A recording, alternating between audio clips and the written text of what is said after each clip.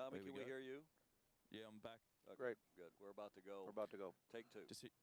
Just hearing your colourful language, Tom.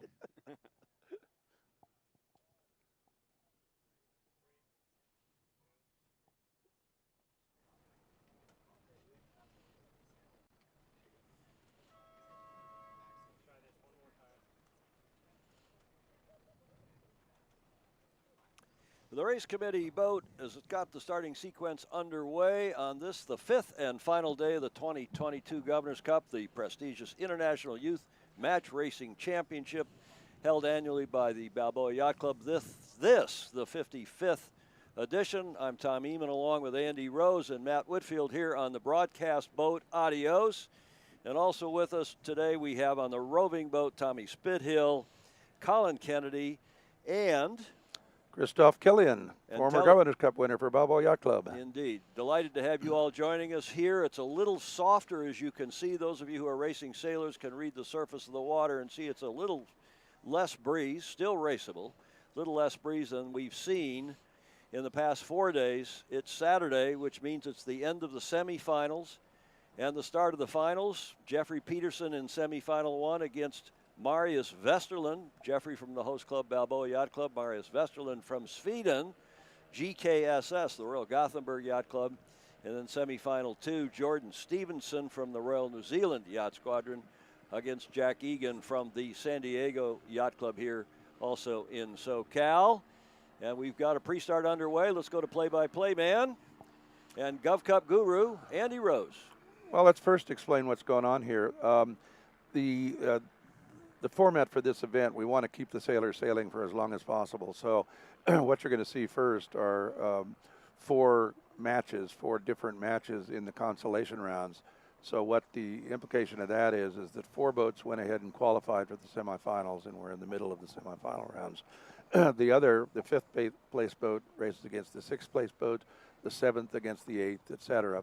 And ultimately they will get those places. Whoever wins, if the sixth place boat beats the fifth place boat, then they will be fifth. So it's important. You know, these are on the world sailing rankings and everything else. It's important, and also, you know, sailing's sort of fun. So I think they're enjoying being out here in this beautiful weather.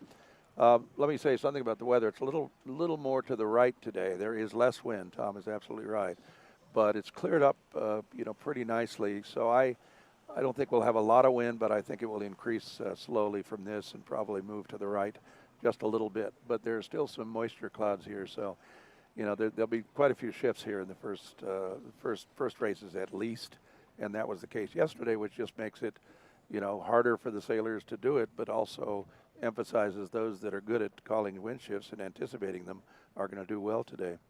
So this first pair, Christine, our spotter, or Maddie, tell us who the first. It's Porter Cavley. So we got Robbie McCutcheon, right, for 9th and 10th? Or 10th, sorry, 11th and 12th. And they are into the last minute of their starting sequence. Porter Cavley from the Eastport Yacht Club in Annapolis, Maryland, was third in the GovCup last year, and also there his team won the Sportsmanship Award, which is not an insignificant award in this competition. Robbie McCutcheon, also from New Zealand, is in his last year, I believe, isn't he, Andy? No, Robbie is only 20. Oh, so he's got a couple more years. Yeah, this is his first Governor's Cup. It's Porter's last year. Porter's last year, yes, indeed. So, okay, just coming up to the start, both boats be a fairly even start. The boat behind there, is that Porter? Yes. Yeah, yes. Will have to tack away. The reason he'll have to tack away is, if you can imagine it, the wind coming straight down your screen, down the middle of your screen, it will hit his opponent, the boat ahead there. It'll hit his sails and bounce back. Yeah, and there's the start. So pretty even start, but Porter Cavley could not hang, as we say, in that position because he was getting disturbed air. And interestingly enough, Robbie McCutcheon wasn't able to cross through the line on starboard tack, so tacked right at the pin. So pretty even here.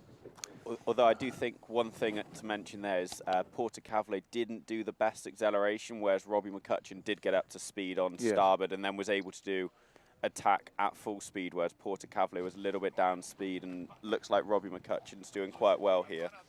For racing sailors, you will all know that that's the downwind gate, the leeward gate. This is not marks of the course on here on leg 1. It's a 4-leg race course. Windward, meaning going upwind as they are now, zigging and zagging up to the top mark. Turn that mark to starboard, leaving it on the starboard or right-hand side. Come back downwind with the kites, the spinnakers on leg 2. There's a nice diagram. Go through that gate that we're just seeing there on the screen, coming downwind. Then back up for upwind for the third leg, leg 3. At the top mark, they round again and come downhill to the finish line, which is the obverse of the starting line at the end of leg 4. So we're going to focus on the semifinal boats for obvious reasons. There are only 4 boats that have a chance to win this. We will try to keep you updated on these consolation races. We will certainly give you the results. They are sailing a first to 2 points, and with 1 point for a win, 0 points for a loss. So they will have at maximum 2 races today, and and perhaps just 1 for some of the consolation rounds. We're going to go up to our roving boat where Tommy Spithill is holding forth. Tommy, a superb sailor from Australia, the more famous of the Spithill brothers. In fact, Tommy, your brother did not do so well. Jimmy Spithill did not do so well over in Plymouth, England today in Sail GP. Yeah, morning, Tom. That's correct. I mean, given how well some of these young American sailors are doing here today, they might be up for the top spot. You think Jimmy should be worried? Yeah. Yeah, as he said before, you know, you're a rooster one day and a feather duster the next. There you go. Well, Tom, you know, you and I haven't made any mistakes this weekend, you know, from our vantage point. That's correct. All right. Well, you're sitting next to Christoph Killian, who was the first Balboa Yacht Club winner of the Governor's Cup at the time in 37 years. We had a bit of a drought. Now, you know, with Jeffrey Peterson's win last year and being up at the top again, it's things have changed quite a bit. But Ryan Davidson and Christoph Killian sort of began the comeback of Southern California and in particular Balboa Yacht Club sailors in this event. So, Christoph, we welcome you. Yeah, Christoph, Andy was just singing your praise about breaking the drought for Balboa Yacht Club here and really bringing this next generation of sailors up to speed. What do you think today, looking up this track, what's going to be the key things that the sailors are going to need to watch out for? Yeah, you know, it looks kind of like a pretty classic Newport day. I think boat speed and boat handling is going to be what wins it for you today. Just kind of little drag race going on there out towards the right side. Leeward boat seemed to have a little more speed, and that's kind of what panned out in that first race at least. Yeah, it's interesting. This cloud cover is actually coming over us a bit, and that is not does not portend much increase in wind here for a while. In the wind, we might get some left shifts with that too. Well, tell you, Tom, yesterday we saw 2 of perhaps the best match races either of us have ever seen, participated in, commented upon, etc. These 4 semifinalists are all, you know, very equal in abilities. So, you know, 2-1, I wouldn't say, you know, while I'd rather be 2 races to my opponent's 1, I would definitely not count out the 2 boats with one. I think you're absolutely right, only Andy. 1 win. It's very, very tight racing here on the water yesterday. It was equally tight in the press conference. It was just a wild night. You had the 4 semifinalist skippers on the press conference, and they were funny, they were informative, relaxed, and it was a superb evening. And this is again the first of our 3 telecasts today live here for the end of the semifinals and the finals, and then we will go back to shore and have the finalist press conference tonight at Christine, at 4:30. Christine Gribben, who's our esteemed regatta chair and is out here again today helping us with the spotting. Christine doing a fabulous job. 4:30 press conference. Andy will interview, I guess, both the consolation skippers as well as the finalist skippers. That's what we normally do. And then the awards. Roll right into the awards. All live here on YouTube, on Balboa Yacht Club's YouTube page, YouTube channel, as well as the GovCup Facebook page. We've got another start here. Yep. Boat early. Who was that? Yeah, he was early. Was this early. is a match between Ansgar Jordan and Marcello Toro. So looks like Marcello Toro had to spin just off the start line or was over the line. Not quite sure exactly where. but there is a penalty on the yellow boat, which is Ansgar Jordan. So he is leading on the right-hand side of your screen, but he does carry a penalty. So the penalty basically means that at some time during the race, if he's going upwind, he has to do a jibe, which is about a 270-degree turn. On the downwind leg, he has to do a tack, take his spinnaker down, do a tack, and then try to finish. So it's a problem. You know, it's not great here. Ansgar Jordan from San Diego, Coronado Yacht Club, another GovCup veteran. On a light but beautiful day, we're loath to say Chamber of Commerce conditions, let alone champagne sailing conditions. A little light to call it champagne. This might be beer conditions. Yeah, this is more like beer conditions. Light beer conditions. Yeah, light beer. As we're getting through the consolation matches, they are first to win 2. Most of them are on 1-0. There's one, Will Sargent actually got dinged a point yesterday by the umpires for a collision, and he's on -1, so he'd have to win 3 races today to get to win his consolation. Meanwhile, we'll start the semis after we get these first 4 consolation matches started, and we will have the 2 semifinals, Stevenson and Egan. Egan leading that pair 2-1, and then Peterson Vesterlind. Peterson is up 2-1 in that match. That's both of those series, the semifinal series, are first to win 3.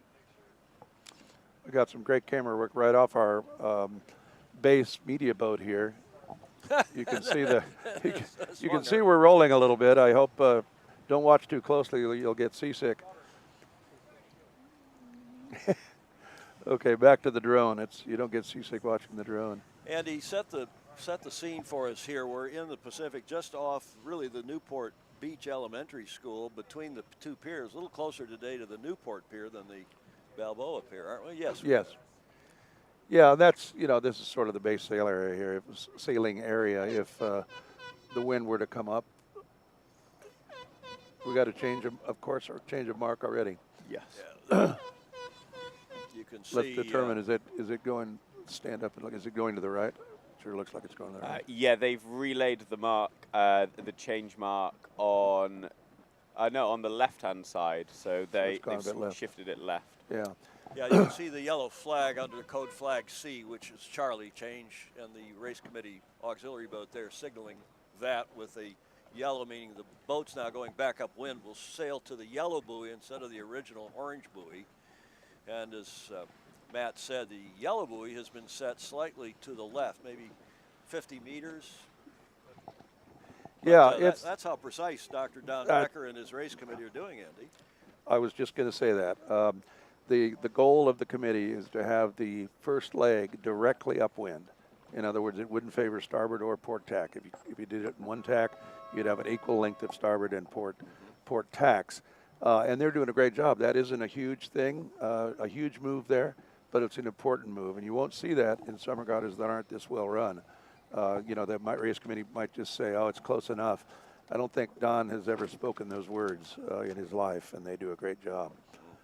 Cavley in boat 7 going uphill against McCutcheon, and Cavley leads, but as Matt Whitfield pointed out, Cavley owes.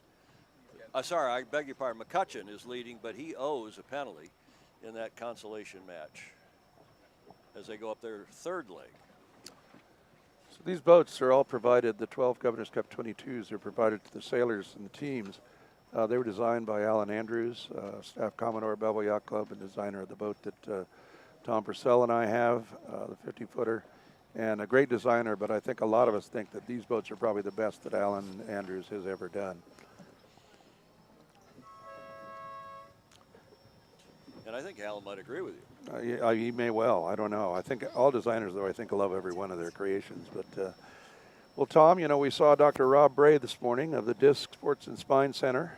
Our principal sponsor, the Governor's Cup, is presented by Disc. Rob seemed very happy with what's going on. He's going out to watch today. Rob is also responsible for 3 of our media team, the fact that we can still stand up. Rob has operated on all 3 of us.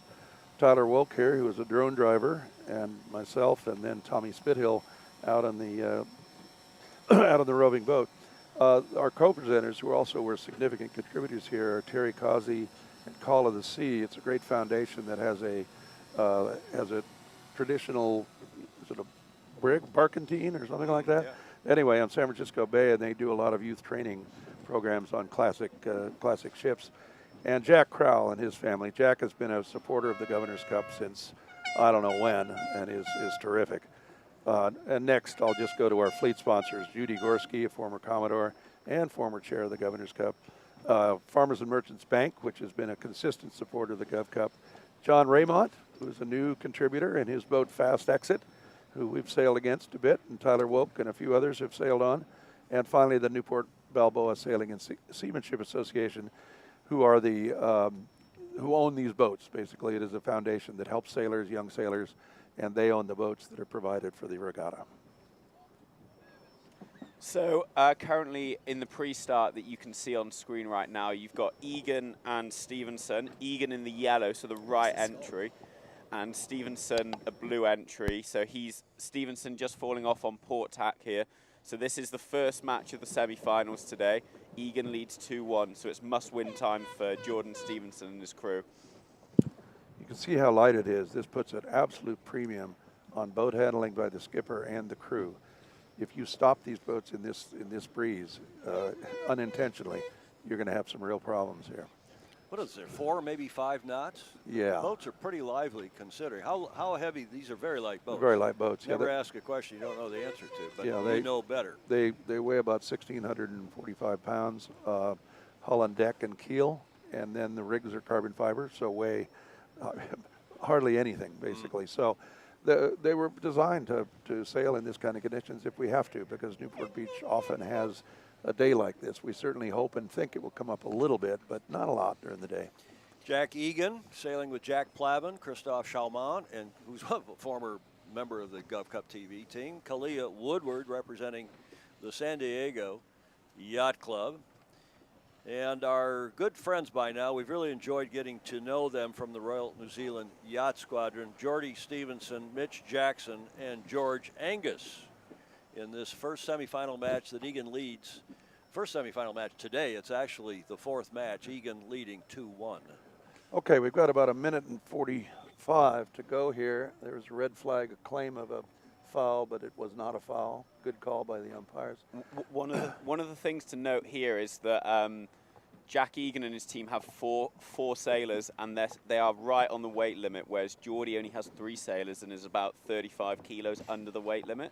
So yesterday we did see Jack Egan had a little bit of a speed advantage in about 8-9 knots when the boats were fully powered up, but when they're underpowered like they are in these conditions, it'd be interesting to see if that speed advantage still goes on for Jack Egan, or if Jordan Stevenson and team can match that speed. Yeah, one would think that he would have even a slightly larger advantage here. I'd certainly want to be light in this condition. So 1 minute. See, 1 minute to go, and the boats are only about a boat length from the line. So, okay, here comes a peel off, which, if he could bring his speed up, this is Jack Egan, and does so. He was able to jibe and escape. That was really good sail trim there. 35 seconds. Again, early, which is why Stevenson came a little farther towards us. Oh, I'm sorry. Jack Egan came a little farther towards us there. So you can see Jordan Stevenson's leading the boats down the line to the pin. There's 20 seconds to go, and they're about, just under 20 seconds from sailing to the pin, so they got 2 or 3 seconds to kill. So Jordan Stevenson here just trying to hold the race up so as he can accelerate and go full speed towards that pin.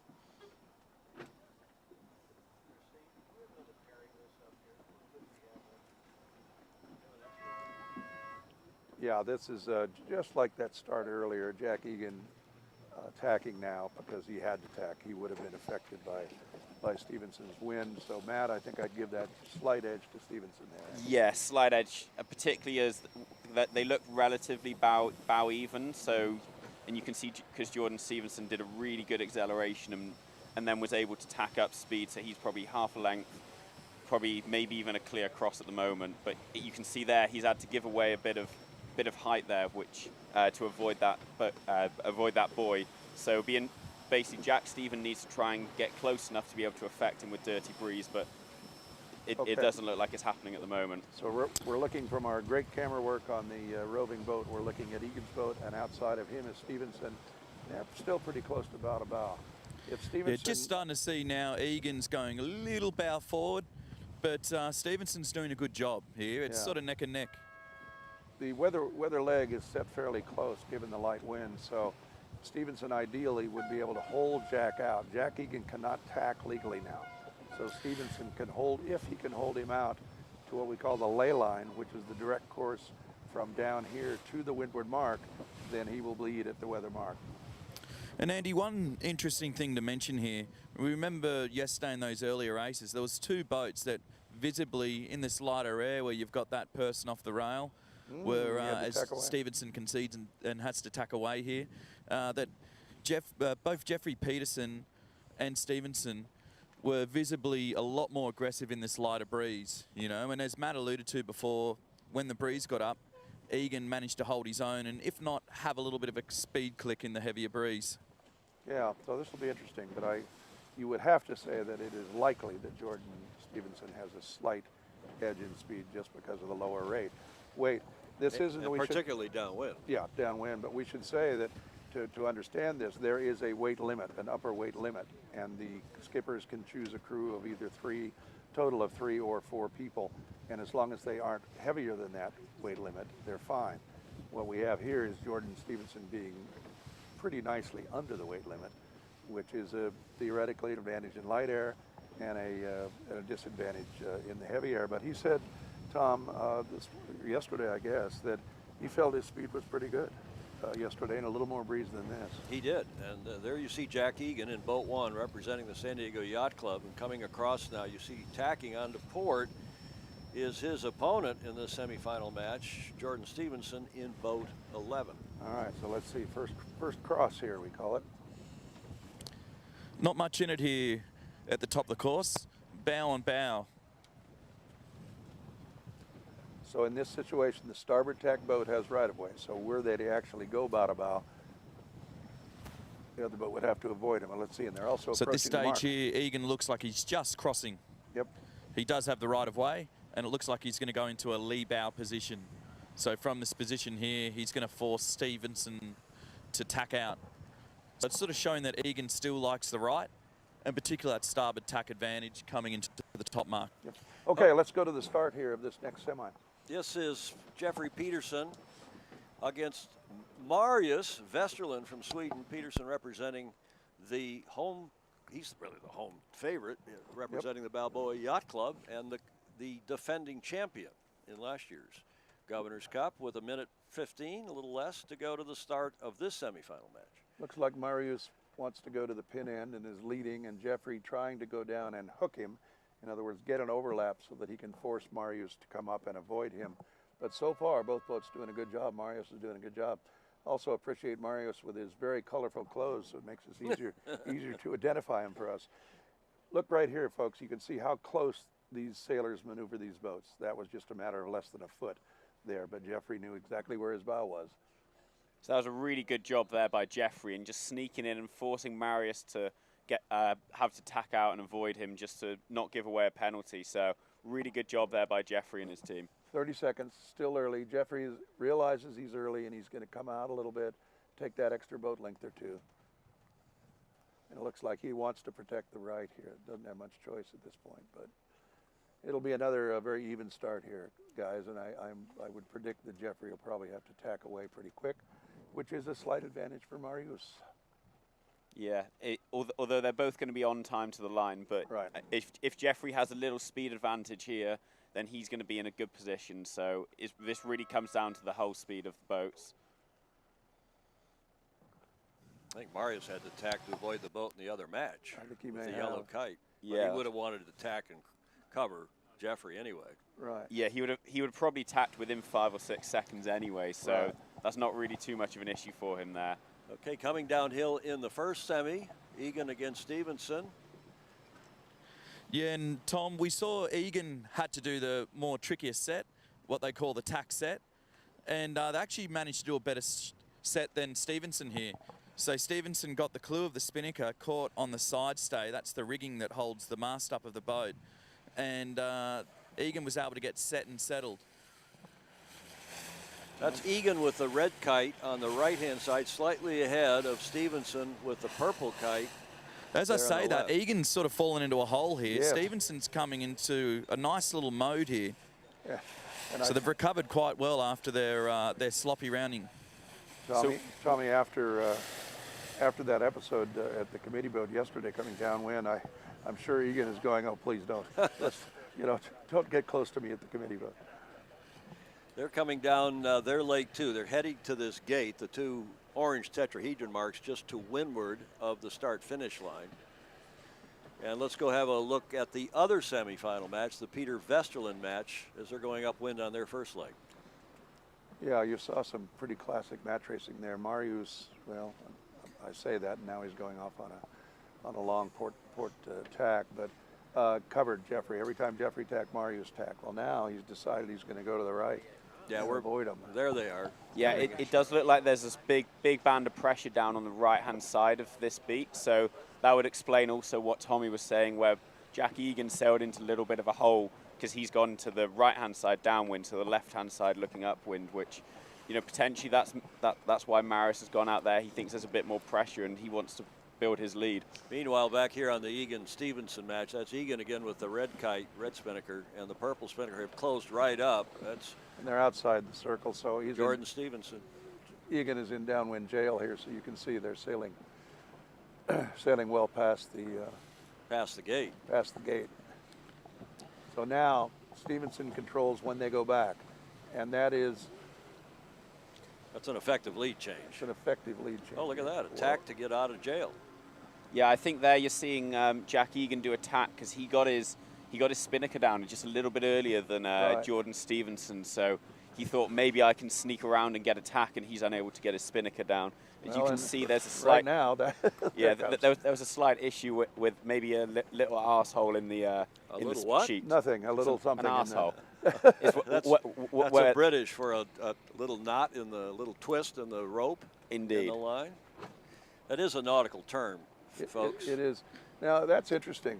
Jordan chose to go to the left gate. The shorter turn would have been to the right gate, and now he really likes the left. I guess he must. Yeah, I think the guys. I've got Christoph here scanning the course here, so I'll just get an idea on what's paying at the moment. What do you think? Yeah, it seems like course side right has a little bit better pressure. It'll be interesting to see in this cross. Egan was trailing by about 2 boat lengths, and now he's taken the right split. So it'll be interesting to see when they come back together. But it looks coming downhill. That's not is that the two-tone kite? That's not Peterson. No. They're still on their upwind leg. Yeah. Marius is out to the right-hand side of the two. They're just coming back together. Do we know Jeffrey's spinnaker color today? I think Father Greg Newman told me this morning that it has a different color. So it's purple and white. No, I beg your pardon. It's blue and white today, not the two-tone blue that he's been. Okay, so we'll watch for that when they come down their second leg. That's boat 2 on the right is Vesterlind. Looks like he's ahead to leeward. And Peterson to windward and astern. Is that right? Yep. In boat 3. And that's correct, Tom. From where we are looking, Jeffrey's had to slightly overlay just to keep his wind clear from Marius as they approach the top mark. By overlay, just for our audience that are not avid sailboat racers, he means he went past an imaginary line, would be the direct course to the mark. But he did that basically so the wind did not filter off Vesterlind's sails onto his and slow it down. Connecting the hole dots a little bit right now, it seems. Well, Tommy, we're hearing about connecting all the dots on Egan's boat. Yeah, I'll just pass over again to Christoph. Yeah, I was just saying, I think that Egan kind of sailed into a couple holes, and that's why he's been just a little bit down speed comparatively to Stevenson. On the downwind, sailed into a little bit of a hole and let Stevenson come back, and possibly on this upwind now too, although it looks like he has a pretty good angle coming back now, but still a little bit behind. Well, this is must win for Stevenson. We haven't said that. This is a first to win 3. Egan up over Stevenson 2-1. Likewise, Peterson up 2-1 over Vesterlind. This is also a must win for Vesterlind. And he is leading right now with a nice lead. So You know, Tom, we'll see how it comes out, but we did predict that, You said last night in the press conference, Andrew, that you thought both these matches could easily go to 5. And I think that's what we're seeing here. Tommy's got right now, looking at Jeffrey Peterson, he's in his favourite attacking position. And as Marius said, these bad dreams of having Jeffrey, well, actually Max here. And they are making him sweat right now. I can guarantee you that. So, look at that. This race is Peterson on the right, coming downhill on leg 2, and Vesterlind on the left, and there's a bit of a Matty that looks like a wind shadow working here. Yeah, Jeffrey Peterson's definitely come in on this downwind leg a couple of boat lengths. They were maybe 4 boat lengths behind to the top, and then now they're really only 2, so they're able to cast down a big amount of dirty breeze off their spinnaker. And you can see here what they're trying to do is just get far enough forward so that they collapse Marius's kite. So you can see Marius's kite is not filling properly, and that's because it's getting dirty breeze from the Peterson kite. Yeah. And he's going to try and roll over the top here. And he did. You got a lead change. You see the kite collapse, and that is indeed a lead change. Marius's crew, well, first of all, they didn't jibe in the right place, and second, they blew the jibe. And then Jeffrey got over on their air. That's a lead change, and Jeffrey Peterson now is leading, and if he wins this race, he will be again after last year in the Governor's Cup final. Let's go back out to Tommy. Yeah, just seeing a mistake from Egan here. He's tacked short of the lay line. This is an unforced error. So again, that means that he's going to have to come into the mark and shoot it. Not physically pull out a gun, but he's going to have to point head to wind, which will slow him down and allow Stevenson to accelerate. And you can see this lead has grown quite considerably. And as Christoph mentioned earlier, Stevenson's connecting the dots, so he's avoiding the shiny spots on the water out here and really going from shift to shift. So it's quite nice sailing from Stevenson. He's in fairness to Jack Egan, Jack's only been match racing a couple of years. Jordan has been at this for quite a while. He's 22 and Jack is only 20. Jordan last sailed in the Governor's Cup in 2019, and following that, he went on to win the 4 regatta U.S. Grand Slam Series, which is not age limited, and he beat a lot of really great sailors in that. So I did not count him out at all yesterday, and I don't count him out at all today. Well, you made the argument at the Meet the Teams on Monday night, the opening dinner, that prior to 2019, or 2019, certainly that year, that Jordan Stevenson could have well been the best match racer of any age, really good, in the world. And then COVID intervened, took him out of action, plus a university, plus now a job in corporate finance. But he's back on the scene here and looks like he's going to even up his semifinal with Jack Egan if he prevails down this 4th and final leg. Yes, indeed. Meanwhile, the 2 boats down here have split. You could see Marius Vesterlind going to the left gate, going upwind, and Jeffrey Peterson going to the right. Now with about a 2 boat length lead, I wouldn't be, his boat speed. Tom, you and I have talked about this almost every day. We've covered Jeffrey over the last 2 years, which is you don't want to round the weather mark 2 boat lengths ahead of Jeffrey Peterson. Exactly. Jeffrey and his crew are so good downwind. I want to go back to the comment Tommy made a minute ago. Tom, maybe you'd amplify. You talked about the shiny spots, the silvery spots on the water, and of course racing sailors, particularly those that are up high, I mean high up here on the race committee boat, not they're out here smoking reefer, although that might improve the commentary. But Tommy, tell us about what you mean by the shiny spots on the water.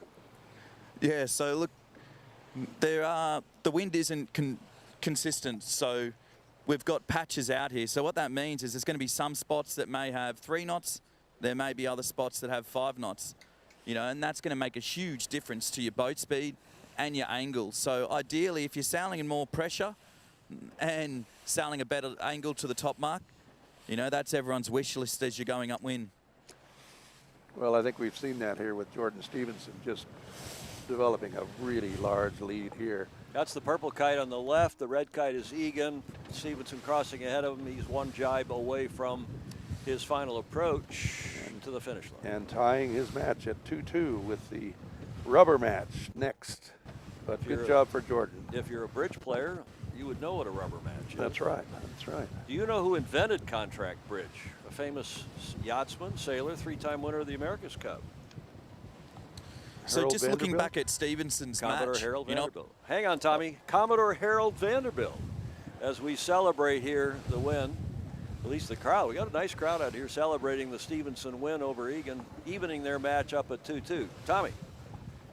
Yeah, I was just saying with the Stevenson match, you know, we talked about earlier that we thought there may be a speed differential in the light air. And what brought Stevenson back into this race was on that run, he had a bad set, which I gave him a bit of a drilling for, but then they did a really good jibe and found a nice mode, you know. So a couple of manoeuvres later and he's straight back in the game. So not sure if Jack's going to be able to reset from here. You know, you don't want to be in a position where you have to pray for more wind to be able to beat your opponent. Right. Well, you know, this is interesting here, though. You know, Tommy, I'll tell you, I've said over and over again, I'm sure people are tired of hearing most of the things I say, but I am a very conservative match racer. In other words, if I have a lead of 2 boat lengths, I'm not going to go way away from the other boat and try to get a 4 boat length lead. I want to be sure I preserve the 2 boat length lead. Jeffrey Peterson and Marius, you see them coming into your screen now, have split hugely, but it looks to me like from here, at least from the drone, that Jeffrey has had a big gain. Big righty, I think, Tommy. Yeah, huge righty out here. Westerlind had to undertack Jeffrey Peterson and sort of concede that the side he went was the better side. So expect a lengthy lead as we go around the top mark here. And if Jeffrey Peterson and his team of Max Brennan and Scott Mays can hold on here on this about to be the fourth and final leg, they will go up 3-1 in their match, and they will advance to the final.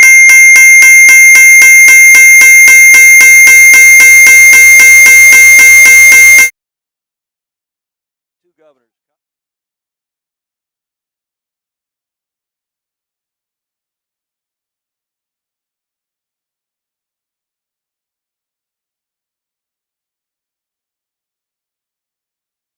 Back in the day, former NFL quarterback Dandy Don would Don Meredith would always sing, "Turn out the lights, the party's over," once that one team got way ahead, and well, we're at that stage here.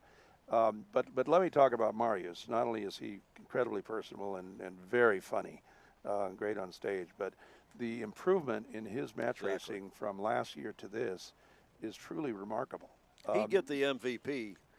Maybe not the MVP, most improved, I should say. Most improved, absolutely. He was last year, folks. And, you know, the fleet wasn't as tough as this one. And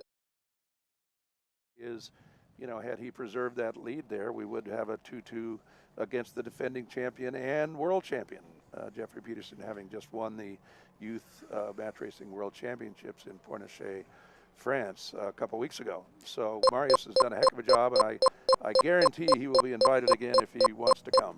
To say nothing of Marius having finished second to Jeffrey in Pornichet in the World. Yep. So make mention of that. Let me get their crew list out here and tell you who is sailing with Marius Vesterlind. He's representing the GKSS. That's the Royal Gothenburg Yacht Club. I wouldn't try to pronounce that in Swedish. Marius Vesterlind, Hugo Vestberg, and Ali Aronson sailing with him, and have been sailing pretty consistently with him.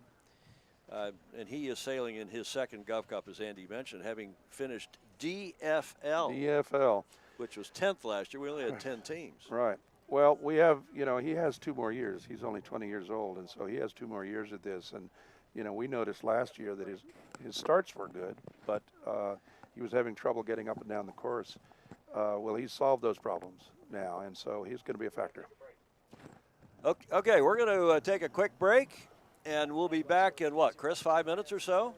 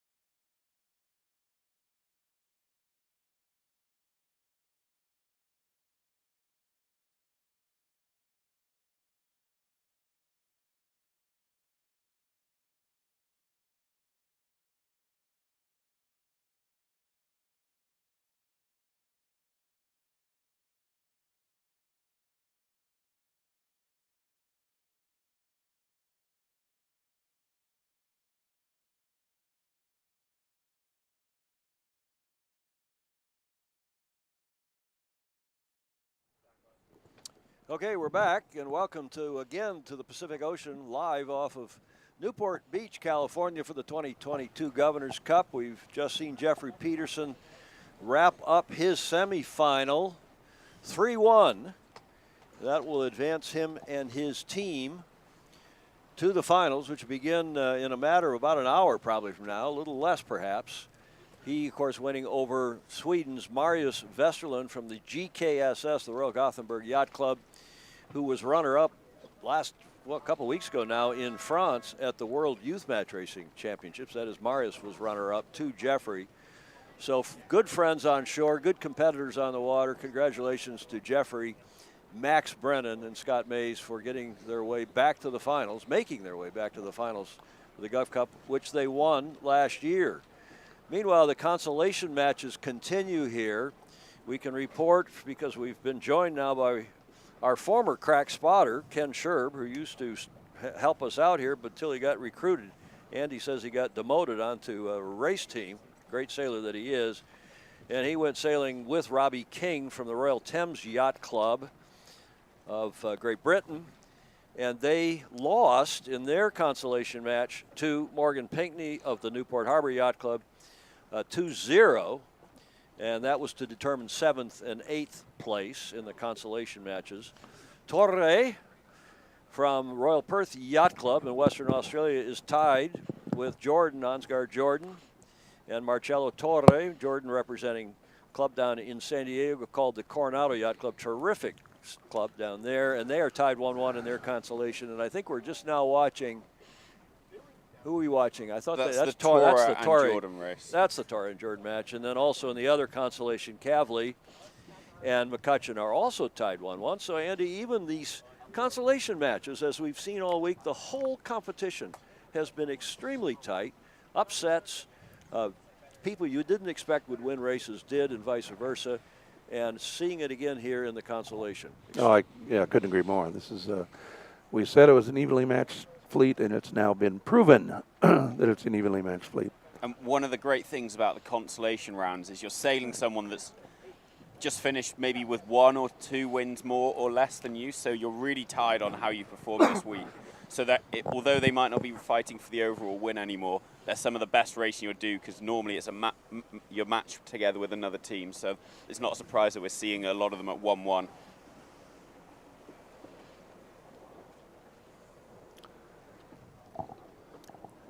Tommy Spithill, who is on our roving boat again today, did a fabulous job. He is a champion, multi-champion yacht racer, coach, one of the spark plugs in our sport. He's from Sydney, Australia, and his brother, of course, Jimmy Spithill. We make fun of Jimmy, saying he's the least famous, the lesser of the two. In fact, not just the Spithill brothers, but they got a sister or two who are great sailors. He's with us again on the roving boat. Tommy. Yeah, hey, Tom, you got that right. I'm probably second in the family, and James is a very distant third. Katie's probably our best talent. But you mentioned James. He struggled to win this event.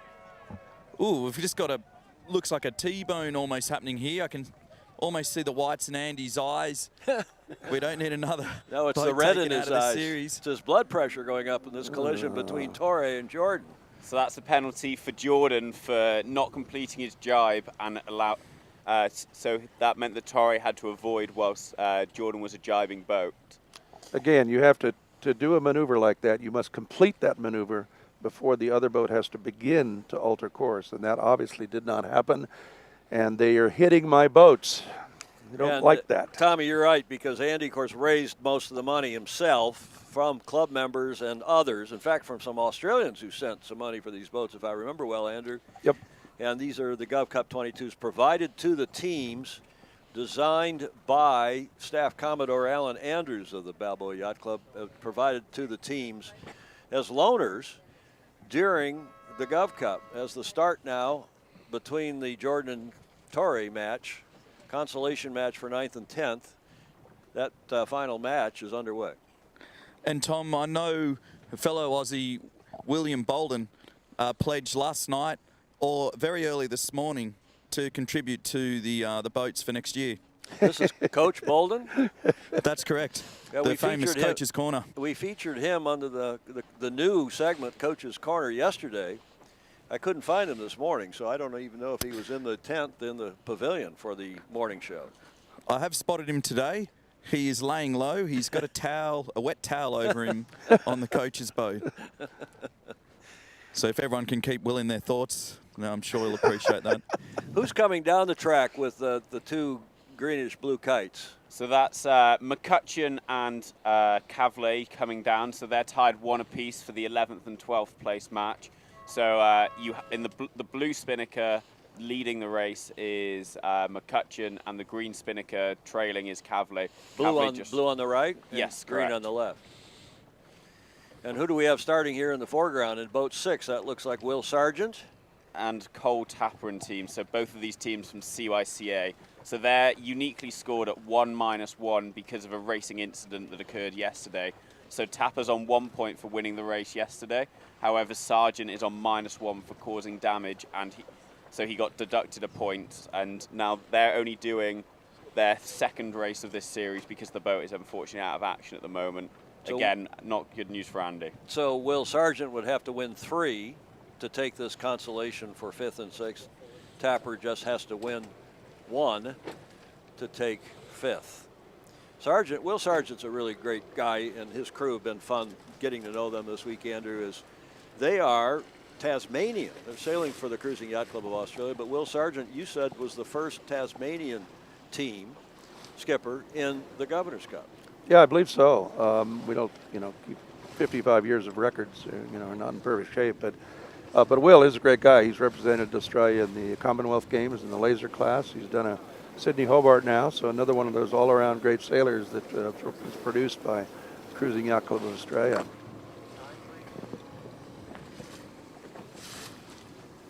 Tapper in 12, Sargent in 6. Coming up on the start for their consolation match in 2:20, 2 minutes, 20 seconds.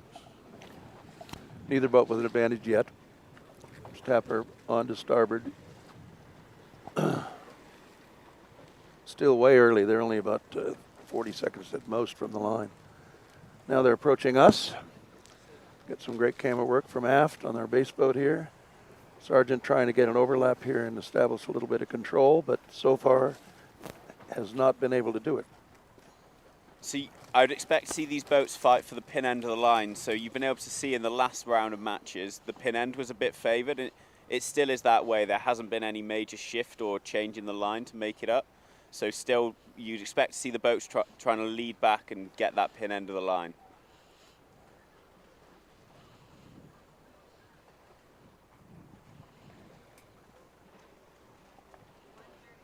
Minute and a half. Still way early. Only about 20 seconds from the line at most, 15 to 20 seconds. They've got about over a minute to kill here. So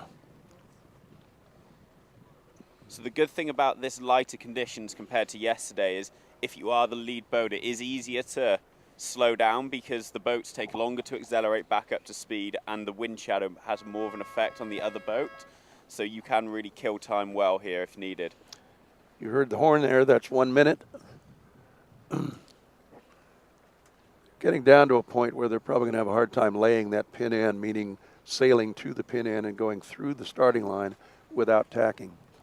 This has been a really good job by Cole Tapper and his team, just really slowing down and being able to get potentially even a hook on Will Sargent. So he's pinned to windward of them and is going to struggle to accelerate, and they decide whenever they want to go.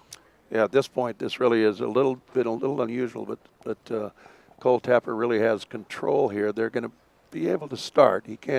Wasn't high enough to push him up into the committee boat, but this one will be a little. We don't have the time here. And you can see Will Sargent's having to go low to try and build speed, but then that just puts him in the dirty 5 wind seconds. of Cole Tapper. So. With 5 seconds, yeah, that's close to a slam dunk. So he'll tack. Cole Tapper will probably tack right on top of him if he's smart, and that's exactly what he's doing there. So a great start by Cole Tapper and his brother Finn, sailing with him. Just a word here about that consolation that we told you about a minute ago that's wrapped up. Morgan Pinkney of Newport Harbor Yacht Club has taken his Consolation over Robbie King 2-0. Morgan's sailing with Peter Sangmeister and Will Glasson. And Andy, you said he was the surprise star of last year's GovCup. He finished third, struggled a little bit this year, but in the meantime has won the Rose Cup, the U.S. Youth National Match Racing Championship, and had the same crew with him. So he's tough. And you said, is he not only the youngest last year and the youngest again this year, but, yes, but youngest by, what, a couple of years? Yes. He has 5 more years to sail Governor's Cup. So you also predicted that his name would be on this Yep. trophy at least once, sometime Yep. sooner than later. Yep, he really is. In his words, he would say he's stoked with match racing, and he's a great surfer too. And so you can see on the start line here with 3 minutes 50 to go, so just entering, is Jordan Stevenson and Jack Egan for what is potentially the decider of their semi-final. So they're tied 2 apiece at the moment. So the winner of this race, assuming there's no deductions for penalties, will be joining Jeffrey Peterson in the final. yeah, that's important to note when you said is presumably, and you're absolutely right. Technically, if there is a collision, then one of the boats could win the race and still not get a point for it. One thing here, Andy, I noticed in that last pre-start, it's a very skinny ley line towards the pin end, Yes. which basically means you can't be too far below the committee boat. Otherwise, you won't be able to cross the line on starboard tack. That's okay as long as you're in front of the boat That's right. and you're able to cross on port. But like we saw Cole do a great job of in that last start. So it'll be interesting here. This is all going to be in who can defend the lead in and get that left-hand start. Great drone work. Neither boat with any control yet.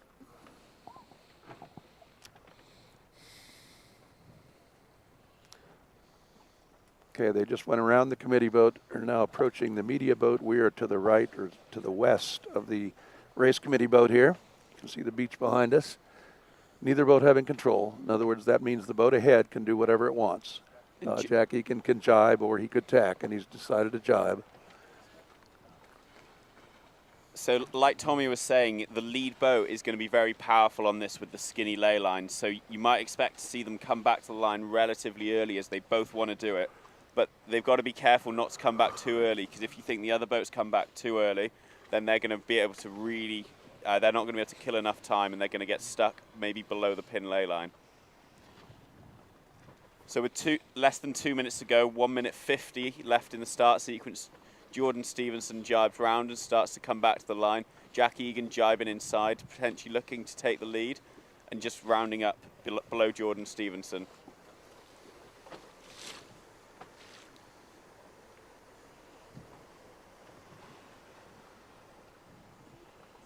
See, both teams are doing a good job of using their body weight to help turn the boat. With this light breeze, you know, trying to keep your momentum on is really, really important. They're doing a good job of swapping left to right in sync to make themselves appear heavier than they are and able to really throw the boat around and pump it forwards. This is for all the marbles. They're on 2-2. The winner of this match, as Maddie said a couple minutes ago, goes forward to the finals against Jeffrey Peterson. All right, it looks like Jordan Stevenson has made his decision here. He's actually going to stay up at the boat end. I don't think he can. Yeah, he can't. So he's just going to stay there. Now, Jack Egan, he's put himself in a bit of danger here. Jack Egan can luff now, and Jordy Stevenson has no place to go, and I don't think he can get through the starting line. So The only difference here at the moment is Stevenson has a little bit more pace. Yep. So he's probably going to roll into attack, which he has done here. Extend out, do a nice speed build. Right. We can see the crew have really thrown their weight to leeward, then to windward, so they use their weight to actually help steer the boat so they don't have to use as much rudder. He's going to now hop up and pump the boat down. And he's had a really good exit angle. So he came out reaching and has just taken off. He's done 2 really down speed maneuvers and done it really well. Yeah, and conversely, Jack Egan did not do that particularly well. He stopped his boat completely, so he couldn't. Had he had equal speed, he could have tacked when Jordan did and run him off the line, but he didn't have enough speed to do it. But as long as Egan can defend this lead in on the start here, I'd give that start to Jack. Yes, I agree. Yeah, really good start by Jack Egan and team. Real good control, and the synchro tack over onto port with Jordan Stevenson just means that they're in a, not only are they ahead, but they're staying between their competitor and the next mark, which, as Andy likes to point out, that's exactly what he'd be doing. And it just shows how hard it is to try and defend Jordan Stevenson. So, you know, just pulling off every downspeed manoeuvre beautifully. But Jack Egan's done a great job to not get hooked or pushed over the line early, and he's won that start. So great start. Great start to Jack and his team. Jack Egan, Jack Plavin, Christophe Chamont from Texas, another one of our former spotters here on the GovCup TV team, and Kalia Woodward sailing against Jordan Stevenson and his team of Mitch Jackson and George Angus. We had on the morning show this morning, if you haven't seen it, they're all available, but George Angus and Christophe Chamont, Andy, you interviewed them, and terrific crews both. Well, and we've just seen Stevenson do 2 downspeed tacks. He was watching Egan to see if he wasn't actually looking at him and he could get a free pass to split, but Egan's watching him like a hawk, and it forced Stevenson to hesitate. And now Egan's extended his lead to about 1.5 boat length in. Yeah, really good job so far by Jack Egan, just staying in the same patch of water and just making sure that he's only tacking when he's at full speed and potentially forcing Jordan Stevenson to tack out at slow down speed in opportune time. So really good job so far. This is exactly how you're meant to be match racing. Now, I'd be interested to ask Christophe here what he thinks on what's going to happen on this downwind here, because we have seen Stevenson pass on the downwind. And I'd just like to see your observations, Christophe, on their 2 different styles downwind. Yeah, I think the breeze has picked up a little bit, and I know that was an observation we'd made previously. Egan maybe performing a little bit better in the breeze, so maybe won't be quite as much of a speed difference, but it'll be interesting to see. Egan's going to come in with the lead. If he jibes too early again, because the pressure is so course right, you might see a similar circumstance. So we'll be seeing if Egan jibes so early again.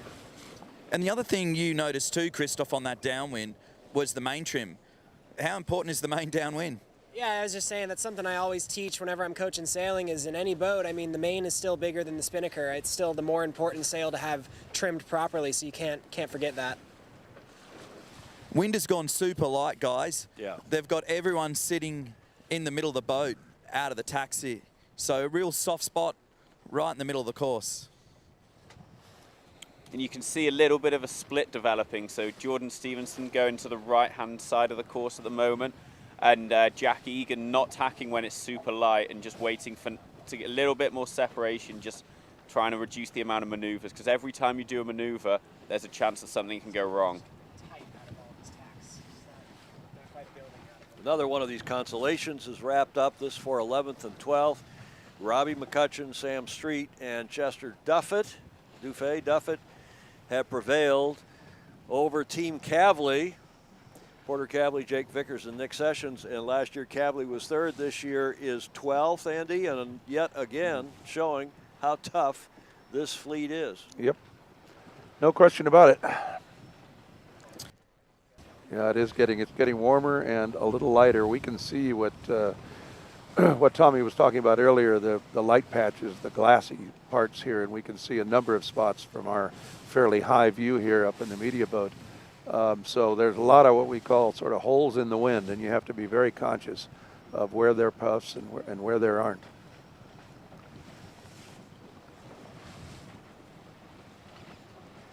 There's the top mark. You can see the orange mark. That's the first end of the first leg. Then they go downwind, of course, to the gate and back up wind for leg 3, and finally to the finish. Jack Egan leading in this semifinal. Final, as the winner of this will move forward, advance to the finals against Jeffrey Peterson. Oh, there's the Coast Guard helicopter pretty low, checking us out here. Yeah, just had the Coast Guard give us a nice flyby. Nearly got a haircut. Well, there's some sailors here that might be able to use a haircut, but not you, Tommy.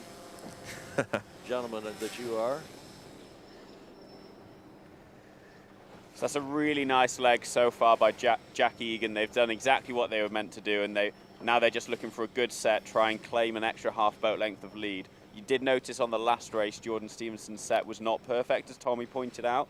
So it'd be interesting to see if they're able to do a better set this time, which it does look like they've managed to do. Yeah, I'd agree with Matt on that one.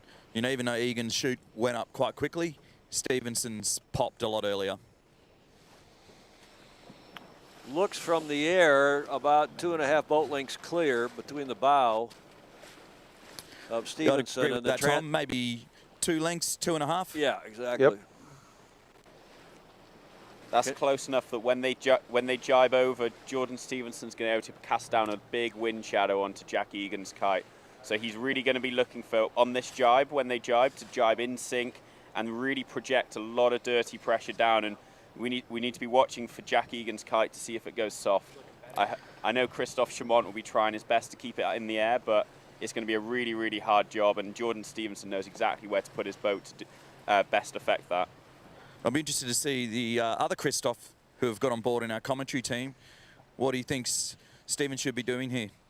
Yeah, so I mean, he should be working it as low as he can, getting ready to jibe through and try to roll on the next jibe. And he does look a lot better on this downwind. I mean, even compared to the last one, he was fast, but he's looking quick and he's loading it low. I mean, he's not dropping back on Egan, so we'll see.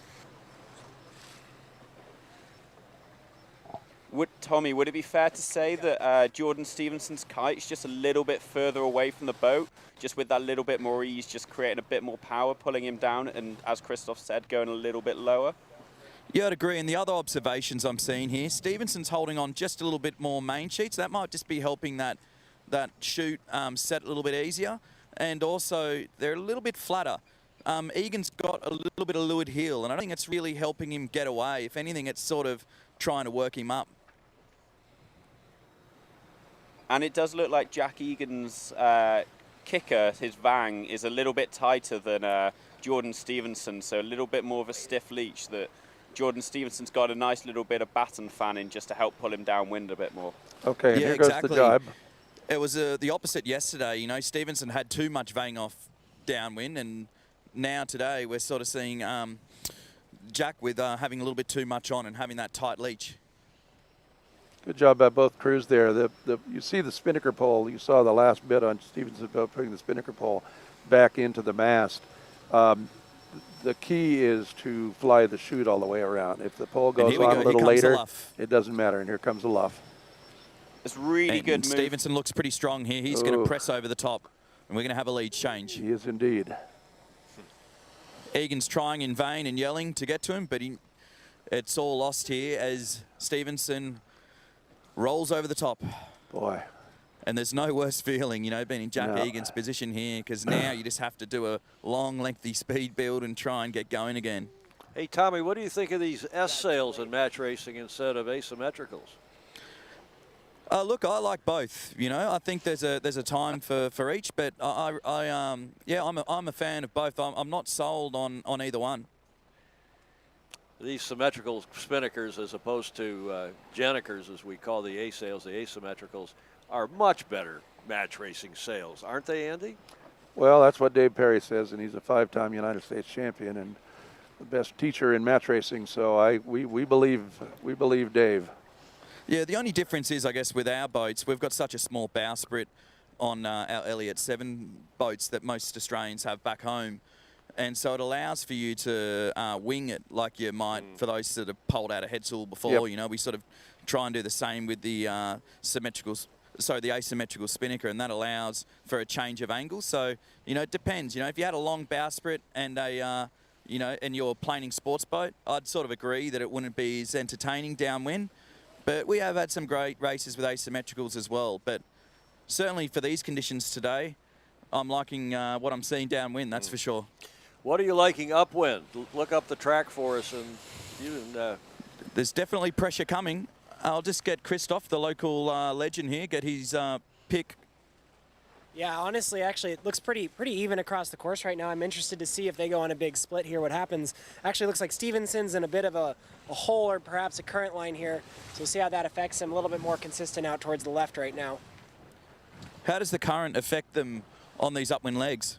You know, it tends to lift you on one tack and push you down on the other. So doing it earlier into the beach, depending on if you want more current or less current, that's kind of how you play it. I'm not exactly sure which way it's going right now. I haven't looked too much. I don't think there's anywhere near as much current now as there was in the last couple of days.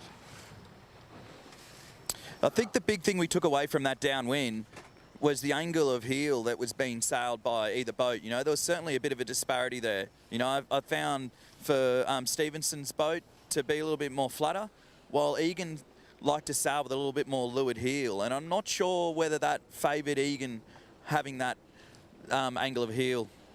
It may have been a little too much, but one would think these are pretty modern boats with a very flat, lot of wetted surface aft. And so normally you would say you want at least a little bit of heel to get part of the boat out of the water. But I agree with you. That's certainly what it looked like. And Stevenson was sailing it almost straight up. And I just got to think that his weight difference is making a difference here.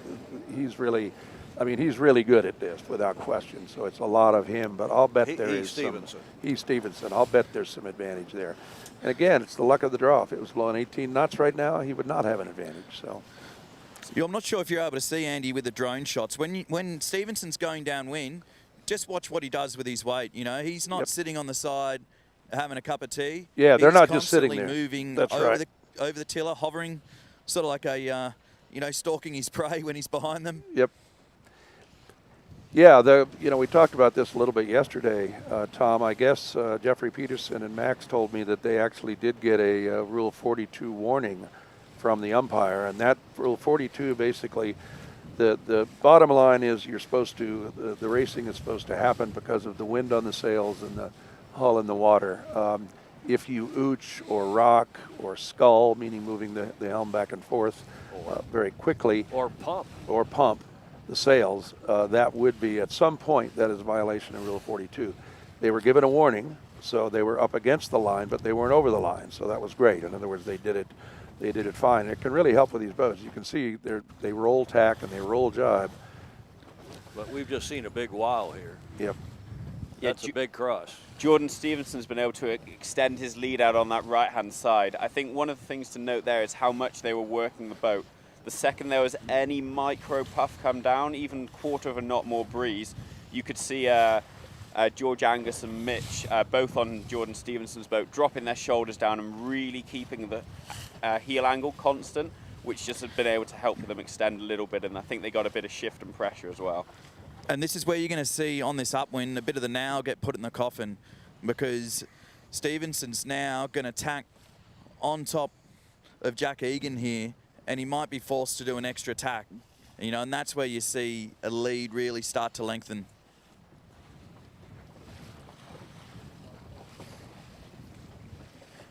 Yeah, Jordan Stevenson's done a great job since he's got the lead. He's identified a bit of a gain, and now he's making sure that he banks all that gain, and he's not going to let Jack Egan free at all.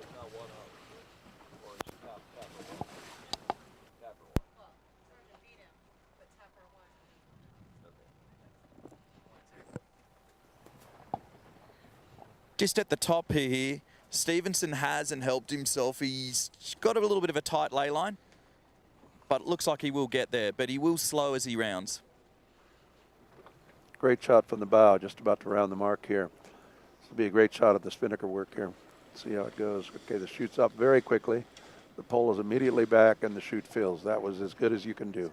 That was a perfect set, absolutely ideal. Like as Tommy said in the last race, maybe they didn't have the best set, but these two sets they've had in this final deciding race has been absolutely incredible, which I guess they're good at performing under pressure. They've been around a lot of finals before, and they're able to bring that A game in the final opportune moments. Yeah, without question. And now they have a lead, which is pretty much insurmountable. The fourth on what is probably the final leg of this semifinal between Stevenson and Egan. Stevenson tied with Egan 2-2, but with a 5, 6, 7 boat length lead going down the final leg to the finish. That is Stevenson. Looks like he will take this semi in advance to the finals. Well, short of his rig falling down. Yeah, here. short of his rig falling down, or I think one year you said sea monsters. Sea monsters. Sea monsters. Or somebody falling overboard, God forbid. All right. Well, let's talk about Jack Egan for a second. He sailed really well in this series. He didn't have a very good first day. Came back on the second day, I believe, and was undefeated. Only lost one the third day. So he was sailing really well and still is sailing really well. I think he is just, fallen to the guy with just that extra experience.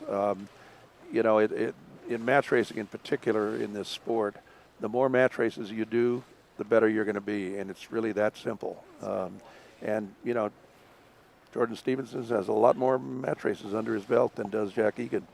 Jack's got a couple more years too. Yep, absolutely. Jack's only 20. So. Jack Egan, Jack Plavin, Christophe Chamont, Kalia Woodward have done a great job this week getting themselves into the semis. And now it looks like they're going to be in the consolation of as we get into the final phase here, against Marius Vesterlind from Sweden.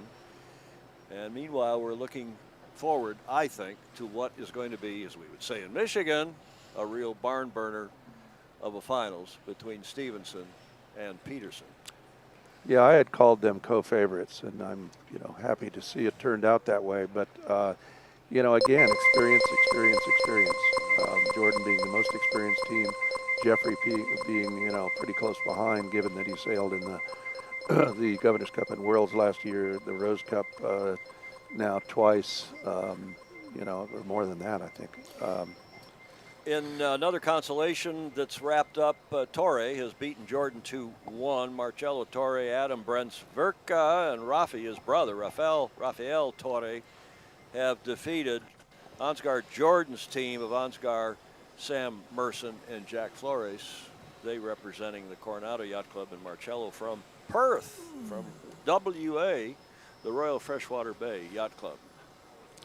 One of the things I would say about this lighter condition today going forward for the final is Jordan Stevenson and his crew have been incredibly fast. We did say they're a little bit under the weight limit, they've been incredibly fast today, making the most of it. So if I was Jeffrey Peterson, I'd be looking at this being a bit worried about their speed.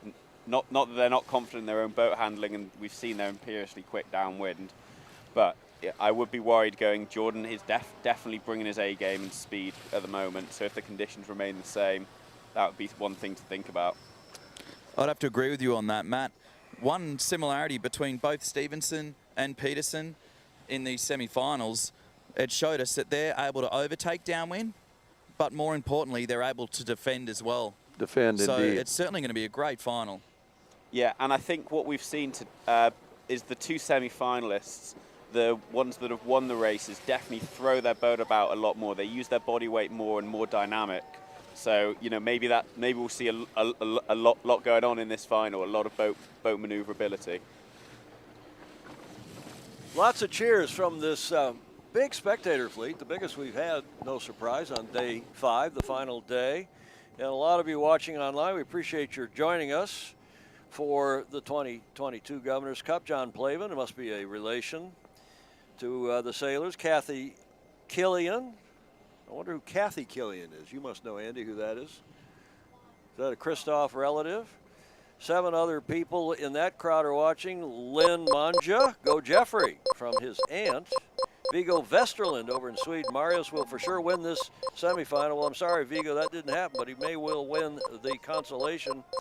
Kimball Livingston up in the Bay Area, the esteemed past Commodore of St. Francis Yacht Club, saying, guys, I remember meeting Jeffrey at the 50th Governor's Cup when he was 14 or 15 in the Gopher on your media boat. Yep. Indeed, Kimball. Kelly Barninger, did I say that right? Watching and cheering Peterson from Missouri. Katharina Vigelis Nyman was watching. Hello, Katrina. Andrew Turner, Lynn Manja, we mentioned. Adam Wolnikowski. Hello, Adam. Anka Bayer-Jordan. Lots of folks putting comments in here, giving good wishes to the sailors. Zonka Jordan. Must be an Ansgar Jordan, maybe his mother. Zonka's his brother. His brother. Greg Watson, Sarah Jane Placeris. Now, Sarah's watching. She is the esteemed F&B manager at Balboa Yacht Club. Sarah, thanks for taking such good care of me in the morning when it's a bit hectic. Stephen Frederick is watching as well. Pamela Brennan. Go Max, Jeff and Scott. Great work. So proud of these guys. Going to miss them. Max flies to Sydney tonight. He's going to school in Sydney, isn't Max Brennan? I'm reliably informed that he is back in school in Sydney, and they're really proud of the job he's doing academically, to say nothing of what he's doing in sailing. Thanks, Pamela, for that. Jane Birch Tomlinson watching from the sofa in your home country, Matt. Yeah, in the UK. yeah. Jane, one of my good friends, Will's mum. Will actually came to the Governor's Cup with me the final year, and I think he had a good time. I think he still mentions it. He wishes he was here.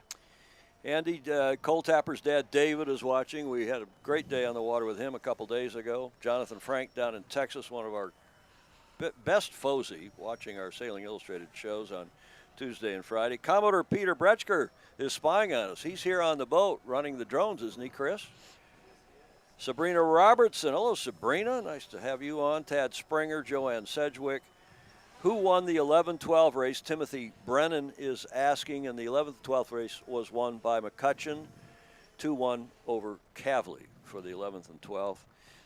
Penny Angus, Peter Sangmeister is now watching. He's sailing as he did with Pinckney, with Morgan Pinckney's team. Sarah Motor is watching. Lara Kennedy. Olaf from Oak Cliff. Well, there's been a lot of match racing, Andy, at Oak Cliff, including Jeffrey taking some training and coaching there. Indeed. No, that would really be the center of match racing on the East Coast.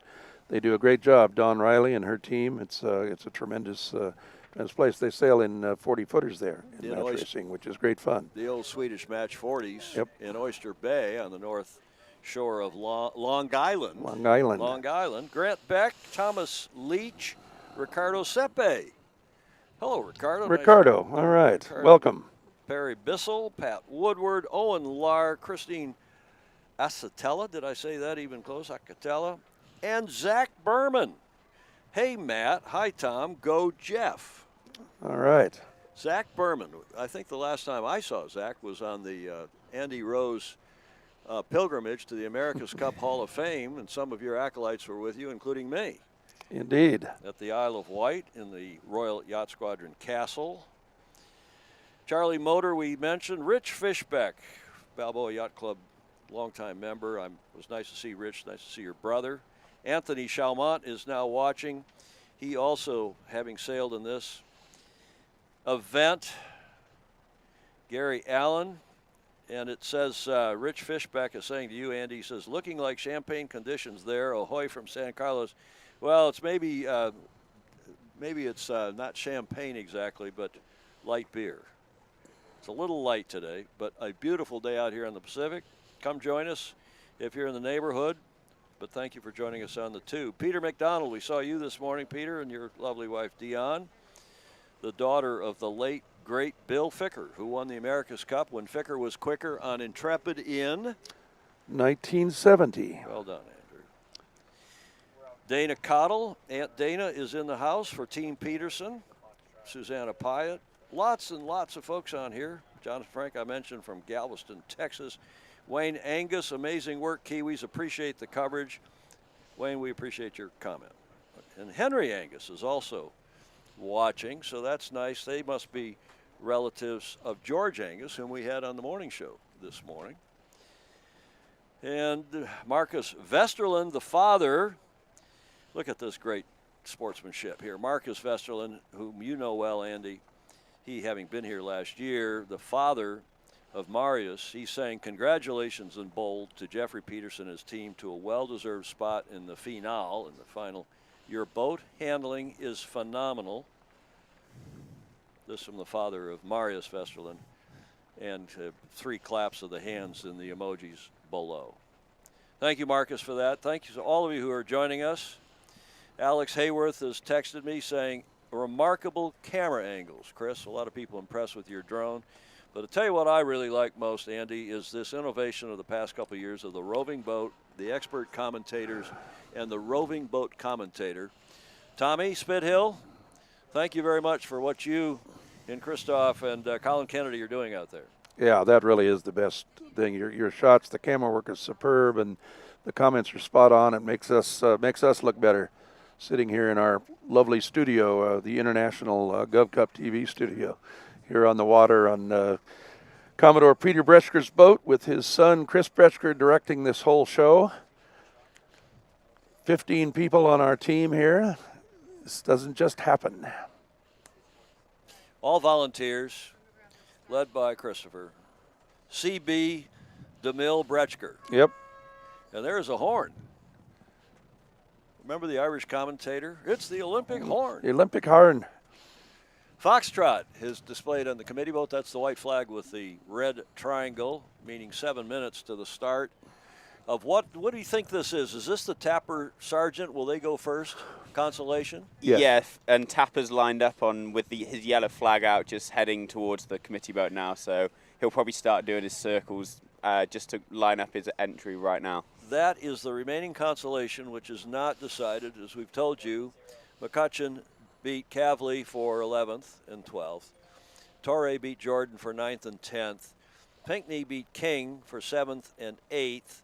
And now Tapper is leading 1-0. Sargent's come from down one, -1 after the penalty point yesterday. They're now on 1-0. Tapper ahead of Sargent. So if Sargent wins this, he evens it up at 1-1. If Tapper wins, he then takes 5th place here in the 2022 GovCup. And Cole is another one that has a couple years left. So the 5th place in a fleet like this, Tom, is no slouch. And then we would expect, right, Christine Gribben, right after this start, we'll roll right into the first start of the finale? No? I don't think so. Not quite yet. Okay, Christine's in contact with Dr. Don, who's the PRO, the principal race officer, in something like his 20th year, and he was on the race committee for, I think, 5 or 6 years earlier than that. Yeah, looking up wind here at the moment, this wind definitely hasn't built from the last races, so very light, and says still going to have to be working hard to find any of that breeze. Like Tommy said earlier, you know, maybe the holes are between it's 3 to 5 knots, which that makes even more difference when it's a 60% change in the velocity of the wind from 3 to 5 knots, whereas if it's 8 to 10, that makes a lot less difference. So really important to have your tacticians head out the boat, looking to connect all the dots and make sure that you're in the right place going upwind fast. A couple more comments. They're rolling in here. Thank you, everybody. Stephen Frederick saying, as always, the view is better and more comfortable on the couch with your ESPN quality coverage. Thank you, Stephen. Cam Maslin is watching. Darren Rowe, great coverage, guys. Thank you, Lynn Peterson Manja. Your coverage is the absolute best, and you explain things so well for us non-sailors. We try to do both. Thank you, Lynn. Pete Kreiser, Barry Wood, Pam McIntosh, welcome to all of you. Our growing audience around the world tuning in for the finals, soon to start in the 55th annual Governor's Cup, held every year, Andy, except, what, COVID 2020. Yep.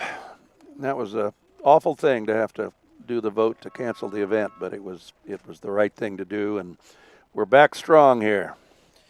Well, let's talk for a second. We have 2 VIP boats out here with a lot of our sponsors on them. And the reason we have 2 VIP boats is that we had such a success this year with all our great sponsors, you know, starting obviously with Dr. Rob Ray, his wife Tracy, and Rob's Disc Sports and Spine Center, which is, as I said, 3 of us on the team here probably wouldn't be here, at least wouldn't be standing up if he hadn't operated on us. So he's terrific. He's a neurosurgeon and did some back stuff for 3 of us.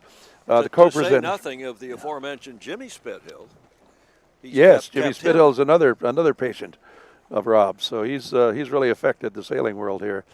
The co-presenters are Terry Kosky and his wonderful foundation, Call of the Sea, and Jack Crowell and his great family, who have been longtime sponsors. Judy Gorski, Farmers and Merchants Bank, the Newport Balboa Sailing and Seamanship Association, our friend John Raymont and his boat Fast Exit, the Lido Yacht Anchorage, Kevin and Christine Gribben, our chair, and the ever-patient Kevin, Senge Engineering, Bosun's Locker, Reinhold family, Werner family, Dobson family, and Staff Commodore Tom Purcell's family. Tom's parents, of course, founded the Governor's Cup. Chet and Glee. Chet and Glee. And there are 2 boats named Chet and Glee. Why is that? Well, those people that donated money for a whole boat when we built these boats got to name them, and they did that twice when we had the old 21s. They did that, and they were always at Chet and Glee, and Chet and Glee have had some pretty amazing races. Those 2 boats. So there's our TV boat. Was in the shot for a minute there on the right. And those guys are doing a great job. Tommy, is the breeze getting perhaps a click lighter? Oh, they're resting. Well, they deserve a rest. They're not in quite as comfortable digs as we are here on Adios. They're definitely not. I guess this is Studio B. Studio A is in there on the shore where we've done 9, Yep. 8 so far. Live show 8, 7, 9, 8, 9, and tonight will be show number 10. After this, at what, Christine? We said 4:30, I believe.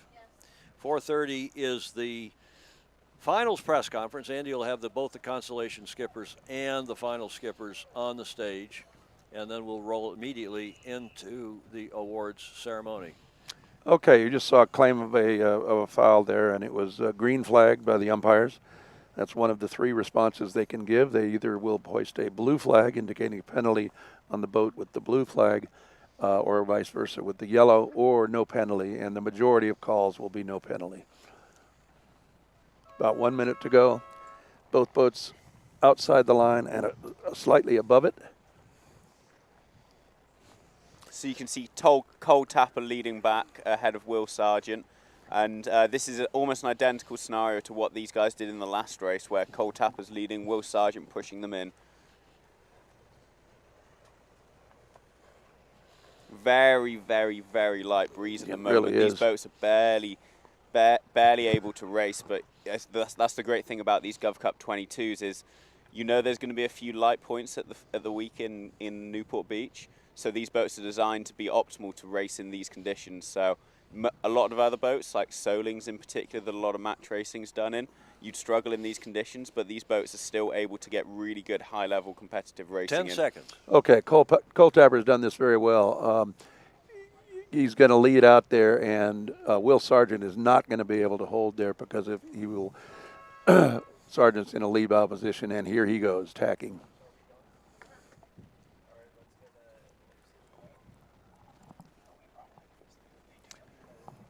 Cole Tapper doing a great job of tacking right on top of his opponent.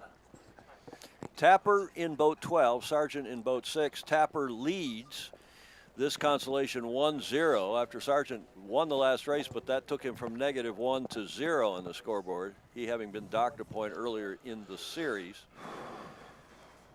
And this is a first to win 2 points. 2 points, and that's why we don't often explain, but points can be deducted, which means you'd have to win an extra race to get to 2 points, which is the case now for Sargent. He's got to win 2 to win this Consolation, and this Consolation is for 5th and 6th.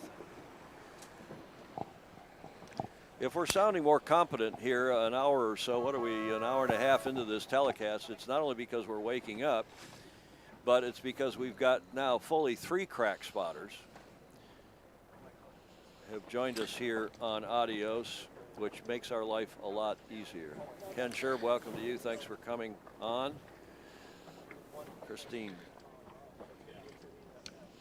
So you can Just see, looking at the boats go upwind here, we've got everyone sitting in the middle of the boat, which shows us that it's dropped even more now. So it's got even lighter up the track.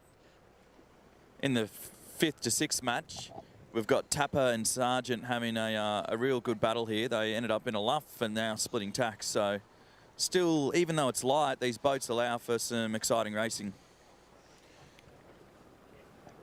So on the start line here, just above the start line, we've got the petite final, so 3rd and 4th match. Marius Vesterlind entering as the blue boat on the port hand side, and Jack Egan, the yellow boat on the starboard side.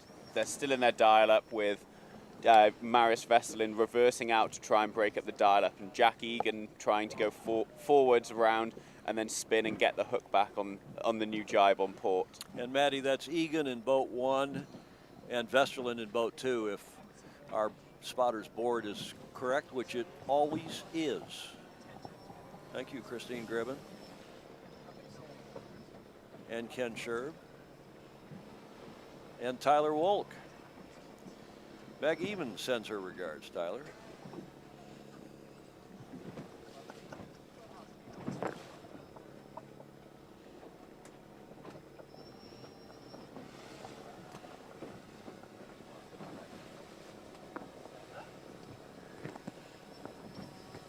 And Tyler says likewise. 2 minutes coming up here on this first match of the Consolation, which is for third, fourth. This is a first to win 2. Yeah, we ought to. Some of you who are yachtsmen or sailors, racing sailors, will be more familiar perhaps in this situation with the term petit final, the French for small final, basically, and that is the competition for third place. I just want to be clear that this is slightly different than the consolation rounds that we had, which were for places 5th through 12. This is still this is for a podium finish, Tom, and as you know, a podium finish, either 1, 2, 3 with the medal is a big deal. It is indeed. Petit final, and I thought that was some kind of a pastry. No? No, I don't think so. That's the Madeleines we're having this morning. That's what most of the rest of the world calls the consolation match for right. third and fourth. The rest, they call it the petit final, and we, of course, what do you call it in Australia and New Zealand and in the Commonwealth countries, in the UK? Do you call it the petit final or do you call it consolation? We call it the petit final, but also where my parents live, I sometimes pick up French cell service, so maybe that's why we have to go for the French thing every now and again. So you anglicize the French? Yes. This is a good start. 35 seconds. Marius in boat 2. Marius Boats easily are barely moving at the moment after all these maneuvers, so you can see just that extra knot that the wind's dropped. It's making the handling and the acceleration out of these maneuvers like it's completely different pre-start we're seeing now. Well, let's see if we have another repeat here. So far, the boats that have led in have won the last few starts here because they forced the boat. Tommy, as you pointed out, the line's what I term it very flat. In other words, you can hardly lay it on starboard tack. So the boat behind is always going to be in an unfavorable position because of the lee bow effect. So pretty even start. That's about the best we've seen the boat to the right-hand side manage to do in the last couple of races. So really good job there by Marius and his team to just get the boat moving fast and a little bit of space so they can hang in there for a little bit. But you'd expect to see at some point them start to think they're being affected by the dirty breeze off the back of Jack Egan's sails. So that's a great shot here. So what happens here is from the right on your screen, the wind will hit Jack Egan's sails to leeward and bounce back up into Marius's sail if they get any closer. So the key to this, as we've said many, many times, is as soon as Marius feels he's being hurt and slowing down, he has to tack away. Jack Egan, on the other hand, is trying to head up. Yacht racing, and you had to make a prediction for this consolation, this petit final. And here goes the tack. What would you say? Boy, I don't know, Tom. These teams are just, Marius is going fast. His crew work's good. His starts are good. I don't know. I wouldn't even make a prediction between What these about two. in the light conditions? Do you think the 4-3, 4 on Egan's boat and 3 on Vesterlind is going to have an impact? Don't know what Marius and his crew weigh. The two crewmen are, pretty big dudes. They are. But, we know Jack is right up against the limit, and I am pretty sure that Jordan Stevenson had a speed advantage being lighter. So we'll see. Marius seemed to be going very fast that last race. So we'll see. As we were saying before, Andy, the two teams that are the most aggressive with their boat handling in these conditions are Stevenson and Peterson. Yep. So this is going to be great to see who has that edge when we see them go off the line. Yeah, both of them do everything they're doing from what we've seen is legal, but they're going right to the edge of the rule. Yeah, so we've got less than 3 minutes to go in the big final, the real final, with Jordan Stevenson and Jeffrey Peterson. Jordan Stevenson is the blue boat, so the port entry boat, on the right of your screen now, and Jeffrey Peterson is the yellow boat on the left-hand side of the screen. So actually, it's the reverse, I think. Oh no, you're right. So we've got 2.5 minutes, and Jeffrey Peterson and team have done a really good job of building speed on port tack, a little bit better than Jordan Stevenson. So might see Jeffrey Peterson come back. He might have enough room to jibe or tack in at Jordan Stevenson now and try and dial him up again. Yeah, and he certainly does. As he's doing right now. You see Jordan Stevenson's going low to try and avoid it because he saw Jeffrey tack round. So it's going to take him a long, big angle change to get down to him low. So Jordan Stevenson saw that. As soon as Jeffrey went for attack, he dived down low and was able to not get caught up. And that was a really good move by him there to not lose control. Still, coming up on a minute 45 to go, and they're only about 15 seconds away from the line, even in this very light condition. So coming towards us now, but I don't think either boat has control. I think Stevenson could tack or jibe if he wishes to, and at some point he will wish to. And that is right now as that's happening. So as you see, Stevenson easily jibes, and now Jeffrey Peterson must avoid him. Now with 122, both boats still way early. You'll see and just an update from up the track, you know, as sailors, we want to predict the future and see what's going to be coming our way. Christoph, what do you think on that beat there? What do you want off the line? Yeah, it looks like some pressure came down on the left. Egan had a big lefty going up the course and maybe a bit extra pressure as well, so be fighting for the left. And, I mean, the leading position, starting pin, seems to be winning, so it's all left. So for what Christoph just said, the left looks good and the pin end is potentially a favoured end of the line. That's why when you saw Jordan Stevenson jibe round, Jeffrey Peterson jibe inside him, so as he's the first one to that left-hand side. He's going to be there. He's going to take advantage of that. And he's done a really good job of dialing him up now and getting him locked to windward of him with no room to accelerate. If Jeffrey can keep his bow even and maintain his speed, and he just did that. Ooh, contact here, guys. Stevenson's port quarter has hit Peterson. It's only a light bump. We're not going to have a sinking out here. Penalty Peterson. Yellow flag. So presumably that was a Rule 11, windward leeward. So Jeffrey Peterson was the boat to windward, so then he must keep clear of Jordan Stevenson. So it'd be interesting to see if they do a red flag start here, because that's really, really lost Jordan Stevenson a lot, having to jibe around there. So they might even penalise Jeffrey to make him take his penalty immediately. Well, I'll tell you what, he benefited from fouling. He's almost far enough ahead to do his penalty here. He Stevenson was just isn't launched. happy. I can tell you right now. I wouldn't be happy if I was him either. Jeffrey's gained at least 5 boat lengths from that, and he's up to full speed as well, and Jordan Stevenson had to build in his dirt. So I think that's a real big gain. That's Jeffrey's almost got enough of a lead already to do his spin. What was that call, gentlemen? Well, the it must. windward boat. Yeah, the was windward boat did not. No, the windward boat was Peterson. Peterson was the windward boat.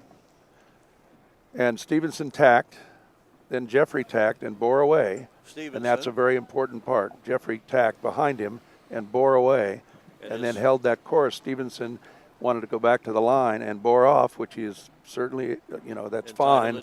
And in doing so, Jeffrey was too close to him to windward. Well, Jeffrey tacked, so it was. He had tacked. It was actually not windward leeward; it was a tack. Well, I don't think it was the tack. Tack was complete. We almost had the petite final. Get Stevenson here on starboard tack. Will Sargent's going around the gate, and as he's gone around the gate, Stevenson's tacked in front of him. So we're going to see 2 matches overlapped here, which is sort of exciting in a way because it adds an added complexity to this already challenging racecourse.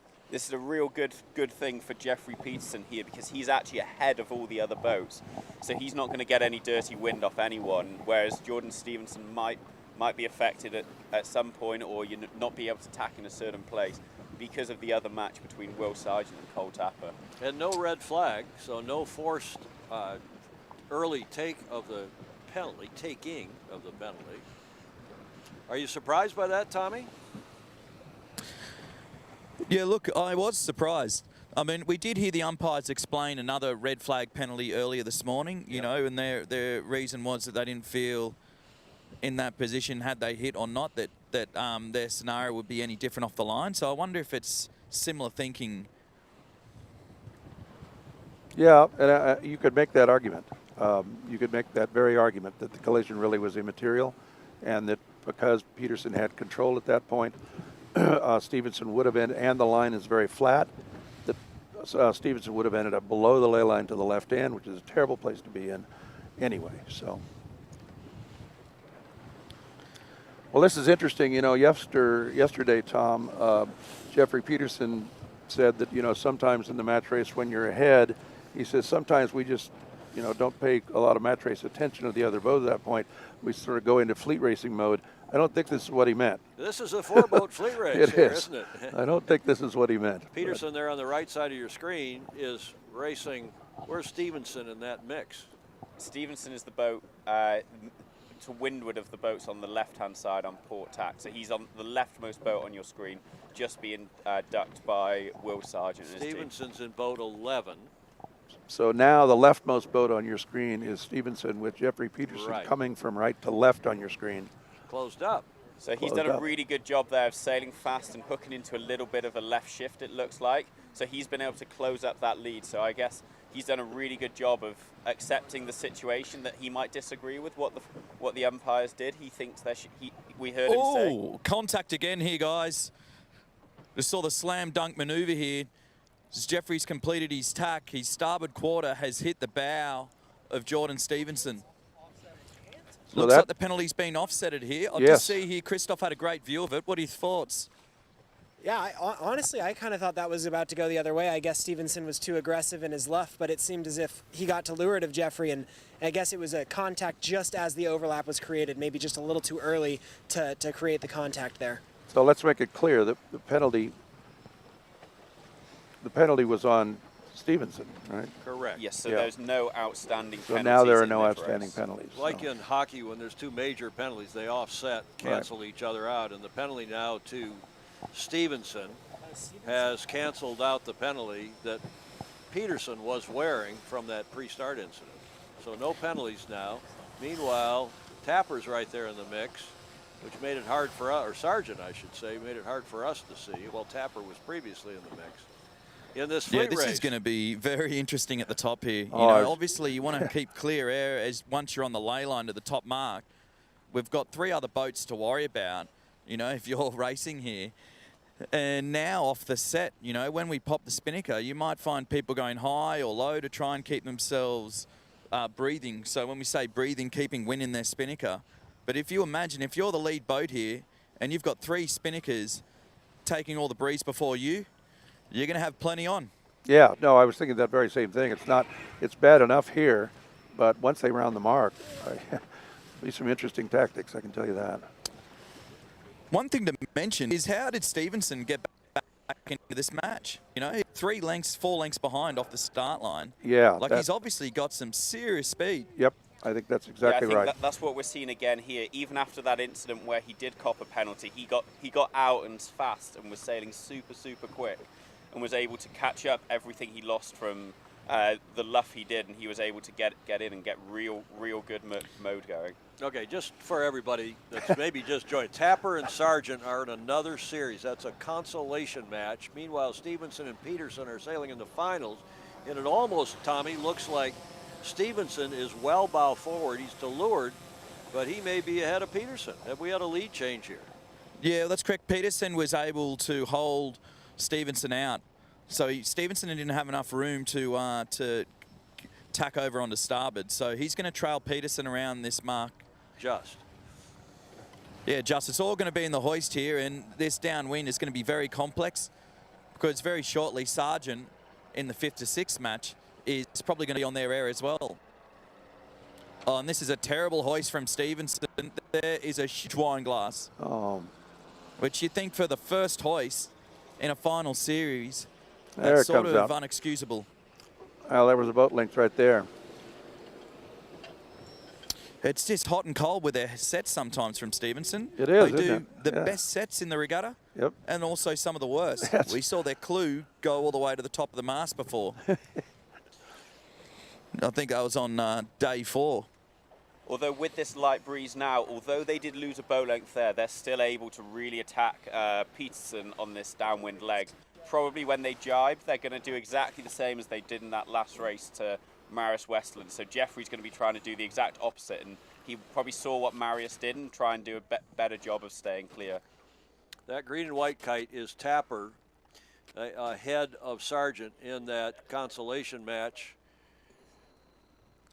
And he's not affecting our 2 combatants here in the finals, but where is the other? Where's Sargent? Is he up? Sargent's a long way away from these boats at the So moment. He did a jibe set, so he's not. He's well out to he's the not right. in There this. he is. Yeah. Okay. So he's not affecting the finalists, but now the finalists are hauling in Tapper in the green kite. So here, what we need to be looking for is, does Jeffrey's kite at all go soft? If it starts coming in towards the boat, that means that he's really struggling to keep it clear. It looks like Jordan Stevenson's got a little bit of speed on him at the moment, and he's really going to try and collapse that kite and get the roll like he did last time. And Jeffrey's going to go high and pull that sail in very tight to try and keep it filled for as long as possible.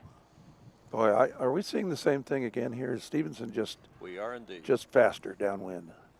Because, you know, Jeffrey, I would have said, was one of the fastest boats downwind, but here Stevenson is, boy, I wonder if that weight isn't a big deal. I think that's what we saw on the upwind leg is, you Right. know, the less weight on Stevenson's boat helped him out because he essentially overtook Jeffrey twice. Yes. So, and now you're seeing on the downwind leg where the weight is potentially even more useful to have less Yep. weight in this breeze. So you see what Jeffrey's just jibing out here to try and clear the breeze and get back on starboard. And you'll see exactly the same come again here. Like really good boat handling there by Jordan Stevenson to exit that jibe right on top of Jeffrey's kite. And that he's potentially got a roll on here. Tommy, what do you think? Potentially, Well, Commodores, ladies and gentlemen, we have a lead change. Yes, we do. Here comes Jeffrey with a nice little puff there, though. Looks like what's setting up here looks like, well, if Jeffrey right now would want to go farther to your left on the screen, and if he can do that and get an overlap, then he has Jordan Stevenson in downwind jail. But I don't think he's going to be able to do that.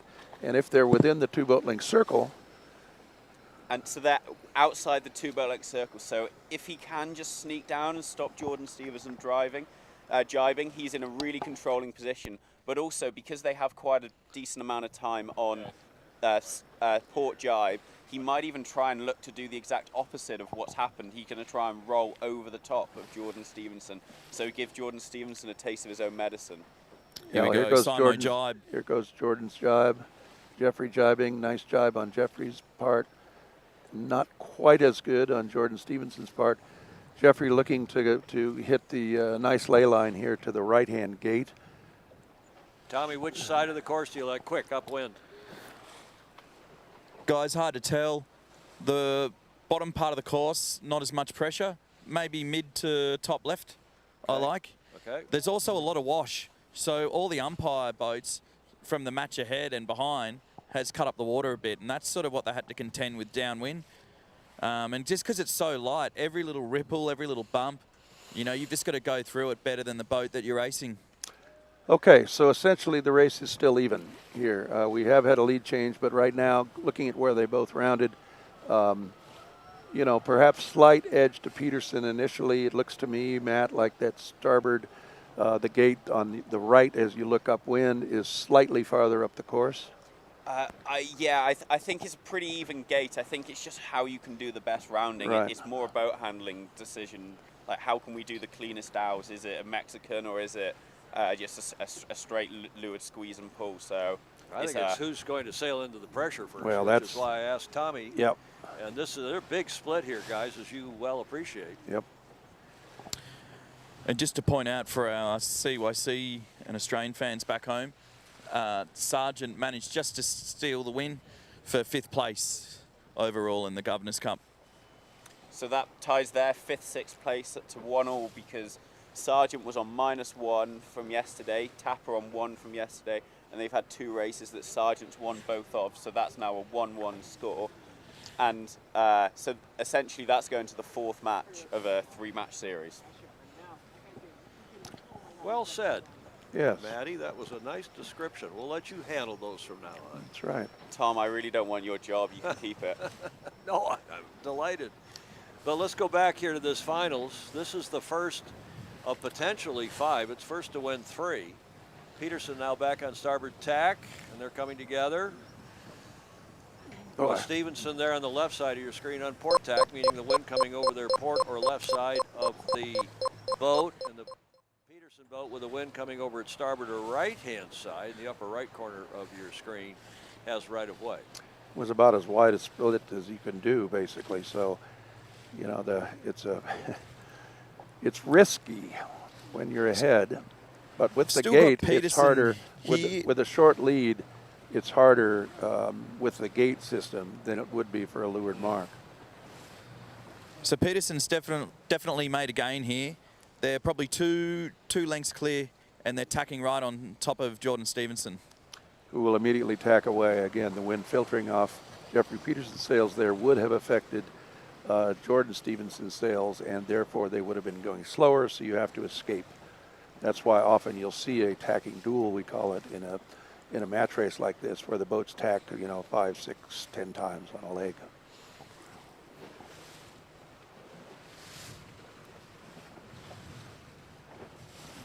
So you can see they're both splitting out a decent amount again. There's maybe about 100, 150 meters between the two boats. So Jeffrey really does like this right-hand side. He's made a little gain on there before, maybe 2-3 bow lengths, and he thinks there's a little bit more gain out there, and he didn't roll straight into attack to go back on Jordan Stevenson.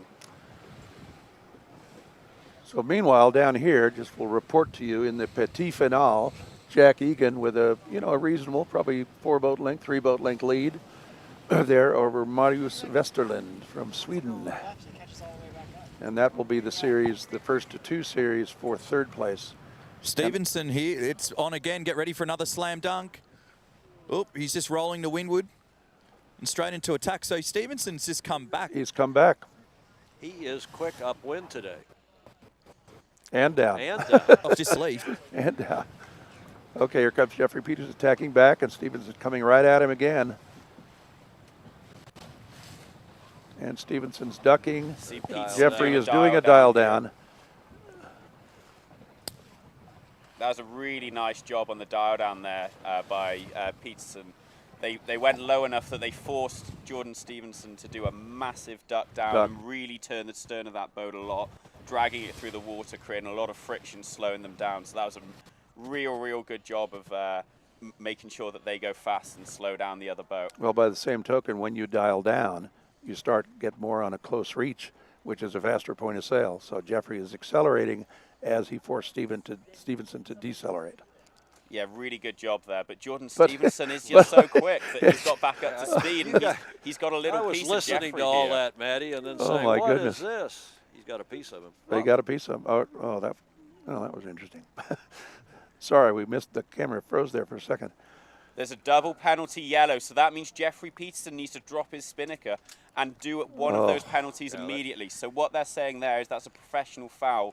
So Jeffrey knew that Jordan had room on him there, and then he still didn't let him go in, which is what that little duck from Jordan is to avoid contact. So Jeffrey's going to have to drop his spinnaker, stay outside 2 boat lengths, and then do attack immediately, which he's done a really nice job of getting it in nice and quickly here.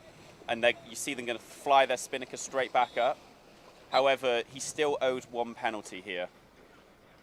So Jordan Stevenson has control of the right-hand side, but Jeffrey's done an amazing job of offsetting that as quickly as possible. That's an incredible move there, but he still owes a penalty. Yeah, guys, I can confirm Jeffrey Peterson is a little rattled here. There's been a few words said at the umpires, and it's just going to take a moment for himself here to calm down, compose himself, try and get some speed. He was very lucky actually not to end up with another penalty while he was taking his penalty. Exactly. He, I thought Stevenson's was a little hard done by there. We actually could have maybe seen a black. Yep. I think what you would say in that is that Jeffrey has to do attack there, so his only way to do it is to luff up and go for attack. And Jordan Stevenson happens to be there. That's not Jeffrey's fault. Yeah, but a boat taking a penalty still can't interfere with a boat that's not. He hasn't taken his penalty until he goes through the wind, though. Right. Okay, Matt. There you go, Matt. And now he's Thank in a God bit we've got you here, keeping us honest, so no one listens to our rules advice. Looks like from the drone here that Jeffrey's in a bit of a hole here. Yeah, I've been told off by umpires that a lot, so I just remember it now. But he says you never stop learning. That's one of the great things, even when you're not sailing. Just picking up how these guys sail the boats or how the umpires make these calls. It's really handy for your sailing, whether you're youth or at open level. So this match has been extremely close, and it's been a match of penalties. one pre-start, one on the first weather leg, and now a double penalty after the first two penalties offset each other, cancel each other out, and now a double penalty to Peterson at the top mark the second time, and Peterson still owes a penalty from that incident at the top mark. Yeah, I think, well, I don't know. We'll see here. And the other interesting thing here, Christoph didn't believe that the penalty should have been cancelled on that first leg. He thought that Jeffrey should have had an extra yellow on that first top mark incident. I'm gonna have you sit. Stevenson in the lower left corner of your screen, it's at least has been in the lead. Still is. He's well to leeward of You know, Tom, you were spot on that you could tell from here that Jeffrey was rattled. He came out of that. The crew work wasn't great. Their spinnakers sort of collapsed. He went in a direction that I think he probably wished he hadn't had to go, but stayed there for quite a while, and I think he was in a real light spot there. So yeah, that was you got to just stay focused and say that was then, this is now, let's go get close to him. The problem now is he split so far that he doesn't have time in the finish to get close to Jordan Stevenson, because his only chance is to put a foul on Jordan Stevenson. Yeah, They're on the fourth and final leg, excuse me, Matty, headed to the finish, not those two orange buoys, the downwind gate, which is the end of the second leg. So Jordan Stevenson there, once Jeffrey was doing his penalty, he just extended out on port and then jibed in to come in on starboard, just sailed in his own clear breeze, just got the boat down, got it going fast, got it low, get the hull speed up, and just really extend out and reduce any chance of the boats coming together and reduce the amount of time Jeffrey's able to do anything to him. And he's done a really nice job of this, just keeping the boat moving fast toward the finish line. I think he also had just a hair more breeze. I think Jeffrey was in a hole for at least 8 to 10 boat lengths there. And by a hole, I mean, just the wind is very puffy here. And you can see from our view up high, but even from the water, you'll be able to see spots which are glassy, which basically look like glass. And that means that the wind, at least there, is not hitting the water. It's still up above, and there's less breeze there. So you want to go for where it's rippled. Jordan Stevenson goes up 1-0 in the finals here of the 2022 Governor's Cup. Full marks to them. They sailed a brilliant race. They came from behind more than once. And the penalties, of course, had a big impact, as we mentioned a moment ago. You can see Jeffrey Peterson here desperately waving over the umpire. Something he wants to say. Not surprised. Bar karate, more bar karate. I think here what Jeffrey needs to do is, if he just needs to say a few words to them just to get it off his mind so he can reset for race 2. Absolutely. That's the ideal thing for him to do, as long as he's able to drop it. I think he's done a lot of final series before. He knows how it works. He's just trying to find out information, then he'll be ready to go in race 2, and I wouldn't be surprised if we see them come out completely calm and collected and not have any of this left over. I'm sure they're going to be able to move on. Yeah, he won't want to make this conversation with the polite conversation with the umpires last that long, because he's been very outgoing about telling us his philosophy and how the crew works, and he says we just treat every race as a brand new race. The last race is gone. Don't worry about it. Don't think about it. Let's just go out and win the next race. So, I think if any team here can do that, it's Jeffrey Peterson, Max Brennan, and Scott Mays. In the meantime, Jordan Stevenson is darn quick. We're, as we said, upwind and down. Jordan Stevenson, Mitch Jackson, and George Angus are doing a terrific job. Andy, you picked them as a co-favorite early this week on Monday, and we've seen every bit of that. Of course, Jeffrey Peterson, Max Brennan, Scott Mays, the defending champs here, are down 1-0 to Jordan and co. And this is an interesting development, especially to have seen so many penalties in that match. But again, It just shows how close the racing is. Yep. And at least from my point of view, they were love taps. They weren't T-bones. Your blood pressure is still okay? Still okay, yeah, exactly. These boats, we mentioned that this morning, Tom, at the morning show, that, the good news is the boats are very light and perform very well in all conditions, including this light, 5 knot, 4 knot type condition. But the bad news is they're light. And so as such, they are not as structurally, I don't want to say strong, but because they're very well built boats, but they are easier to damage in a collision than we refer to the sonar, which is a rather old design, which are built very heavy and, Like a proverbial brick house. like a brick dash house. Yes, indeed. There's no other letters missing from that word. Marcos Weinstein, welcome to you, sir. He's saying fantastic coverage. Suzanne Anderson. Bake hard, thank you very much, Suzanne. Marcos, we mentioned, he's cheering for Team Jeffrey Peterson, of course. Yep. Tom Picot, Colin Kennedy. Colin's watching over there on the chase boat, our roving boat for the TV team. Rachel Park. Let me say something about Colin. Yes. Just, Colin is one of the unsung heroes here and was on in the Rose Cup coverage too. Colin is basically the assistant director over there, directing where the roving boat goes. If you're talking, as Tom and Christoph, while you're in the middle of talking, he's looking for the next place they should be, etc. And we find that really important. So Colin doesn't get as much airtime here, but is doing a heck of a job for us. And moreover, Andy, about everybody on this team is an expert racing sailor. A lot of them sail with you, and it's okay, but there are no non-sailors, I should say, on this team, and most of them are pretty darn good sailors. Jonathan Frank down in Galveston, Texas, is saying all these kids should be extremely proud to race in this magnificent event. Could not agree more, Jonathan. Thank you for that. Thank you very much. Jonathan is a Renaissance man. He's an airline pilot for United and a painter and a champion sailor, racer in his own right. Kerry Blunt, Max Ukropina. Did I say that right, yep. Max? Darren Rowe, Tony Geyser McManus, Matthew Layden, Barrett Vesterlind. There's another probably relative of our Swedish team. Kelly Barninger, not barn burner like we have in Michigan, Barninger. Hello, Kelly. Lynn Peterson Monjo, totally agree. So proud of these young men and women. Elga McClung, Helga. Rob Fry, hello, Rob Fry. All right. Leo Takahashi's dad down in Auckland, presumably. Leonard Takahashi, 3 or 4 time GovCup vet. He was runner-up. Three-time runner-up. Leonard was one of the most popular of any of the competitors in the Governor's Cup, and I can tell you by the end, everybody was rooting for Leonard, but he just couldn't quite. He went down to, I think at least one of them was a 5-race, and I think 2 out of the 3 were 5-race finals.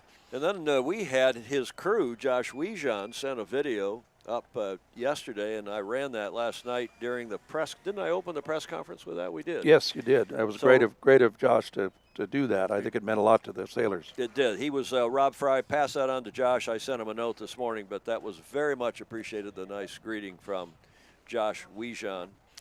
And Carter Ford, who I saw last night, terrific guy. Saw him at the press conference. He's watching along with Jane Burge Tomlinson. Former USC sailing coach. Jane. No. Carter. Well, Carter's dad, Hamilton Gates Ford III, who's long gone, but he was a tower of power in the Long Island yacht racing IRA of Long Island. I knew him when I was running USYRU, and also Carter's late brother, Jonathan Ford, who was they're all great sailors from a great sailing family from Riverside Yacht Club, if I remember well. Nick Dugdale, Tyler Wood, Alistair Gifford, Tom Fishbeck we mentioned. And what a great group. Yeah, let's say, yeah. What's that, Andy? Yeah, actually, Tom, we also should say we started yesterday's show with it.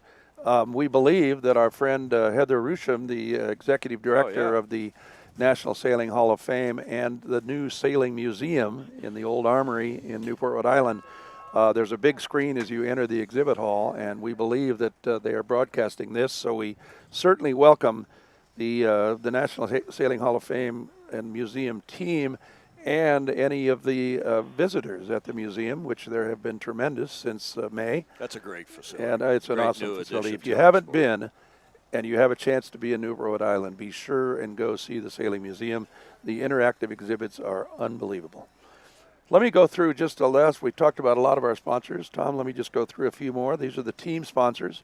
Williams Electric, which is Staff Commodore Bill Bloomberg. The Duda Family Trust, Dr. James and Sarah Learned. Brian and Jeannie White, my friends who have a house in Corona Del Mar, but also a big Colorado Buffalo fan, and have a great suite at the stadium there in Boulder, and I've enjoyed their hospitality. Island Marine Fuel, another staff Commodore, the Beek family, CRNR Environmental, which is actually a client of mine, and our great recycling, renewable energy, and solid waste company, and Bill Powers. And then finally, the commander sponsors are Gordon Cowan, a longtime friend. I've known him since he was a kid. Klaus Deckel, Jerry McClellan, who was vice principal of Corona Del Mar High School when Tom Purcell and I were there. Great guy.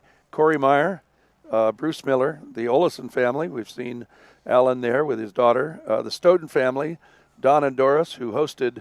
She was head of the housing committee for years for the Governor's Cup, and fell in love with the Australians and always hosts an Australian team. Everybody loves the Australians. Everybody loves. And finally, Judy Whiteman. So thanks to all. I would finally just say this year we had more under $500, $35, $50, $100 contributions by about 6 or 7 times that we have ever had before, and we appreciate every dollar and your support. And we appreciate the job you do, Andrew, as the fundraising head, the sponsor head, and the whole team of 150 people led by Christine Gribben. For the Governor's Cup at Balboa Yacht Club, there is Will Sargent in the pre-start against Cole Tapper. This is the consolation match for 5th and 6th, and they're tied 1-1. Sargent now having won 2 matches to climb from -1 to 0, and now 1-1 with Tapper. The winner of this match will finish 5th overall in the Governor's Cup. And then we'll have again another petit finale match, the second, and that's first to win 2, so that's a must win for Vesterlind if he wants to stay and extend the petit finale or the consolation. And then of course we'll have the second match, and I call it a barn burner, but give me another descriptor. So it looks like Will Sargent's got a slight issue with his main sheet. So that it looks like a block on the Traveller has got an issue with it, and they're really trying to fix it right now. So he's actually holding the main in with his hand. So and they've got their main trimmer down with head down, trying to fix it.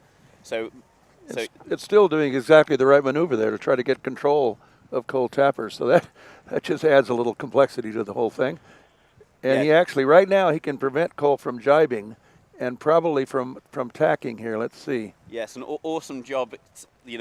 These guys are so good at sailing. They're able to do it even when they're not paying 100% attention to it. So it looks like they got it fixed, I think. Yeah, it looks like it's fixed now. So I think it probably just like one of the little bit of the metal holding it down just got caught or something.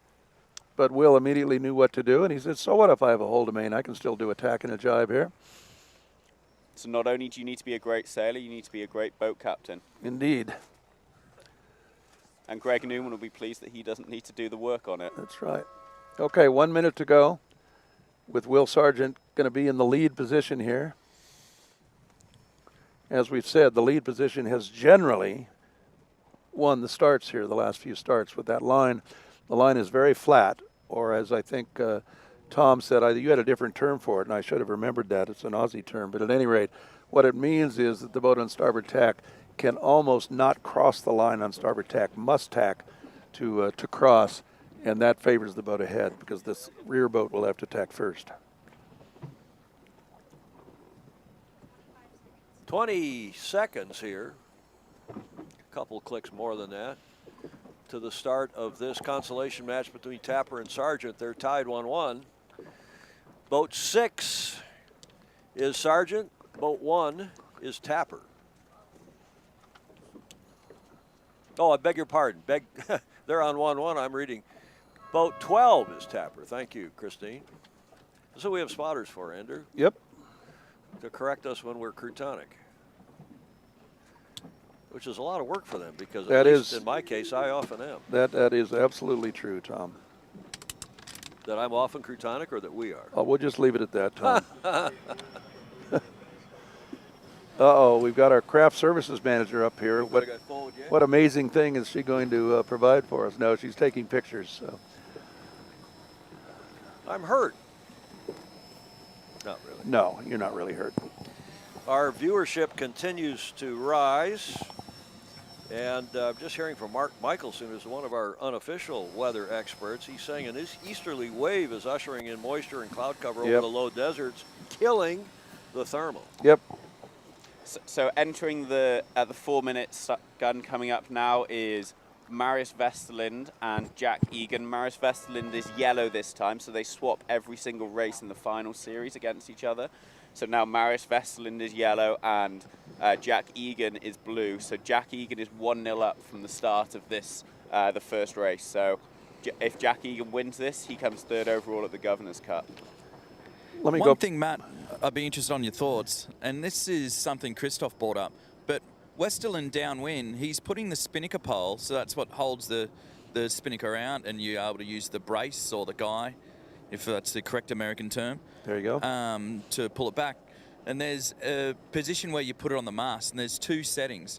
And Marius seems to go the top setting, and Christoph thinks the bottom setting is the quicker mode for these light winds. Would you still agree, Christoph?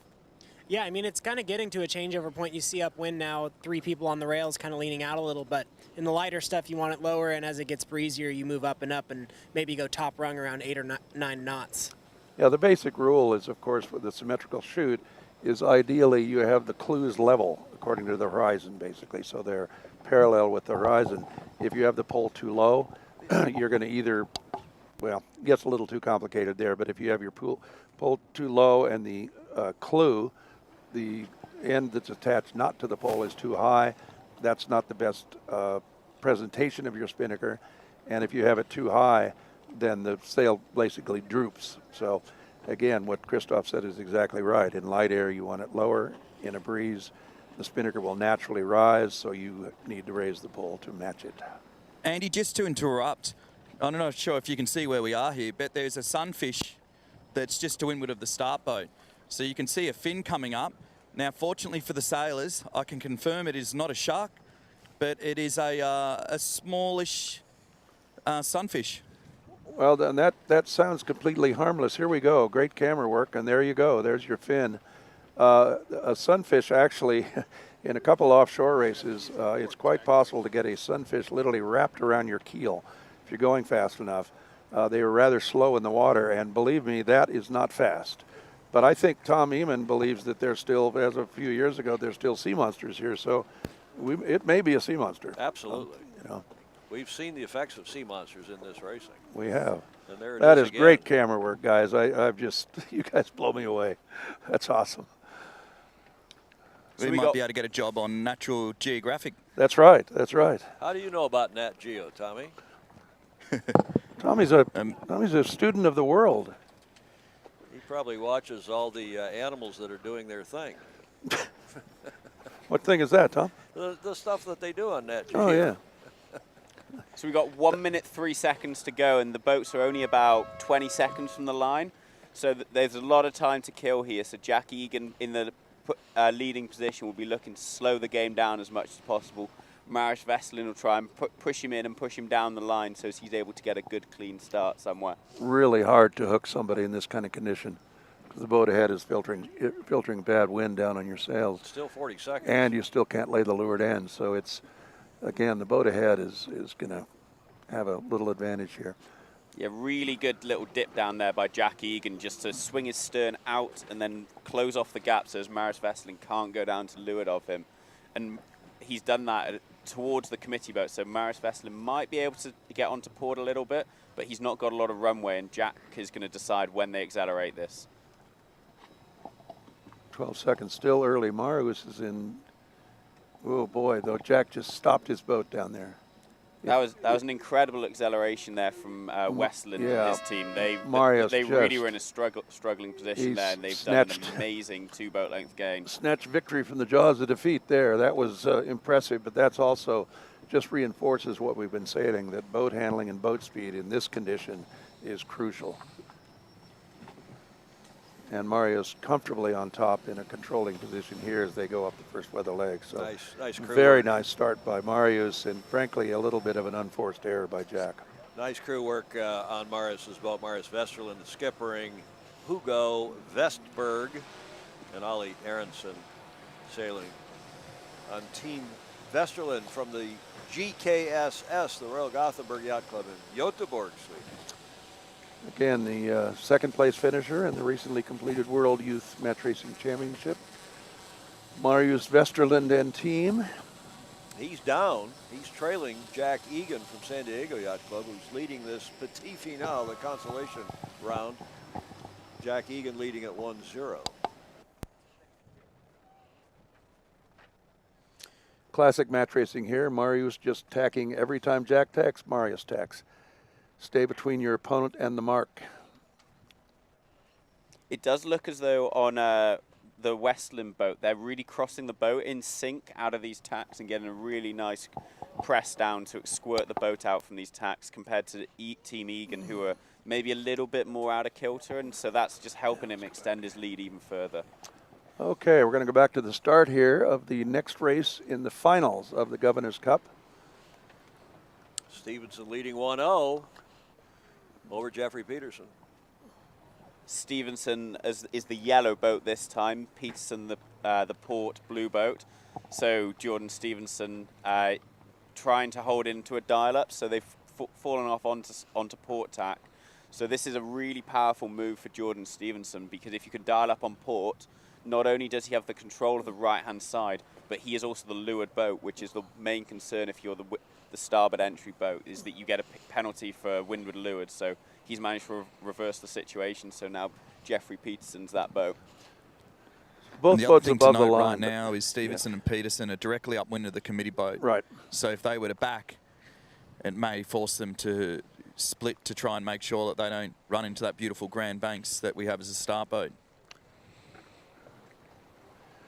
Okay, both boats have broken away, but with Stevenson still with the advantageous position here to leeward, with Jeffrey Peterson must avoid him, as he did not do in the last round. Yeah, that's sort of a, you know, there was a flag there, but it was instantly given a green flag. There really wasn't any foul there.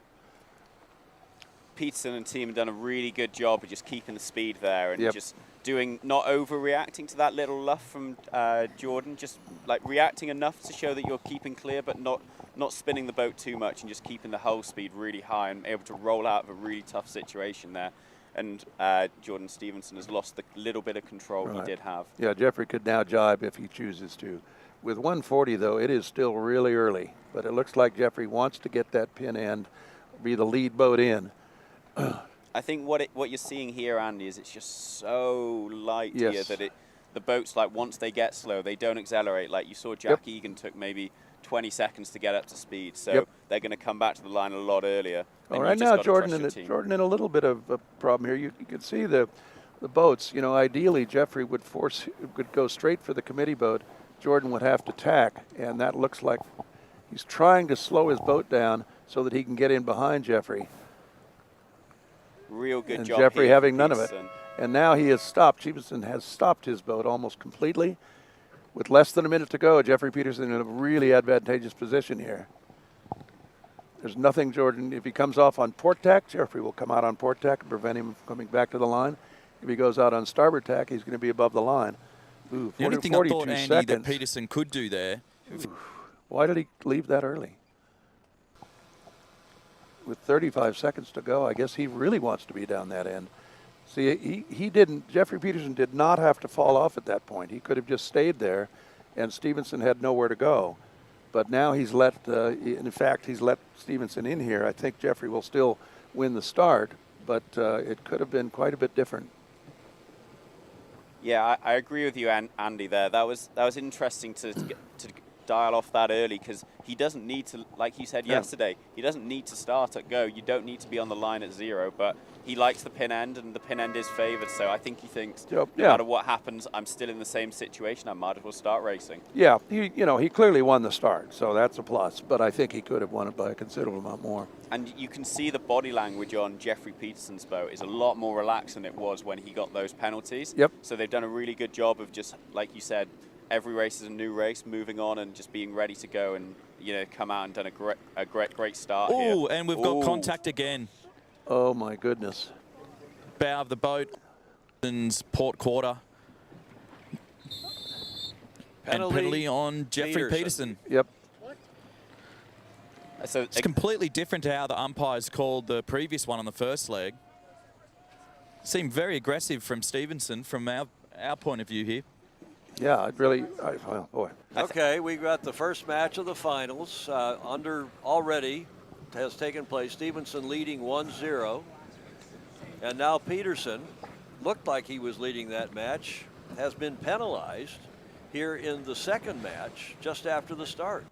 Can we, Tom, do we have the ability to go to 5 and get an umpire call on that one? I'll check in with the If you can do that, that'd be great. Let's get a call and how the umpires decided that, because it was either windward leeward or tacking too close, and boy. Yeah, and as Tommy said, you know, completely different interpretation of what looked like a similar situation to the previous race. So there's definitely a few subtleties that the umpires saw. It'd be really interesting to see what they're what they picked up from being, you know, because they're right down on the water. They're really close to these boats. Very often when you're racing, you think they're getting in the way. We'll just take finals umpire media. Go ahead, media.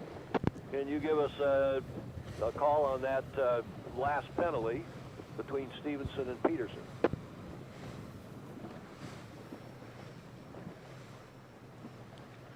Peterson was the Oxbow boat. The Windward was the Windward keep clear boat, and he did not keep clear. Copy that. Windward leeward. Well, there you go. Quick work by the umpires there. Tom, thank you for doing that. You know, we can only speculate. They get to make the decision. Okay, here they come together. Let's see if Stevenson still has that brilliant speed he had last race. Peterson leading, but owes a penalty. You can see the blue flag on the umpire boat, corresponding to the blue flag on Peterson's boat. Oh, we got almost seen this movie before. Almost the same situation, not quite. Not quite, but tacks become crucial. You know, the ability to tack in this breeze and get up to speed quickly is just, in a match race, is absolutely crucial. And both boats doing a great job of it. Tommy, you're closer to it than we. We're a little Here we higher. go again. Has he got a piece of him or not? Yeah, I think Jordan Stevenson did a really good tack there. Good double tack, and just gained a little bit, and he went from just astern to having a little piece. So that's at the moment, every inch is vital. It makes such a big difference. Well, what we mean by a piece of, if he had continued on starboard tack, he would have hit the other boat. So, guys, a big part of this match here. If Stevenson gets a little bit of a lift here, he may lay this top mark. Ooh, that would be big. Okay, in other words, that he would be able to go straight to the mark, while Jeffrey Peterson would have to tack twice. Tacking twice in this condition is probably worth 2 or 3 boat lengths. It's marginal at the moment. It looks like Jeffrey's on a tight lay, and I'd say Stevenson is maybe a length under. So Jeffrey's slightly overlaid, and Stevenson's slightly underlaid. Under. So advantage to Peterson here. But with the match racing rules, if when Jordan Stevenson gets into the 2 boat length zone, he owns the zone, so he can do 2 tacks to round the mark, and Jeffrey Peterson must give him room to round, which is different to normal traditional fleet racing, where that would not be the case. See here, Jeffrey just copped a couple of bad waves there. He's got his crew, including himself, sitting inside the hull. Stevenson's got at least 2 and at time 3 crews sitting on the side of the boat. And got lifted slightly there. Yeah, he's in high mode too. Yeah, he's in high mode, but he's going very fast. He's not going to. From this view, it looks like he could almost shoot the mark, but he may do sort of a half tack here. But he did reach the circle Stevenson's first. definitely not laying. He will have to tack and sail maybe a length and a half. Length and a half, okay, but still very Peterson's close. about to put his pole on, so he definitely thinks he's laying. To everywhere around the course, these two just seem to have incidents.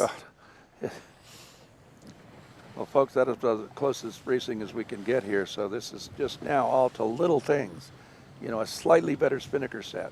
You know, a better douse, or something. You know. But a lead change. But a lead change from indeed. the start. There's a really good move there by Jeffrey Peterson, which is when Jordan tacked in front of him, he just did a little luff up, so as he was able to do a wide in, tight exit to the mark, whereas Jordan doing the tack set had to do a tight in, wide out. So he's on his leeward quarter, so he's really in a strong position, which if he can surge forward maybe 3 or 4 foot, he's able to have an overlap from leeward, or at the very least, he's able to tack. When they both jibe, he will be right on Jordan Stevenson's wind. I guess as we've seen upwind, guys, one thing we found about Stevenson, he is very hard to lee bow. You know, he just slyly hunts. You think, okay, I'm crossing fine.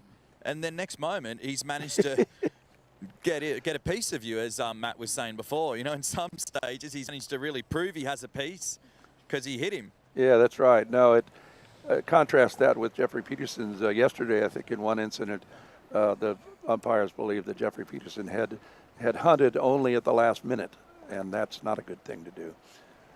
So, I'm sorry, it's the other way around. Jeffrey was crossing at that point, and the other boat came way up right at the last bit, and you can't do that. So you can see Peterson's just got over the top here. Yes, I think he has. Really nice. There's a drone shot. There's perfect timing on the drone shot. He has indeed gotten over him. Going to see a Y flag there from Stevenson, but the green is the right call. So that's exactly the opposite of what happened on the first race, first downwind, where Jordan Stevenson did that move to Jeffrey Peterson.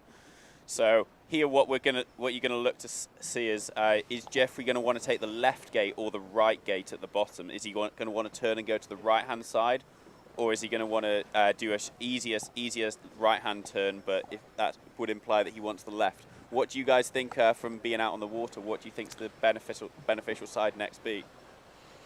I'll just ask Christoph here because, like I've said many times, he's got a pretty good grip on what's happening in these conditions at the gate. What are we thinking here, Christoph? I'll take a quick look. To me, I believe that the left has started to work a little bit better, kind of as the days moved on. It was right in the early, little left towards later. Long starboard down here makes me think the right turn's going to be a little bit better too, so that's kind of what I'd be picking. And what do you think, Christoph, going upwind, how does Peterson lee bow Stevenson with a bit more accuracy and without the risk of getting a penalty on him? Yeah, I think you had it pretty nailed. It's like Jeffrey seems as if he's going to cross, and as they get closer, it becomes apparent that he's not, and it's a late decision to lee bow, and maybe that's why it's not as strong, because he's kind of turning a little fast, a little bit late. And one overall thing I've kind of noticed is I think Stevenson's tacks are just a little bit punchier. He's flattening more for sure. He's coming almost completely flat, and that's where the big gains seem to really be coming, is when they're both tacking, he's pressing harder and gaining little spurts of speed. Well, tell Christoph, that's brilliant. That you are absolutely right, and I think those were very, very good comments there. Christoph, of course, is the Governor's Cup winner himself for Balboa Yacht Club a few years ago, and now has a successful career, but is an awesome sailor. Okay, we split again. Interesting choice. Peterson chose. I thought he was going straight into the upwind left end of the gate. He chose the upwind right end of the gate. He chose the right side of the track. Christoph? So Jeffrey has gone to the right-hand side here, but what that does mean is he is going to have starboard advantage when they come back. So he might be thinking, I'd rather be on starboard. Jordan's gone really quick, so he's got to gain another 2 boat lengths to go clear ahead of Jeffrey. Well, I don't think you make that kind of decision, though, Matt, that early. I think the biggest thing is which way do I want to go on the first half of the weather leg. And then later, if the wind isn't shifting and the positions aren't changing much, then, yeah, you want to be on the starboard side.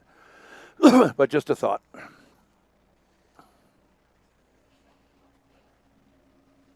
See Jordan Stevenson tacking over there onto port, so he thinks he's got a little left shift or something, or he's got a bit of pressure coming down to him. It's really light, though. Now he's starting to go, but boy, you were right. Whoever said that, it takes, 20 seconds or so to get going after attack.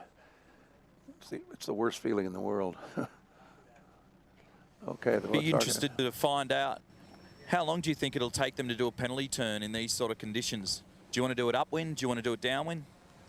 I think you've got to do it at the finish line, because it's going to be so slow to get back up to speed. Like, there's not enough power in the mainsail to do a spin and then get up to speed quickly. So I think this massive loss to do a penalty spin.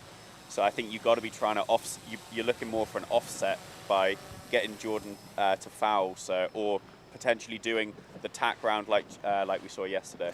Just a quick note in the Petit Final, Vesterlind looks like he's going to win in the purple kite. He's down 1-0, Egan leading that. And it looks like Vesterlind now will level that at 1-1. Nice shot, Chris. Thank you. Yeah, great shot. The red kite, of course, is Egan. The purple kite is Vesterlind as they're now coming into the finish. Okay, so Tommy, they were pretty much bow to bow there, huh? No. No? Peterson's made a huge gain outright. Has he? Did he? Yeah, Outright. so about a length. About a length. Length and a half clear. Yeah, so huge. So he's way ahead now. Length and a half. That's great.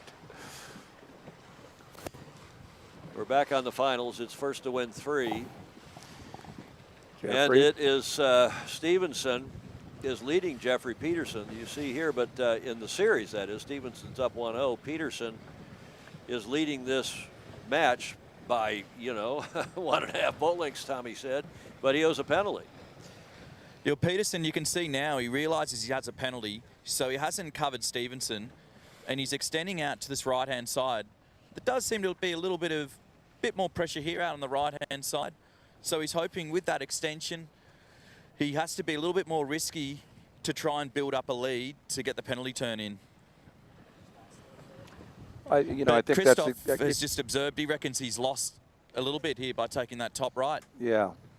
So what you might see here is both of the boats start slowing down because Jeffrey is going to be getting towards the point where he goes, I'm not far enough ahead to do this penalty turn. I might have to do it at some point here. So he might slow down, and Jordan Stevenson will kind of do what's called play 2. So he stays 2 boat lengths astern of Jeffrey, so as he's unable to hook him and get him doing what Jordan Stevenson did so well in the semi-final yesterday.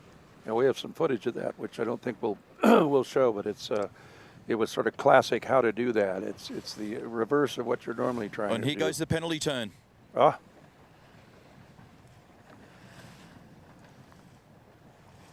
So the thinking there on Jeffrey's boat is probably that they're really good downwind, so they can attack. So they're happy to give the lead, but they want to be within 2 lengths, and they'd rather be behind by a length with no penalty than 2 lengths ahead with a penalty. That's about what he's done. I think that's that great. Was really smart. Yep, that is just, he knows he's good downwind.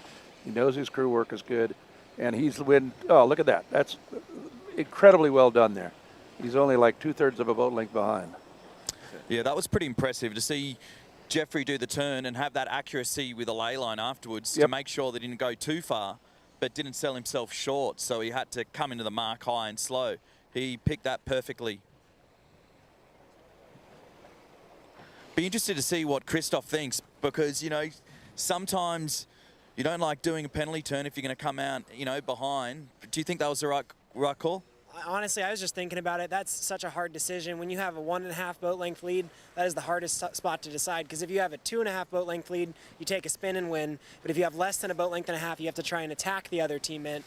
So it's a really hard choice. And I think it was the right decision. Downwind, trailing boat's been really strong. We've seen tons of rolls. So, I think it was right. Let's see if he gets the roll. Here goes the jibe. It is light out there, guys. You can see they're using what we've been talking about, the kinetics. They're using their bodies basically to, in effect, scoot the boat forward as you complete the jibe. The boat goes from heeled to straight up and down very quickly, and that actually will move the boat forward. The sails. Rolling the sails. Yeah, the sails will act as a fan, basically. Are we going to look see at this. deja vu here? Look at this. Another roll. So Jordan Stevenson has done a really good job of keeping his kite tight in, so it's less likely to collapse. But you can comes see the roll. it Yeah, eventually except it's going to that- happen. except Matt, that he it's just now got rolled. collapsing. You gave it the kiss of death. I guess I'm supporting America then with my words accidentally. The crowd is shouting behind us, "Go, Jeffrey!" Yeah, we can hear there's quite a few spectator boats out here with a lot of people cheering. Another lead change. Jeffrey Peterson, no longer carrying a penalty, is in the lead, boat 3, with his blue kite, but not far behind, less than, 2 meters? Astern is Jordan Stevenson. Another fantastic match. Here in the finals of the 2022 GovCup.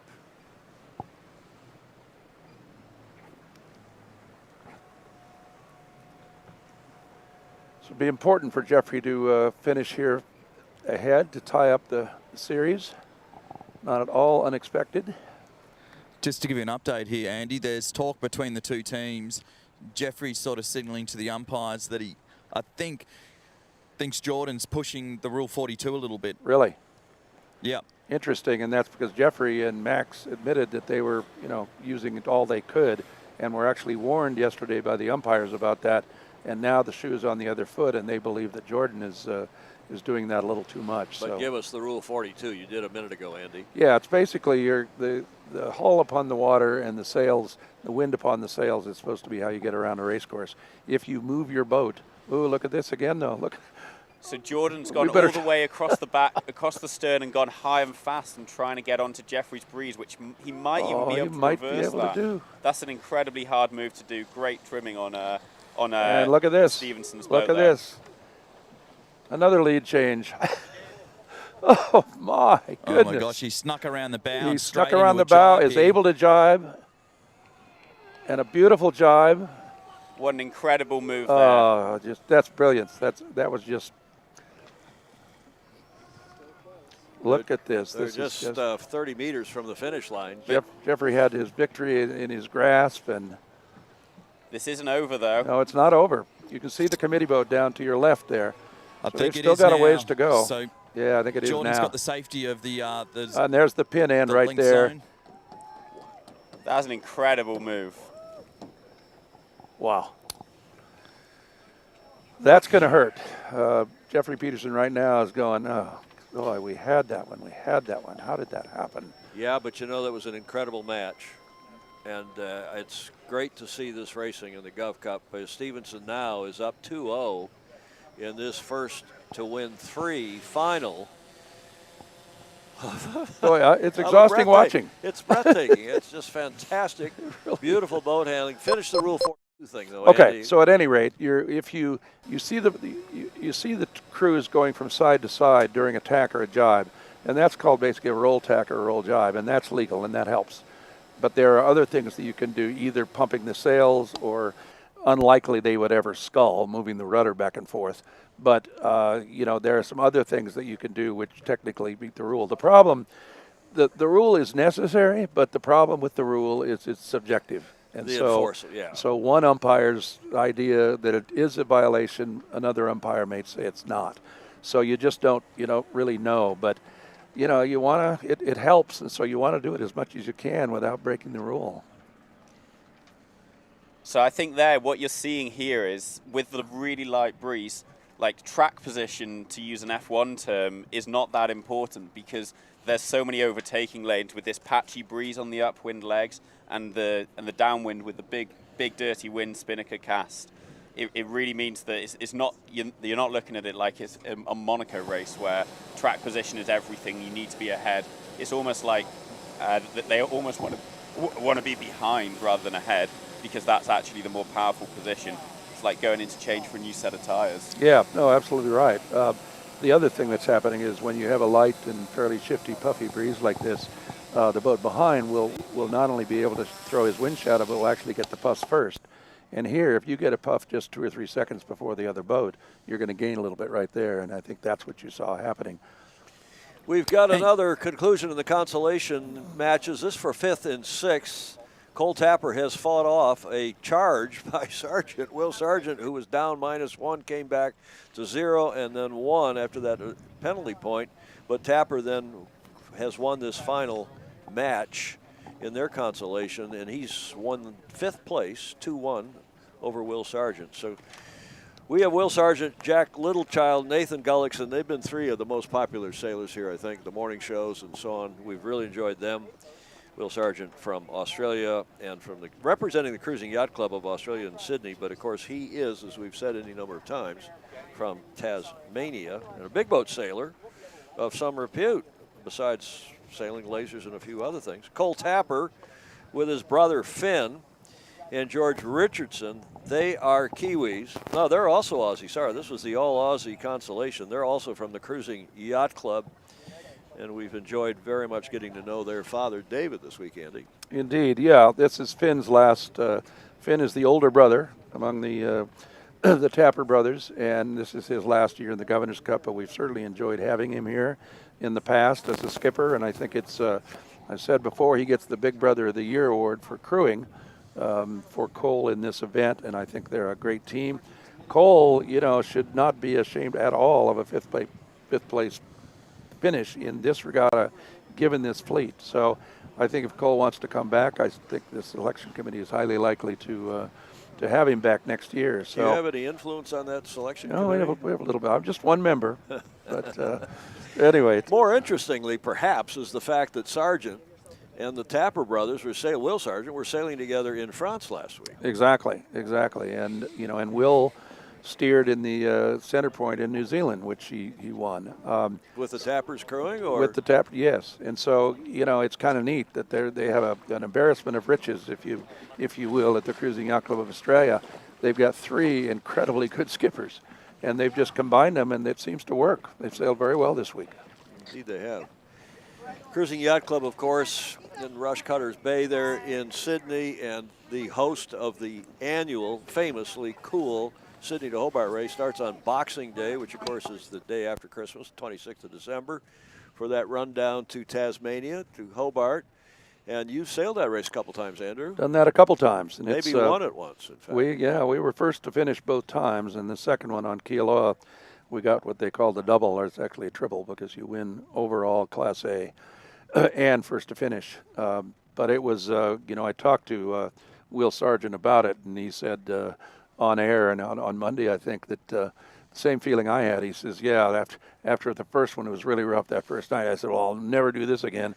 And just like me, I didn't do it until the next year when it was held again. And he's already signed up for next year. That's because you get to Hobart and see how much fun it is. Oh, Hobart's awesome. The people are wonderful, and exactly. It's a spectacular race. I mean, it's tough. It can be very tough. In my head, we had 2 times we had 36 to 48 hours of about 55 knots of breeze and 40-foot seas and stuff. But if you're with a good crew, it's just spectacular, and it feels so good when it's over. So the petit finale, the consolation match between Vesterlind and Egan, is all tied up at 1-1. That's a first to win 2. And the finals between Stevenson and Peterson. Stevenson leading 2-0 in the first to win 3. Chris, should we take a 5-minute break, do you think? And maybe we'll take Andy. We think we can do that, Matt. Take a quick 5-minute break. Yep. Give everybody the drones to come in and the drone pilots a break. Tyler, you're doing a great job, Tyler Wolk. Tyler Wolk. Thank you very much. And Tyler Wolk does everything well. Commodore Peter Bretschker on the drones. It's arguably the toughest job we've got in this thing. We can gas bag all day, right, Right, Andrew? yeah. We'll be right back. Thanks for joining us. Stay with us.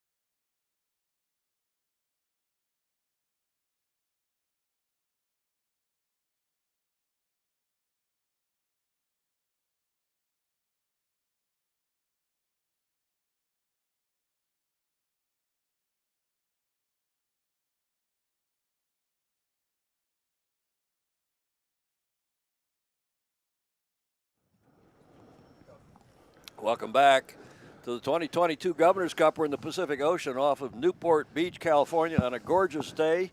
The breeze is a little light, but the racing has been nonetheless fantastic. We're about to get into the third match of the Petit Finale. This is between Vesterlind of Sweden and Egan here of the U.S. San Diego. They are tied 1-1. You know, Tom, just watching these boats, typical sort of thing here. They've got quite a bit of time. But, you know, look at these 20-year-olds. There are like 3 or 4 of them. So when I said I think the 17-year-old Morgan Pinckney is going to win, you know, at some point, at least one, I think any one of these 21-year-olds in the next 2 years, this is going to be fascinating, this fleet, assuming they all want to come back. I certainly hope they do. But Marius is another one, you know, and Jack Egan. I mean, I wouldn't be at all surprised if every one of them won at least one of these. Well, as you said at the beginning of the week, I mean, all 12 teams have been impressive. There have been lots of setups. The team, Cavley's team that was Porter Cavley from Annapolis, that was 3rd last year, was 12th this year. Yeah. And Marius Vesterlind, who we see now in the Consolation, who was last year. Yep. And I think like 8th or something in the Worlds. Exactly. And he traded that for 2nd in the Worlds and has the potential to be 3rd here. So pretty amazing. But I hope you guys stay tuned next year. We'll be here, and the fleet should be really incredible. 2 minutes to the start of this match, Vesterlind and Egan. Right now, with Egan having the inside position, and right now Marius is has a little trouble here. Jack's not in total control, but he's in a better position.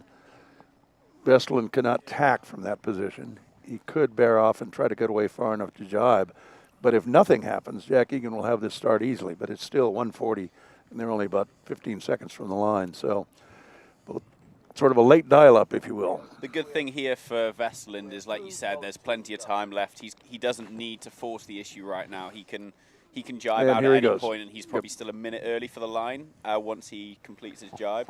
You know what he did there really well, and it's something that was done to Jack that he did before, is he waited until Jack had completely stopped his boat, and yet he never lost his speed completely. And so he's sailing that boat very well. So now Jack is down. Jack looks like he wants to lead to the other end, which is probably not a bad call. So we did see that Marius got a windward cross when they both entered, so that does imply there's a strong pin bias. So when they both entered, he was at least two boat lengths of advantage to that port end. So that's why Jack Egan wants this left. Marius, on the other hand, wants to be as far apart athwartships or sideways from Jack as he can and keep as much speed on as he can, because he will have to tack out of this position unless something changes here. Jack doing a lovely job of just holding the boat high, just closing off that little gap. Boy, now he's pinned him right up against the committee boat. Look at this. Oh, Jack Egan did that magnificently. He just forced Marius is now going to have to come jibe to tack. With 13 seconds to go, Marius, he's going to tack. But look at how slow he's going. Oh, but look at how slow Jack is going. This is not slow-mo, guys. Oh, Marius. Oh, boy. Marius got in there, got his boat going quickly. Will be able to come up. He'll still have to tack away because of the lee bow effect, but I think. But that was an even start. So you can see there, the boat slipped. Jack Egan was at the committee boat, locking Marius out to the above the committee boat, and then couldn't actually lay the pin end because he slipped sideways so much when he accelerated. He tried to build in a high groove and just started slipping sideways rather than going forward. So, but you know, he still got the cross. He still won the start, and he's doing a really good job. He's got up to speed now. So this is the deciding race in this Petit Finale. So whoever wins this race will get a podium finish or 3rd place and the medal in the Governor's Cup, and that will be a big feather in either one of their caps, as it were. God, I don't know where that came from. Sorry. Well, and you're absolutely right, because I don't wear feather caps as much anymore. Do you, Tom? I haven't in at least 60 years, something like that. No, I'm not that old, but still, fantastic racing. And the kids are also kids. I mean, for us, they're kids, but they're young adults, of course. They're competing for match racing, the ranking list, the world ranking list. And speaking of whom, we got 2 of the best in the world here in boat 3, Jeffrey Peterson, and boat 11 is the Stevenson team, they are tied. They are not tied. Peterson is trailing Stevenson by 2-0. Stevenson is number 12th ranked sailor match racer in the world in the open rankings, not age limited. Jeffrey is 20. Those don't mean a lot, especially after 2 COVID-affected years, because a lot of the, there are just so many races canceled and people couldn't travel to races. But still, an indication of how good these 2 sailors are. And they're both, all 3 of the sailors, they're just bright, personable people. A lot of fun to be with. Great at the media, across the board at our media session and so on. 2 minutes 50. Okay, nice escape there. Jeffrey really, the boat handling there was just perfect. And so now again, he's far enough ahead that he can decide what he wants to do. With 240 again, they've got so much time to burn that it doesn't really matter what happens right now, but neither boat has control. So they're sailing towards us right now. I don't know that they'll go all this way. But they would certainly have time to, if they wanted to, use us as a pick boat, if you will. But he doesn't really need a pick boat. In other words, he can jibe legally there or tack legally there.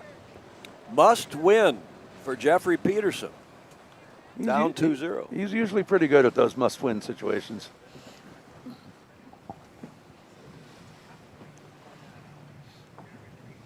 Okay, and you can see he could legally tack easily. So now they're doing sort of the more old-fashioned match racing thing. They'll be doing some circles here. Jordan reversing the circle, coming on to starboard tack and to leeward. So Jeffrey will now have to start keeping clear.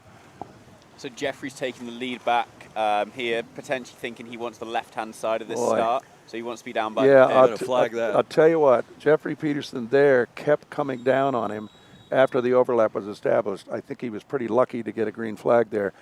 If you put yourself in a position and then say, well, he didn't give me room to come clear, that doesn't work. You get the penalty. This is sort of like late in the 3rd period of a hockey game, of an ice hockey game. The umpires are going to be loath to call something that, unless it's really obvious that Jeffrey Peterson has mucked up.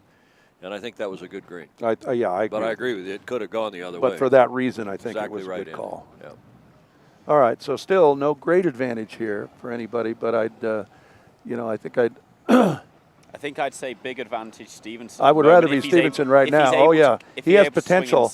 With less than a minute, he has potential to control Jeffrey and prevent him from starting. Let's see, and Jeffrey is trying desperately to get fast and go over him, but I don't think he's going to do it. And see, that was, okay, just what I said there. Jeffrey was coming down on him, so he can't then claim he wasn't given room. Has he broken the overlap? So another green flag. So umpires thinking same incident, same rules applied. Clear. I think that was an easy green. I don't have any problem with that one. It's still dangerous. All I'm saying is that when you come down on the boat below you, then you can't say that I couldn't, keep clear. But clear is from the wing boat that's calling by radio to the umpires. And Jeffrey, in actually that little time period there, was able to wriggle over the top and actually go into a really controlling situation. Right. So really well done by Team Peterson there to turn a negative into a Is Stevenson going to be able to lay that line? So we've got Stevenson to windward, Peterson to leeward. Peterson, I mean. When they stop like that, they're going to start going sideways. Okay. We had Stevenson there try and stay there for as long as he could, just to make sure that Jeffrey couldn't tack at the pin, and that's what he was screaming at Jeffrey, don't tack, don't tack. And then he realised he himself was stuck and tacked out. Yep. Now we've got Stevenson heading off on port tack and Peterson out to the left-hand side on starboard. Yeah, that was, had he been like 3 feet, 4 feet farther forward, he could have prevented Jeffrey from tacking, but he let his boat get a little too slow. Hey, Tommy, I just saw Jordan Stevenson pull his Traveler up higher. Compare for us, if you would, Traveler position and the leech trim. Yeah, so obviously a bit more breeze. Like we're just seeing, we're right next to them here, and all I can see is just the tops of their kneecaps.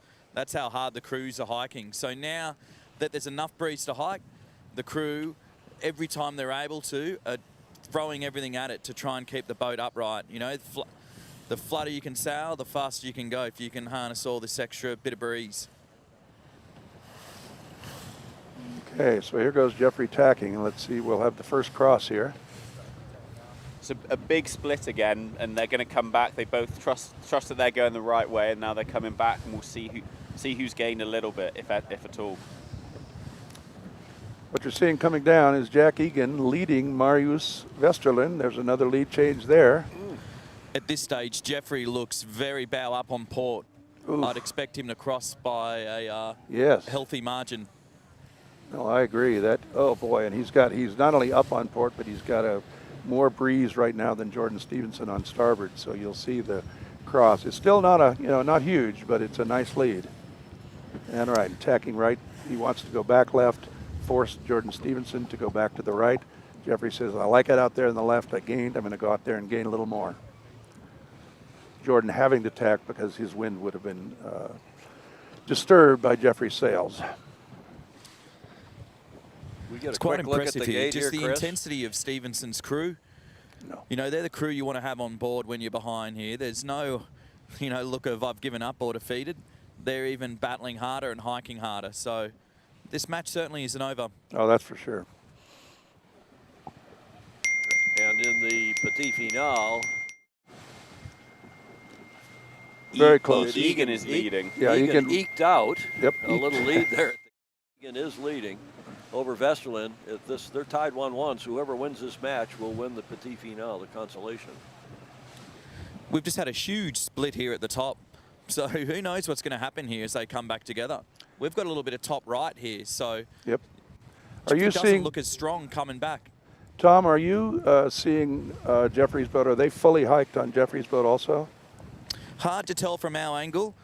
The jib's hiding them, but I can certainly confirm Stevenson crew is hiking as hard as they can. Yep. The reason I asked is that would give us some indication about the varied weights, that if Stevenson really is significantly lighter than they have to hike hard, and I just wonder if Jeffrey is having all of their crew hiking at the same level.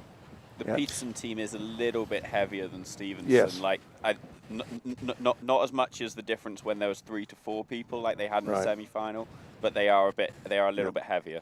It's still awfully close here, folks. This race, of course, being a must-win for Jeffrey Peterson. Closed up. Big gain there by Jordan Stevenson. He was maybe 2-3 lengths behind before, and now he's right on his tail. So this Yep. is a position where we've seen both of these love to attack from close Yep. behind. They almost prefer to be. Well, great ley line there by Jeffrey Peterson and his crew. Oh, perfect set. Just perfect. Let's see if Jordan can match it. And perfect set again. Yep, pretty much. Not quite as Quite good, as good. but but Jeffrey's was textbook. Jeffrey and Max Brennan and Scott Mays. They've done this before. It's not their first rodeo. Coming down Lake 2, a boat and a half, maybe 2 boat lengths clear, but we've seen this movie now. We've seen the passes from behind several times all week we've seen all it, week. but particularly today. Jordan Stevenson up 2-0 in this series is trailing Jeffrey Peterson. Although one thing to note about with this build-in pressure, it is going to be harder to overtake downwind. It's still going to be very possible. It's not making it completely changing it, but there's going to be less chance to do it. So we might see Jeffrey able to be fight off a little bit more than they were able to do the time before. I think that's a great comment. It's exactly right. Yeah, in the light, it really provides so many opportunities. Having said that, Yeah, here he comes.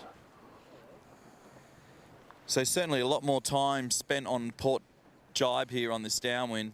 It certainly is the long jibe. And Stevenson just trying to soak inside. So it's all going to be about this next jibe into the gate. So one thing to note is off camera at the moment, but there's only one leeward marking. There's been an issue with one of the gate marks, so they can only round one mark. So we'll see them go to the same mark. So they will do a a right hand turn around that mark. unless they get that other mark that looked Yeah, like it looks that like, mark no, it looks like broke loose. they've just taken it out. Have they? Yeah.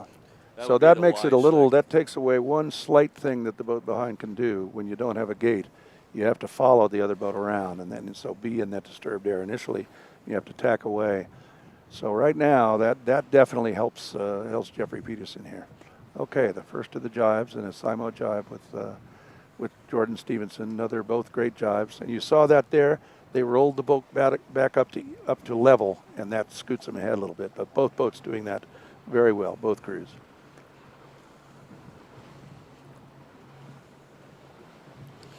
Now Look at Jeffrey's angle here. It does look like he's going to lay in on this angle. They've been doing really well with ley lines, and that's partly Jeffrey, but also Scott and Max definitely help with that.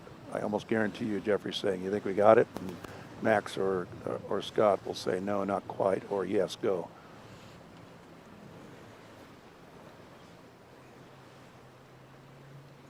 Well, this Jeffrey might be going around this the wrong way. He's got to leave this to starboard, and it looks like he's going to leave it to port. This is a huge mistake. Goodness. We're going to see both boats coming bow on bow at one another. And remember that if they are racing, starboard rules still apply, but you can't hunt on a different leg. Oh my goodness. So Jeffrey, if he realizes he was wrong, he's going to have to unwind himself. Oh my goodness. That And is he has just here. in. Here he comes. So it's going to be important to watch here to see if he realizes that He has to unwind, meaning you have to. If there was a thread following you, he has to unwind that thread.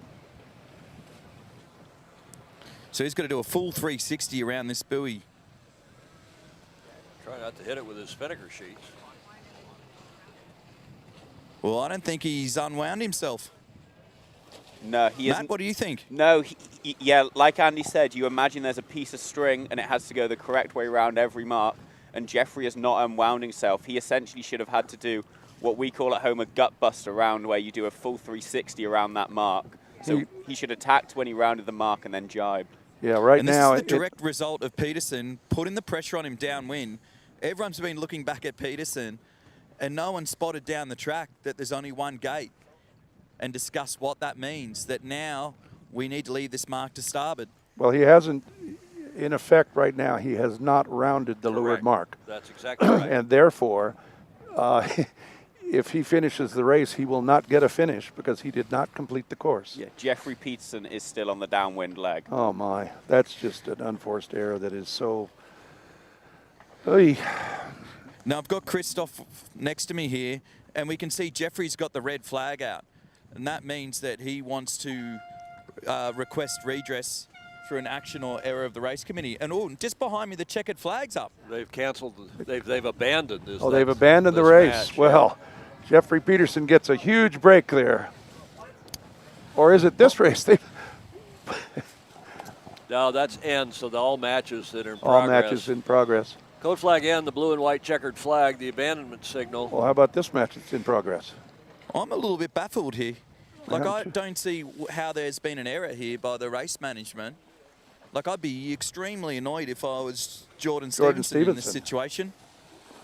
It is written in the rules or the sailing instructions that if there's only one mark, you just round that mark as though it's a starboard rounding. So I'm surprised as to why they've abandoned it. Well, I'm not. The only reason I can think of is that Jeffrey is trying to say, or was going to try to say, that they didn't do it in time.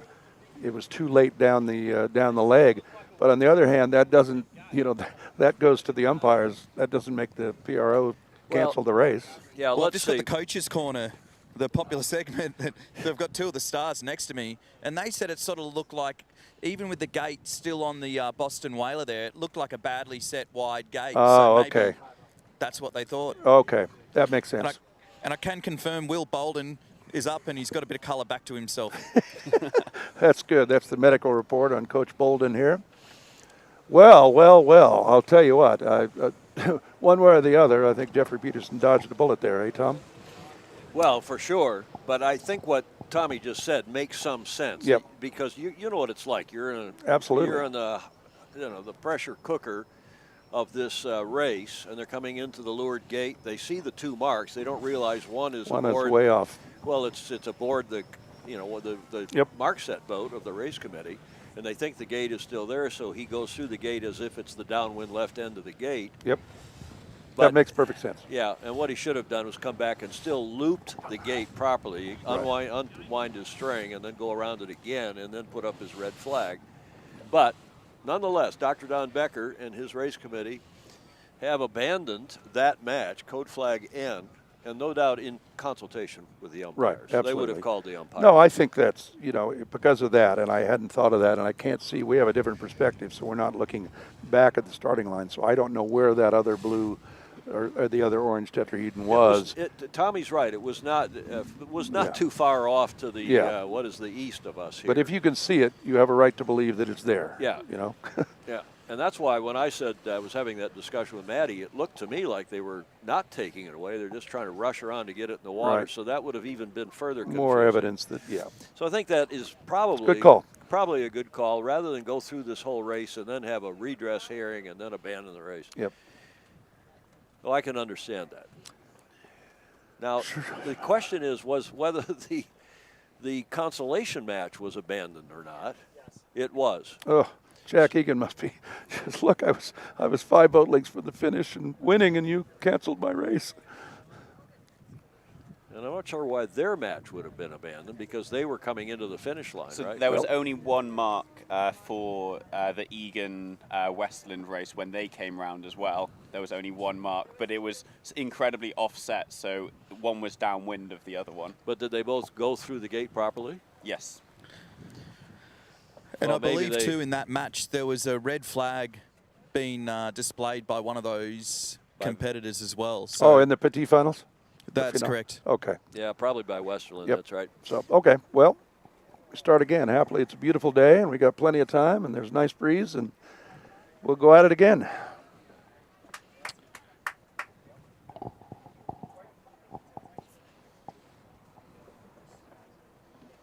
He'll get mad at you. All right, well, the ups and downs of match racing. You're thrilled one moment and, oh, my God, the next. I don't remember that ever happening where a race was abandoned for some kind of a mark set issue. Yeah, I don't at the either. GovCup, but it can happen. It does happen in other yachting events, sailing events. So both of those matches were abandoned, and that's what I thought, because when code N goes up, flag N goes up, for that everybody. means all races in progress are abandoned. If they'd wanted just to abandon the finals, they would have put up the numeral pennant corresponding to just that match. Exactly. So that's what we've got, and we're in a bit of a pause here as the race committee gets the gate reset. That's the end of the second leg of this 4-leg course. You can see code N, the blue and white checkered flag. Sometimes you'd think in yacht and car racing, that's the finish flag. Of course, that's black and white, not blue and white. Code flag N, November, the abandonment signal in yacht racing, in sailing. So we're awaiting a restart here for the third match of the Petit Finale between Vesterlind and Egan. They're tied at 1-1, and a restart of the finals between Stevenson and Peterson, which Stevenson leads 2-0.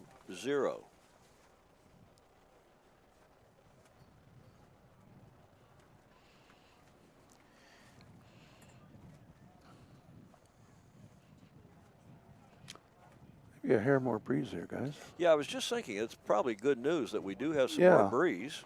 I think that more breeze is going to be very good for Team Peterson, Jeffrey. because if they're a little bit heavier. Geordie was showing absolute wheels this morning in the light breeze, so potentially that's the longer it waits, that might change the game, and it might mean that Jeffrey Peterson and his crew can come back from 2-0 down. Yeah, that's why I asked whether he was fully hiked, because I suspect that, if both boats are fully hiked, then, with Max and Max there, I think Jeffrey might have a slight advantage upwind.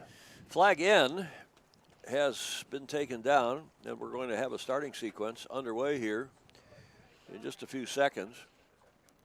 Dr. Don Becker and his superb team back in action here, very quickly resetting the gate.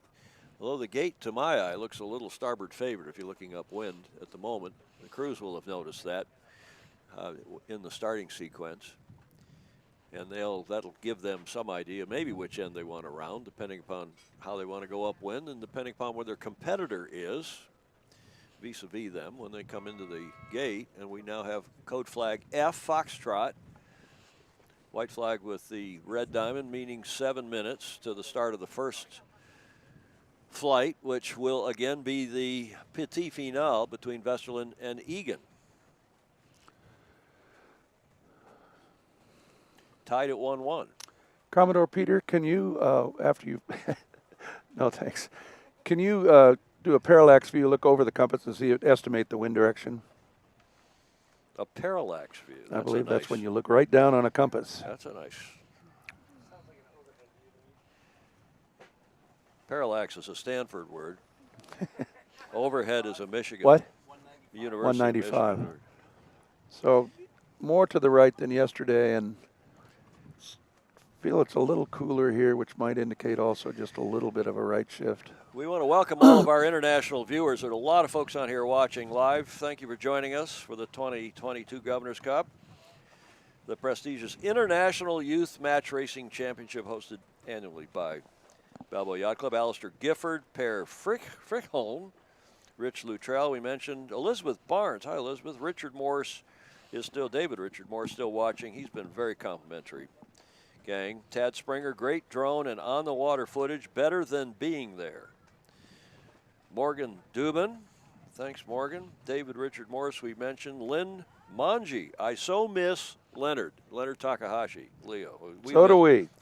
We do. Gene McClung, Paul Gullickson, Sue Bunce, Pinky Green, Kelly Barninger, and lots of others on here enjoying today's coverage in the Pacific Ocean just off Newport Beach, the Newport Beach Elementary School. Got to be one of the better places to go to elementary school ever. Yeah, do they teach surfing? Yeah, probably during recess? Yeah, they all go out surfing. I mean, they are steps from the water. Literally, they border on the beach, yep. Okay, we're about to get the entry here in about 45 seconds with two boats. Jack Egan is the yellow boat, so entering from the starboard side. Marius Vesterlind is the blue boat, entering from the port side over the pin end. So this is the rubber match in the Petit Finale to decide third place. The last race abandoned with Jack Egan leading by about 3 boat lengths. With only about three boat lengths to go to the finish. Yeah, I'll bet that was the last thing he ever wanted to see was that checkered flag. He wanted a checkered flag, not that one. A checkered flag, not that particular one, exactly.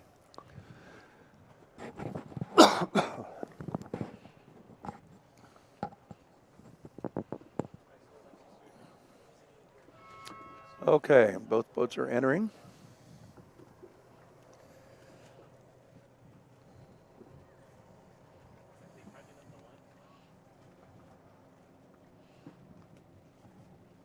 So you can see there again, Marius Vesterlind almost was able to cross clear ahead, still indicating that there's still quite a lot of pin end bias on this start line.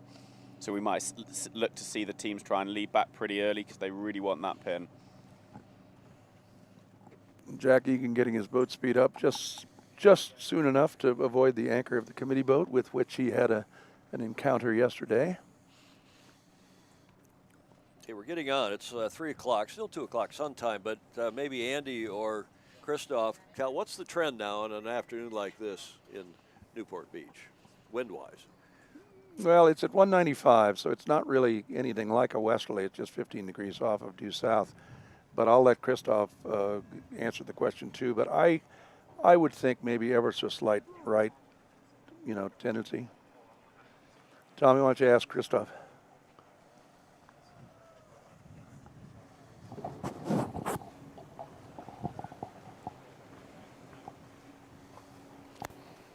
Tom with us, Chris? Yes, sorry, Andy. There he is. They were taking another nap. They're very lazy out there. No, we're just digging into some grub, right. some food. Sorry about that. Sorry. Ask Christoph what he thinks. I think the wind direction we estimated around 195. It's gone just a little bit right. I think if anything, it might go just a hair more right. Ask Christoph what he thinks.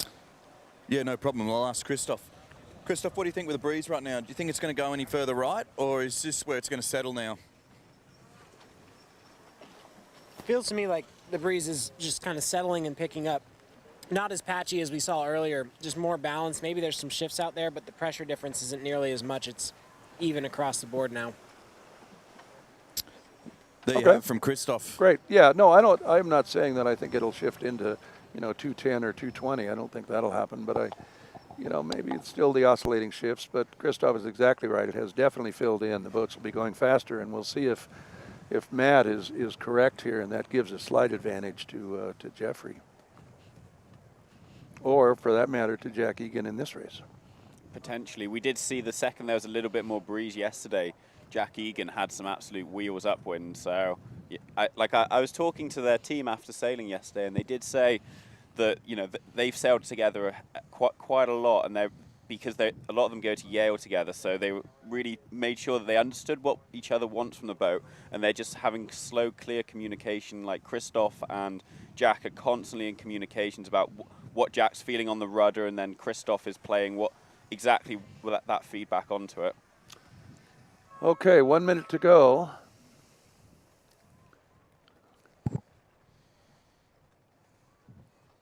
Jack protecting the boat to your right on the screen. Yeah, Westerlind in boat 1 to the right, and Egan in boat 2. Yeah, to the right, looking upwind there. So I like where Marius is right now, because he's leading and able to Yes. hold here and defines when the acceleration happens, and he's going to the biased end of the line. So real good start the so only far. danger is that if both boats fall off onto port tack, I don't know if Marius can lay that mark. And if he can't, he's in real trouble. So let's see here. 20 seconds to go. They're coming down. Can Jack hold there, and can Marius lay the mark? If he can't tack from that position. Jack can prevent him from tacking. Can we go back to that start there? This is going to be... He can't lay. Oh, there we go. Yeah, he's not laying. Neither boat is laying, so Jack has a controlling position here. At this point, Marius just has to keep going until Jack decides to go back and start. And, I'll tell you what, even that, I think he's a half boat length early. You want to just skim that mark. See, you see there, he just luffed because he knows he's a little low. He does not want Marius to come from behind him and establish a position on his hip, if you will, that he can keep, and he won't be able to. I think that's not bad to go that quarter of a boat length low, because it teases Marius into thinking staying there. he can so go he in might, there. Like Marius didn't do that, but if he'd have held there for 5, 6, Yep. 10 boat lengths, you know, then he starts dropping back. So potentially you want to have the door open so as they then close it on themselves. Yeah, I think Marius is a little too smart for that, though. I think he figured that out. But look at that. Marius came out with a lot of speed, though. Boy, he is tacking the boat really well, he and his crew. You know, they're coming out with a lot of speed. But Jack with a nice lead here, and just a typical match race tacking duel here. So Jack will... as soon as I say he's going to do that, there he goes. He's just doing what we call a loose cover. In other words, not tacking right away with the other boat. Legging out for maybe a boat length or two, gaining a little more speed, and you'll end up slightly farther ahead by doing that as long as the wind doesn't shift. Andy, just over here with the finals match, something interesting happened on the entry here. So we had Peterson coming in on starboard, and Stevenson had to actually jibe to make sure that he could get through the line as required. Yep. And now they're in a luffing position. So he must have been just late at his end entering. Or it just sort of shows now that the pin is a little bit higher. Yep. Yeah, I would mention that even from the committee boat, you would have a very hard time laying the pin in. That's Peterson on the right in boat 3, Stevenson on the left in boat 11. Yeah, so the interesting thing for the viewers at home, if you're the port tack entry and you both enter on time, if you cross the starboard boat low, it means that the committee boat end of the line is more favourable. But if you come in and you can barely enter, then it's showing that the pin end is a little bit favoured. I think in this case probably a lot favored, but okay, both boats broken off. That was really good boat handling there by Stevenson and team, just to open up that little bit of gauge and force Peterson to not take too many risks and push you and hold you in there. Peterson is almost close enough now to control. I'm sorry, Stevenson is almost close enough to have control here. As you can see, if Jeffrey Peterson came up and tried to tack, Stevenson would come up inside him and prevent that. If he was to try to jibe, Peterson would come down and prevent that, because either of those maneuvers by Jeffrey Peterson have to be done far enough away from the other boat that was interesting. He was on starboard tack, backed his main to slow the boat just very suddenly there, forcing Jordan Stevens to take a wider angle around him and opening up the distance, which was really good. That's match racing 2.0 or 2.5, the advanced class there. Really smart. I love to see that kind of stuff. That's just, it's a small thing, but Stevenson, pretty much had control, and now he doesn't. So, well, now he's about to again, though. Jeffrey came out of that tack pretty slowly, so Stevenson now is going to start running with 130. They are way early. And it's amazing from this angle. You get to see the finesse of Peterson steering to avoid getting that overlap. Like, that is so hard to do. Most other skippers there would panic and do a sharp movement with the helm. And Peterson just held his node and bore away over the bow of Stevenson. Yeah, I agree with you. He's done that. They're missing each other by inches, but he knows exactly where the boat is. So, really smart move here by Peterson to tack over when he had the chance to, because they were very low on that pin lay there. So he's just being able to open up the gap. So he's taking out some of the risk. Jordy still has the advantage, though, here, because he can lead. And with that line as flat as it is, leading is a good thing. Though he does have a lot of time to kill here. Jordy trying to do the same thing that Peterson just did. 34 seconds, and they're only about 10 seconds from the line, so still a lot of... Jeffrey looks like he's trying to hook, but Stevenson doing a good job of forcing him up next to the committee boat, where he can't do anything here.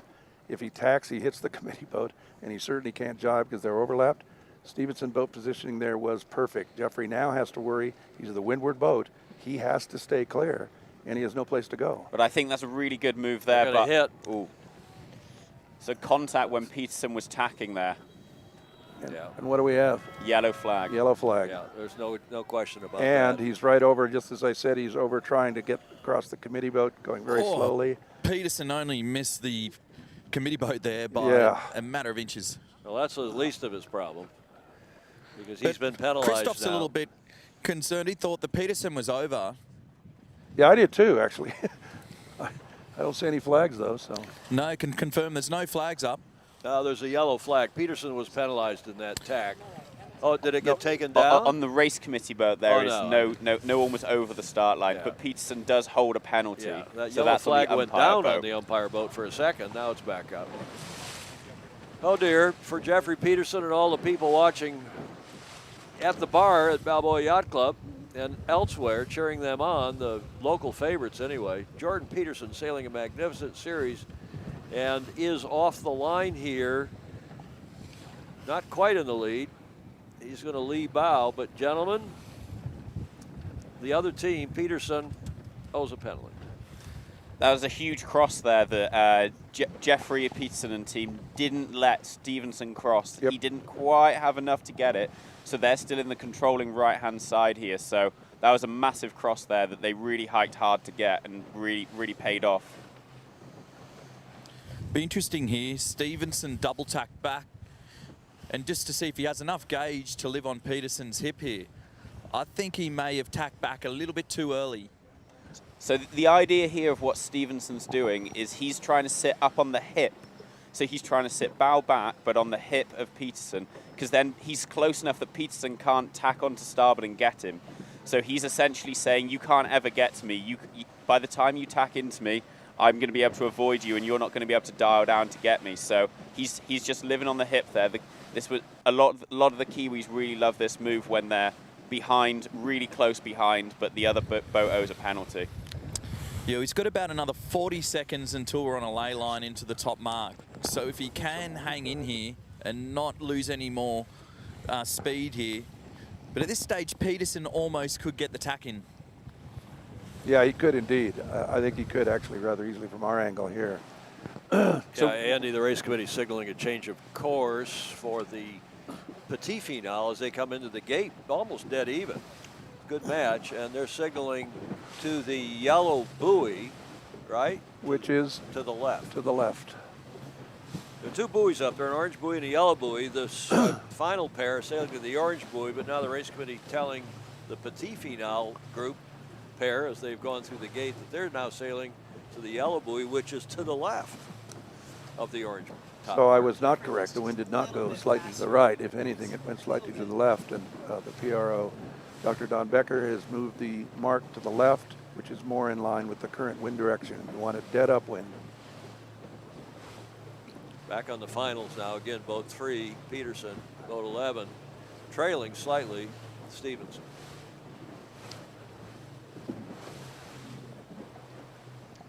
Here we see here a couple of quick tacks. We'll see if Stevenson again can gain a bit of an advantage back through the tacks. You know, on the roaming boat here, we've all sort of agreed that Stevenson has a bit of an edge through the tacks. Through the tacks? We think straight line speed, the boats are even, but through these tacks, Stevenson's actually managing to do a good job, particularly when he's the one that's having to initiate the tacks and do a little bit close between one another. The lead boat has that luxury of just being able to extend, get a bit of speed, and then tack back when they want to. Well, you know, back in the day, we always said if we could start better than anybody else, had equal boat speed, and could tack better than anyone else, we had a high likelihood of winning, and you're seeing a little bit that here. It's really a good feeling to know that, you know, our tacks are slightly better than his. You can see the yellow mark, which is these boats have to go around the orange mark. The yellow mark, the Petit Finale boats will go around, and I'm sure these boats also will be directed when they get to the leeward mark with those same group of horns and the flag signaling that the yellow mark will now be the windward mark. Good job by the race committee. Really good set there by Peterson and team, and not the perfect set by Stevenson and team. So that's eked out another little half a boat length lead, which Team Peterson are now kind of looking towards a play forward. So they're trying to extend far enough that they can do their penalty and still be ahead. Okay, Matty, how much distance in this much breeze do you need to complete a penalty and come out ahead? I would guess 4 to 5 boat lengths, which from looking at the camera shots, it does look like that is roughly what the lead is. So I wouldn't be like, I think if they did a penalty now, they would basically both be nose to nose. So obviously they're gonna delay it and not do it right now. But I think they're right on the edge. But there's 2 more legs for them, 2.5 more legs for them to extend. So you know that they're really looking to go forward. They're going to go into a bit of a fleet racing mode and just really try and get a bit more lead. That's a good 4 boat length at least. So that's a nice lead there. And I think, you know, Tom, you were absolutely right. The wind is filled in a little more, both you and Christoph, in saying, and so the passing lanes aren't quite as pronounced as they were with the little less wind. Yeah, that's for sure, Andy. In saying that, midway down this run, it has softened a little bit, but Jeffrey's been able to defend pretty easy on this downwind. You know, he's hanging low and doing what we call breathing behind. So breathing behind the mainsail of Stevenson, apologies. Yeah, so basically if you're viewing from home here, from where we sit, looking at the camera there, they're getting wind. Jeffrey Peterson, the boat to the left, is getting wind behind the sails of Jordan Stevenson. And that's a nice place to be, actually, when you're also protecting that side of the course. And the interesting thing here will be is if Peterson can lay into this bottom mark, that'll be 1 less manoeuvre. And Stevenson will have a bit more of the complex manoeuvre and a little bit more happening during the drop.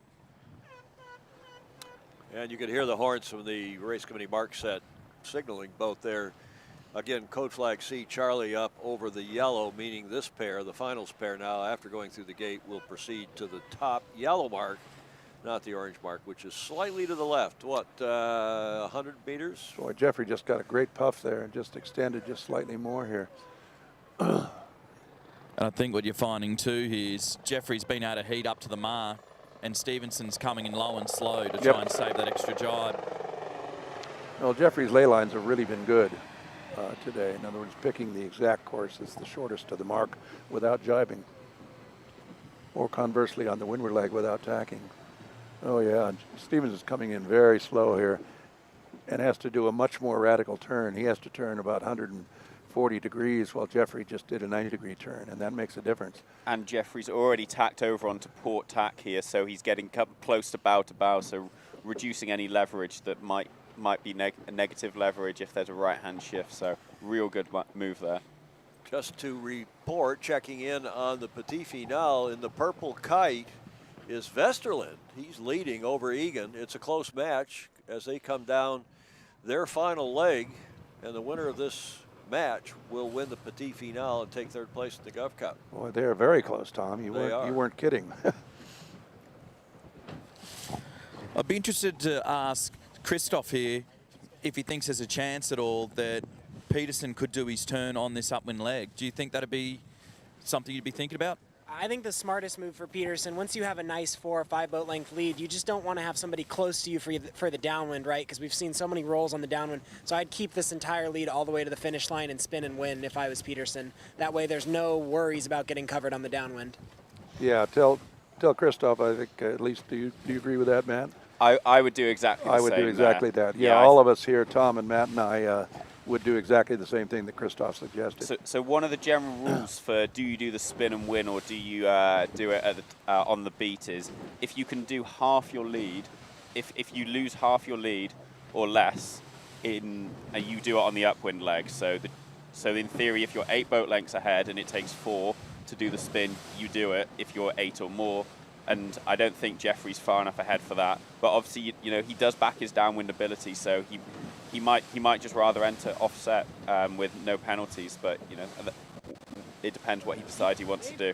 For our non-racing viewers, or at least match racing viewers, when Christoph says spin and win, that means going and taking your penalty just at the finish line, taking the spin and then crossing the line almost in one motion, hopefully, and crossing the line ahead of your competitor. Spin and win.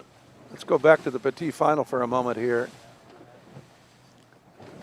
This is Jack Egan. So Jack Egan did a synchro jibe and then rolled over the top of Marius Vesterlind. Another lead change.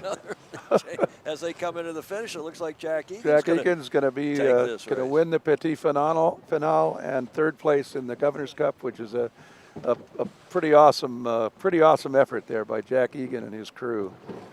Well, they are happy campers. Marius will be very disappointed with that, but.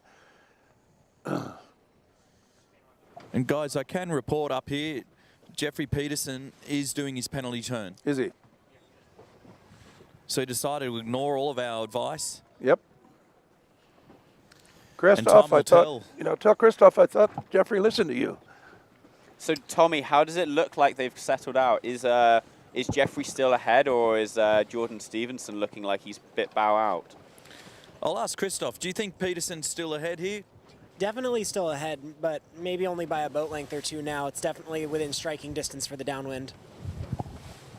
And by the way, Christoph, Andy, Matt and Tom all agreed that he should have waited till the finish to do the turn. So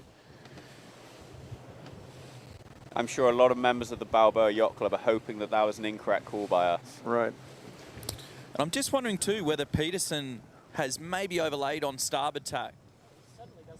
He suddenly doesn't look ahead now. Oh, actually. He doesn't. He doesn't, does he? And he's going to it's going to be tough to get a really good set here because he's going to do a tack set, whereas Stevenson's coming in for a straight set. Boy. So, you know, potentially see a bit of boat handling. This is where the boat handling, the crew really need to work it as well as possible. I think we need to do an audit of Stevenson's boat. I think he's stolen a Duffy engine, and just at times, you know, and then he pulls 2 boat lengths out of nowhere. No, I know Peterson did a turn, but he still should have been ahead out of that. Yeah, I couldn't agree more, Tommy. He just seems to occasionally step on the pedal. And really smart for him to jibe early out of that mark, because with Peterson having to do a tack set, he's going to be a couple of seconds slower to be able to jibe. So Stevenson jibing means that Peterson was unable to synchro jibe on top of him and give him dirty breeze, and as a result, they've extended out to the other side, trying to sail fast rather than use their dirty breeze to overtake. Yeah, that's kind of the opposite of the Harry Price move, and we've seen Harry Price with that kind of a lead just extend on port tack all the way out to the starboard downwind ley line and then jibe and have a clean run into the finish without fear of being blanketed. That's absolutely true, and Harry's done that very well and obviously has won a whole bunch of things, including 2 Governor's Cups. But he did. I had forgotten that, Tom. He was the master of that, wasn't he? Yeah. Harry Price now sailing the Ideens, the 18-footers, the skiffs, and he just completed a good series for his Rag and Famish team over in Lake Garda in beautiful Lago di Garda in Italy. Well, Commodores, ladies and gentlemen, the fat lady hasn't quite sung here. She's on stage. But she's warming up, as they say. Jordan Stevenson and his team are up 2-0 in this finals. Right now, Peterson has got a really good low mode. Stevenson hasn't looked settled since he jibed at the top there. You know, he did have a little bit of wash, a little bit of bump to get through, but he's just asking himself, what have I done here? Have I hit some weed? Because he is completely slowed. Yeah, he and has. We'll have a lead change here. Look at that. So look at this. fat lady can go back off the stage. Yeah. I think he's still ahead, but boy. I don't it doesn't look like he's got a clear cross here, so we'll look to see. No, it doesn't. So it looks like Jeffrey Peterson might have Jordan Stevenson in downwind jail. Well, Peterson's got Peterson's starboard jibing advantage. ahead, keeping the starboard advantage. So when they come into and he'll jibe again right after Jordy here. When they come into the finish, Peterson will have the right of way. And here comes Jeffrey and crew. And here comes Jordan back, but he's on port tack. Tommy, do you think there's weed on Stevenson's boat or something? Because it looks like he's going about half the speed right now. Yeah, Jeffrey easily crossing under him there, and Peterson's spinnaker's having some issues. And yeah, something's not right. Yeah. It's that sunfish, Tommy. yeah, could be the sunfish. I mean, where he did jibe at the top, it was the right thing tactically, but he did run into a couple of waves, and it took him a while to get his mojo. And I don't think he ever really did. And by that stage, Jeffrey had done the hard work, built up the speed, and was able to run low and quite quick. And then Stevenson then tried to mimic that, but he hadn't built that speed, got that flow, and be able to run that same angle as Peterson. Yeah, I agree with you. Something is weird here. He's looking at the back of the boat, yeah, and he's scratching his head, literally. Yeah, He's I probably believe scratching more than his head at this point. Yeah, I believe it because boy. Well, this is a great result for Jeffrey Peterson, who's now sailed well and truly into the lead. The fat lady's gone, and he's desperately here trying to look at the rudder. Yeah. To and see what's Peterson happened. is going to take this win in the third match. It's first to win 3, and now Stevenson leading only 2-1 instead of 2-0. To the great pleasure of most of the spectator fleet. I'll bet he got some weed or something on the keel. And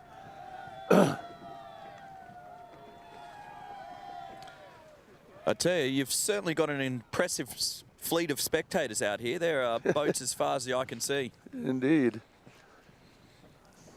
We're going to sign Tommy up for the Chamber of Commerce here. Absolutely. Absolutely. And it would be remiss of me not to welcome our guests on board the boat. We've got the wonderful Dr. Bray with his lovely wife, Tracy, adding to the knowledge on board this boat. Well, Dr. Bray has been a great support for not only the Governor's Cup, but for Jeffrey Peterson's sailing experiences recently, and we can't thank him enough. But as Rob said, his wife, Tracy, is the real sailor in the family, and she's a terrific sailor. Why don't we review the results from 12th up to the Consolations, which are now all finished. McCutcheon beat Cavley, so McCutcheon is 11th, Cavley 12th, and Torrey beat Jordan, so Torrey's 9th, Jordan 10th. Pinckney beat King, Pinckney 7th, and King 8th. Tapper held on and beat Sargent, Tapper 5th and Sargent 6th. And then Egan has just won the Petit Finale, the Consolation. Guys, 3. I'm just going to have to interrupt you here. Have a look at the bow of Stevenson's boat. There is so much goodness. kelp just being pulled off. Oh, you just saw that. That was Literally great. 12 foot of kelp. That was great Handfuls camera of work it. there. Yeah, we got that from the drone. That was just a massive, almost kelp island. So, Tom, you were absolutely right. He was way ahead, and something happened. That was what happened. That kind of kelp will reduce your speed by a knot or a knot and a half. Wow. Well, that's just bad luck. I mean, it's also, though, you can generally, if that stuff is, on near the water, you can see it. And I suspect they were concentrating on sailing their boat rather than looking ahead all the time. Because that big a patch, I think. Andy, I did not realize we were racing in San Diego. Yeah, exactly. San Diego is well known for its kelp, and as a result, when we sail down there, we have a 50-footer here, and we have kelp cutters on both the rudder and the keel where you can pull up, and a knife, in effect, comes out of the leading edges, and you can generally eliminate the kelp. We don't have them on these boats. Because you don't, to speak It's of, you just don't not have a any big deal. kelp Yeah. here. Look at that. Exactly. Yeah. That is a patch. Yep. Stevenson has just heeled the boat over in front of the bosun, and it's just got a clean bill of health. All right. Great. Hey, yeah, Tommy grabbed that, or is that? to get it off the course, but we may need that in the press conference tonight. Yeah. Yeah, or for sushi. Well, Sushi. they say that seaweed is very good for your immune system. Ask Dr. Bray. Well, I believe our friend Finn Tapper here sailed a call. I believe Finn has been working on in Australia a renewable energy project with the seaweed. Oh, man, what a piece of bad luck. Yep. For Jordy Stevenson and his terrific crew. George Stevenson, Mitch Jackson, and George Angus. They're in the finals against Jeffrey Peterson, Max Brennan, and Scott Mays. We see some of Scott's relatives on and a bunch of other people. We've had well over 100 people watching here most of the afternoon, and that's just on one channel. We're streaming this on 3 different channels. Tom, you got to feel a bit for Stevenson here. You know, the last 2 matches, he's been leading, you know, and looking pretty comfy. Yep. And then he's had, you know, a little bit of a hiccup with the gates at the bottom there, with the race being abandoned. And then now he hooked, you know, half of the bottom floor on the keel. Yeah, and right now Jeffrey's thinking, thank you, God. But boys, you know, we are back in it. We just need to win this next race and we can win this series, you know, win 2 more races.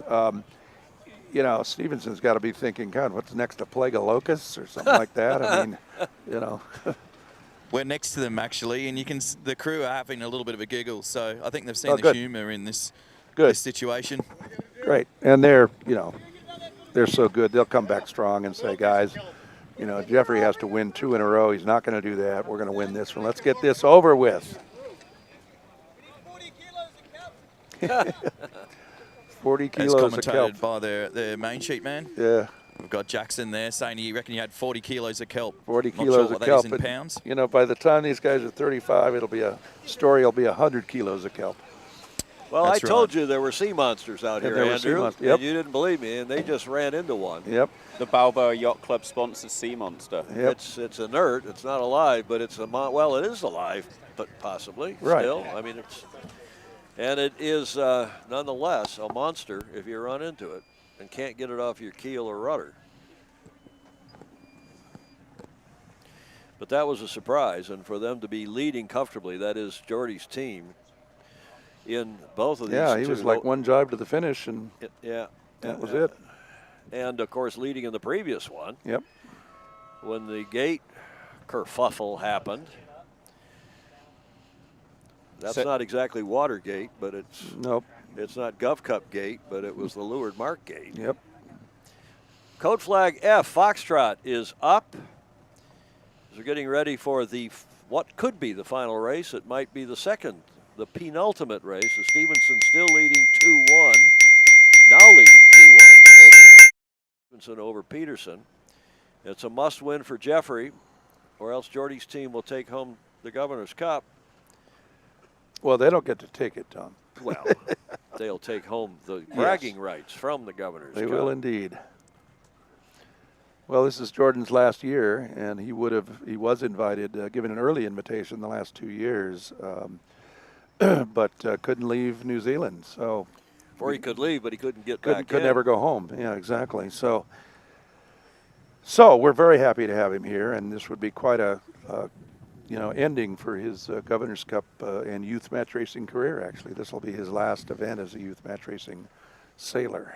Well, I'm hoping Jeffrey wins this, not because I'm cheering for Jeffrey or Jordan. I love them both, and they've been terrific competitors here, on and off the water. Gotten to know Jordy well since we've been interviewing him on the road to the Governor's Cup. And here, he popped up. I was here Sunday afternoon, and the first person really I talked to, he came over. Hi, how are you? That was a great interview. Thank you very much. Thanks for yada yada. And he's just warm and personal. He reminds me of Marius Vesterlind. He reminds me of Jeffrey, because his brain is wired at a megahertz or 2 faster than a lot of other people's, and he's fun and he's smiling, and we'll see if he can overcome this. I don't doubt for a minute that their mojo is rising again, but if Jeffrey ties this up, I'd love to see a 5th race, a rubber match like we had at the Rose Cup, which was pretty exciting a month ago up in Long Beach. Yeah, until those races yesterday, we were saying that was among the best yacht races or match races we've ever seen. But I think yesterday takes the cake a little bit, and that race here earlier in the finals was just. Well, let me ask you and Christoph Killian, Tommy, if you can transfer this question. Here we are now at 3. We're not going to make a 4:30 press conference, Christine Griven, but that's no worries. We'll postpone that. What are the chances that the wind holds and holds nicely, Andy, and then we'll go to Christoph? Oh, I think it'll hold. No problem? Yeah, no problem. Well, that was pretty quick and decisive. Yep. Christoph Killian? Yeah, Christoph, what do you reckon? Do you think this breeze is going to hang in, or could we be in a bit of a drifter? No, it feels solid to me. I don't think it's too late for it to go. It's been actually unseasonable in Newport. It's been windy until 6:30 at night, so I reckon it'll stay. That's just because Andy and I have been commentating. That's why it's been windy. Well, hopefully all the spectator boats and VIP boats are suitably catered. You know, as long as there's plenty of ice. Who's in a rush to head in? Yep. Don't worry. There is. 3:40, still a lot of time. Going into a dial-up here. I don't think the dial-up will last a whole heck of a long time, but Jeffrey doing a good job of just stopping his boat, and Geordie not quite matching the speed, so he's going to be able to park out at the back. yeah, just going to back away and then get onto port tack here, and both boats will end up on port tack, and we'll see pretty much the same thing we've seen. Boat 3 again is Peterson. Oh, boat look at this. 11, Stevenson. So we have contact between Jordan Stevenson and Jeffrey Peterson. Remember, in match racing, going backwards, you do not lose your rights. So Jordan Stevenson does not have to give way as in other sailing, and the umpires have done a blue flag. Blue flag. So that's Peterson penalty. That was a windward leeward. It looked clear windward leeward to me, but tell me if I'm wrong, Tommy. Yeah, we just missed that.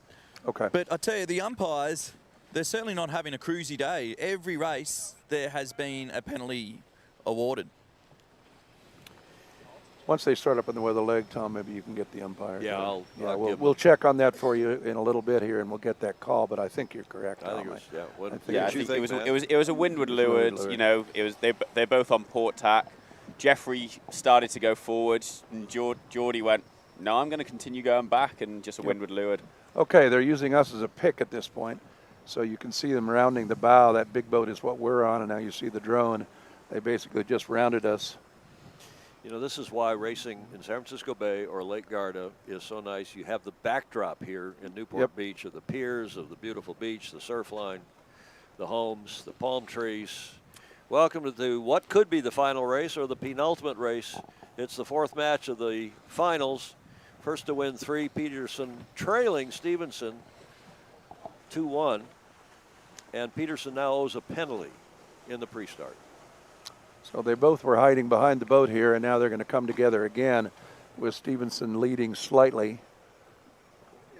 Stevenson having a slight better position here. And with only less than 1:30 to go, 1:25 to go, there's not a massive amount of time that they need to kill. So it looks like Stevenson's in a slightly strong position at the moment, but Jeffrey and team doing a real good job of just making it as difficult as possible for them to maintain any control. What's interesting with these two, they're both so good at either leading in or trailing in. You know, they've got the answers in either sort of position, so it makes these starts just so exciting. Okay, Jeffrey's in a little bit of a problem here. Same problem as we've seen before, where Stevenson is forcing him up above the committee boat.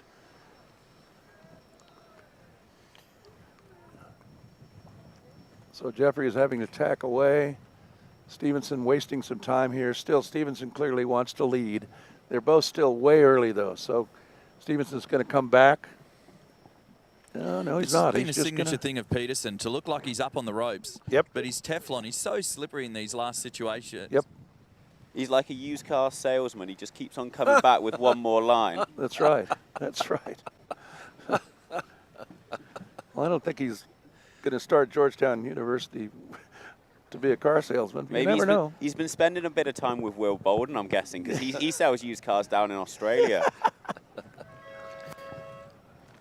Yeah, one of Australia's best it's not salesmen clear. there. I thought the yellow boat was over. Oh, my goodness. And sure enough, Now there's Jeffrey hunting him, but Stevenson's got to go back. He was over early. Still hasn't got his sails in and isn't up to speed. Jeffrey will have a nice covering And position a penalty there. here, so the penalties have cancelled. Yeah. Oh. Ooh, a double A double to whom? To double. Stevenson. to Stevenson. Did you Yes, so they've cancelled one penalty, and he was awarded 2. So there's still one penalty that's remaining for Stevenson. So for that will be when Stevenson was over and he bore away to go behind to come back around the line and take away his over course penalty. Jeffrey was inside him, so he just bore away down into him, and it will be a double penalty because it was a professional foul. He knew what he was doing and just continued to come down, even though he knew that he was the wrong boat. Well, great call there, Matt. That's the basis for that is the boat that is OCS, as it's called, on course side of the imaginary starting line there. When it is coming back, has no rights over the boat that has started correctly. You know, OCS, what it used to be called under the rules, was called PMS for premature start. Until the women's movement about 20 years ago, and it got changed to OCS. We always just called it over. Over early. Yeah. Interesting here, guys. There's been a big split-up win. Stevenson's still going to cross. Peterson's still going to cross. However, Stevenson's managed to already sort of halve the deficit. He sure has. Wow.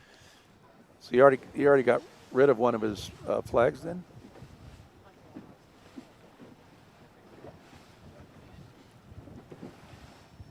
Did he take a penalty turn if he had a double penalty? I don't think he did. I think there was just a single penalty awarded. It was a double penalty. There was 2. It was. Because there was a blue flag earlier from the pre-start. Oh, so it incident. removed Jeffries. It offset Jeffries' penalty. That's right. Correct. Good call.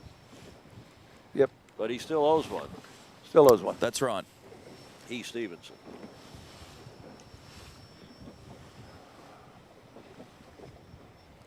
Well, they're splitting again here, Tommy.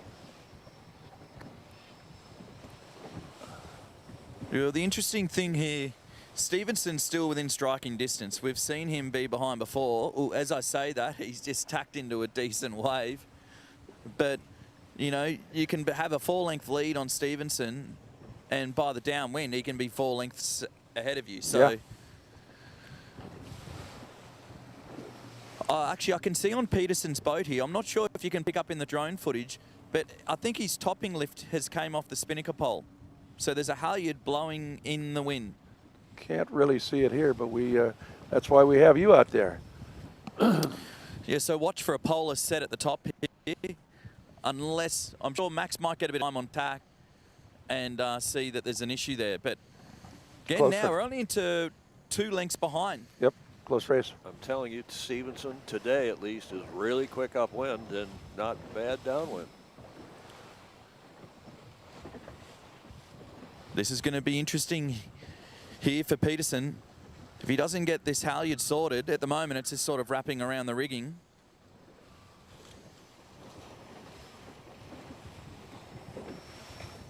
Yeah, but it's kind of right in their What do you faces. reckon that is? Is that his topper? You can see there's a loose halyard just below his main sheet here. But Tom, and it's it's whether right. it's come separated off the spinnaker pole. It's right in their Yeah, faces. it's got to be the topper if it's Yeah. anything there. The spinnaker halyard I see, it looks to be in good shape, so it's not that. So they must know it, though, because, as I say, it's right in their faces. Well, I think Stevens is caught up I don't know, again here. Tom. Really? I disagree. Because you could hitch it around the pole even if the saddle's ripped out. Okay. So expect a poleless hoist. So he's pulling the pole out and it's just dropped on the floor. He's looking back and going, what's happened here? Now he's looked up, he's realised, is there enough time?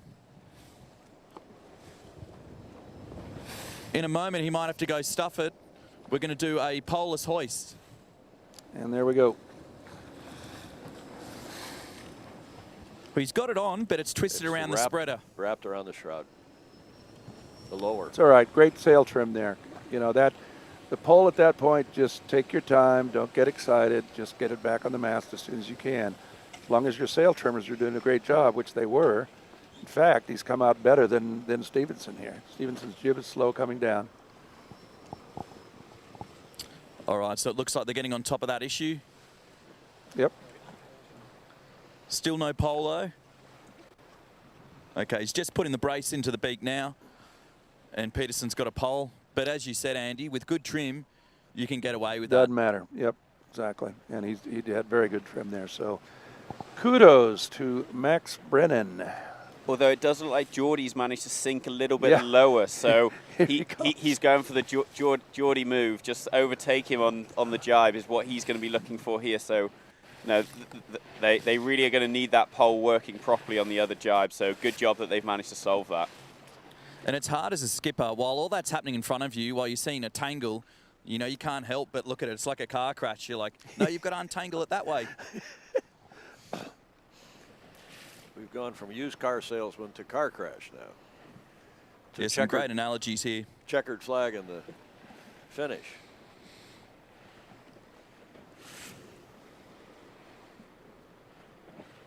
Leg 2 of the four-leg course. Stevenson leading 2-1 in the series, but he's trailing in this match, and he owes a penalty.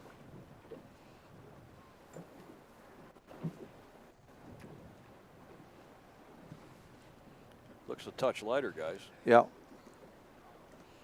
But Jeffrey's doing a nice job of maintaining that lead.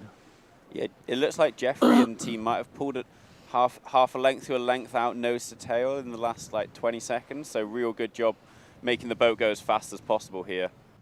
But this is where the action happens when they both jibe over onto starboard jibe. Geordie's going to try and cast it all his dirty breeze down.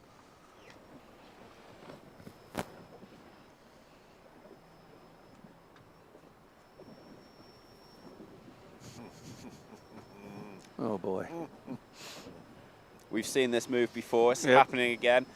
Have Jeffrey, Max, and Scott figured out a way to stop it happening? Okay, so what they're trying to do, the wind now is coming from your right to the left if you're looking at the screen, and it is still fine on Jeffrey, but if the purple Jordan Stevenson gets up another half a boat length, then Jeffrey is desperately trying to luff and avoid that happening. His spinnaker's collapsing. Jordan Stevenson is about to do what he's done so many times. Clear. He just rolled him. Again, that's the wing boat calling to the umpire boat, the relationship between the boats. Overlap meaning they're, well, overlapped, and clear meaning there's no overlap. All right, so now the shoe's on the other foot. We've had a lead change. Jeffrey Peterson is going to try to do exactly the same thing to Jordan here.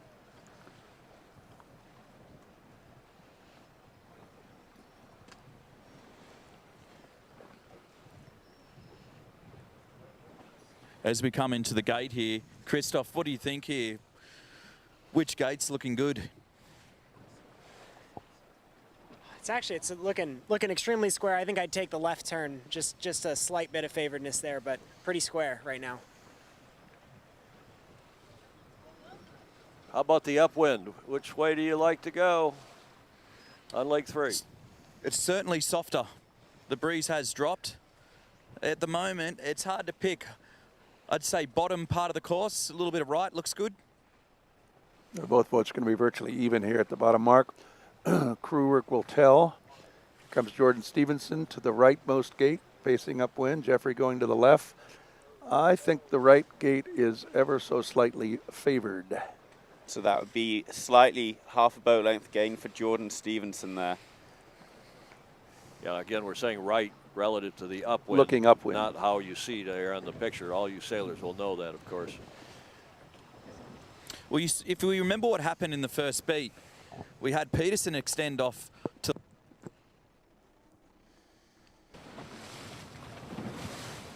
We just lost that. Tommy, can you come back on that?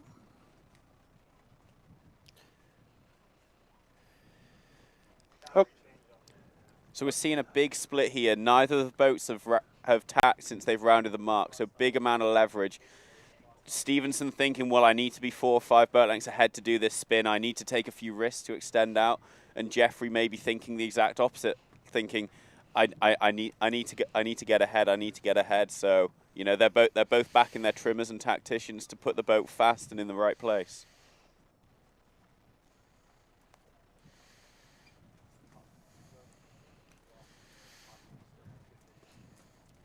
So as Stevenson rolls into attack now, once he settles 10 seconds after the attack, we'll be able to see who's looking good, who's made the right call. Was it the left mark or the right mark that was benefiting in the first third of this beat? My sense is that Jordy has a pretty nice, maybe a slight lefty and a little more breeze. I think Jeffrey's a little bit bow down here, but we'll see. Yeah, it's interesting. If the first beat's anything to go off by, we had Jeffrey get the start, extend out left, and then after Stevenson's start, he split right, you know, and that's where we saw him get that distance back to at least half. And each time he bounced right, he seemed to gain. And Peterson's actually tacking to leeward here, so I think he's conceding that the right is the better option. It's always good to see when you're the starboard boat and you're coming in and the other boat goes for attack. It's a big mental win, and that really will relax them down so they're able to stay in the groove, go fast, and not have to do more tacks. But by the same token, it's a smart move and to yes. concede and not keep sailing into a header and minimize your loss is also a very mature move. Yeah, it is. A lot of first time or early in one's match racing career, one of the biggest mistakes is that you have to know that at some point there are situations where you are behind, you are unlikely to pass, do not make it worse. And so conceding there is what we call it, is basically saying, okay, I'm not going to make this any worse. I'll still have a lot of chances on this course. Well, hopefully the wind swings back. Yep. And then you tack and you've got your inside on the left. So Tommy, Christoph, what are you thinking about the penalty here? So Stevenson still owes a penalty. You know, Jeffrey, we see, likes to do it at the top of the second beat. What do you think you should do here? What would you do if you're Stevenson? Yeah, so the last minute or so, Stevenson's gone really, really well. Jeffrey Peterson's just had his bowman sitting all the way to leeward. And Stevenson's to keep muching on the... So, look, I think he's going to keep extending here. He's made a healthy gain there.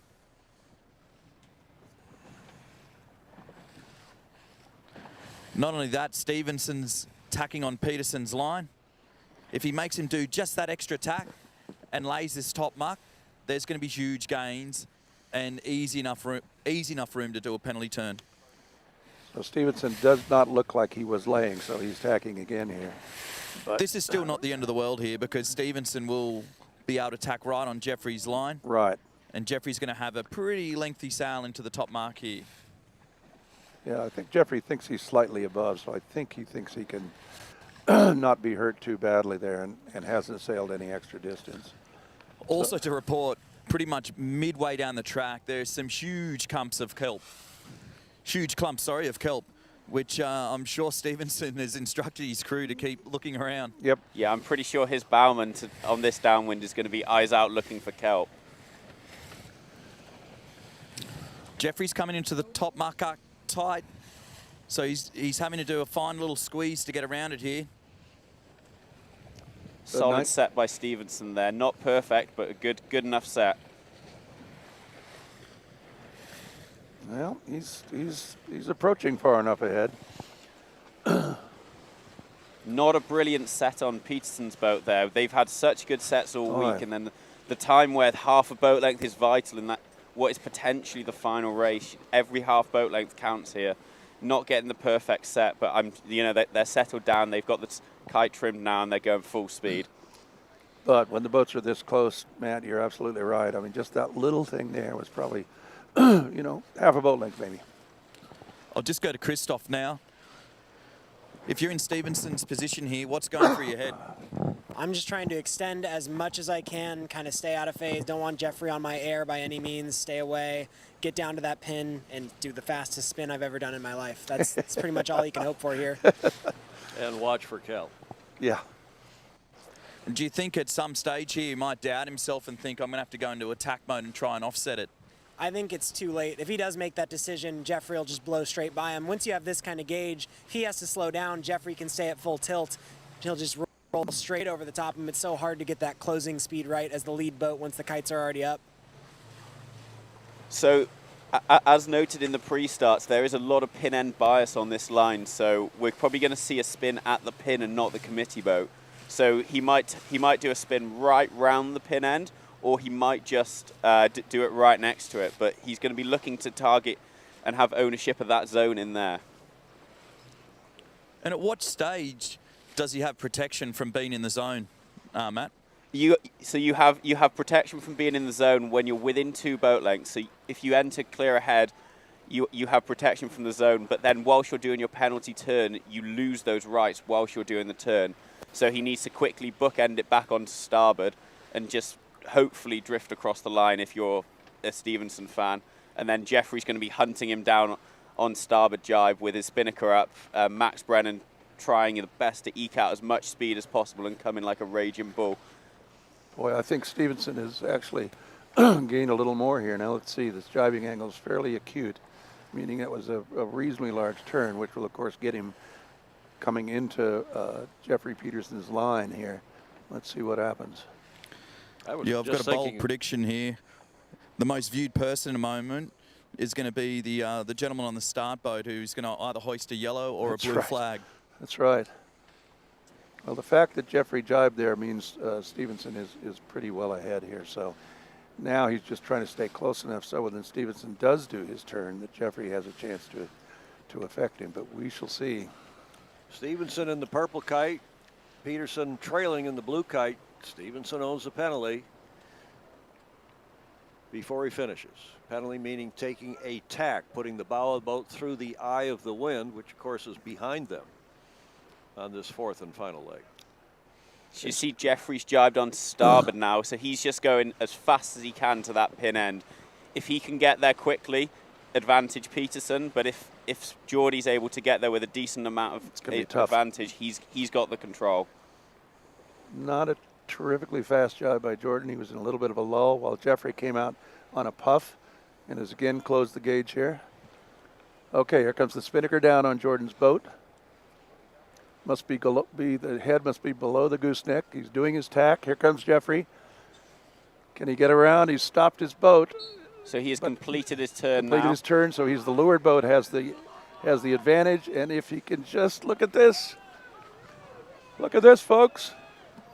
Oh, I think he's going to do it just.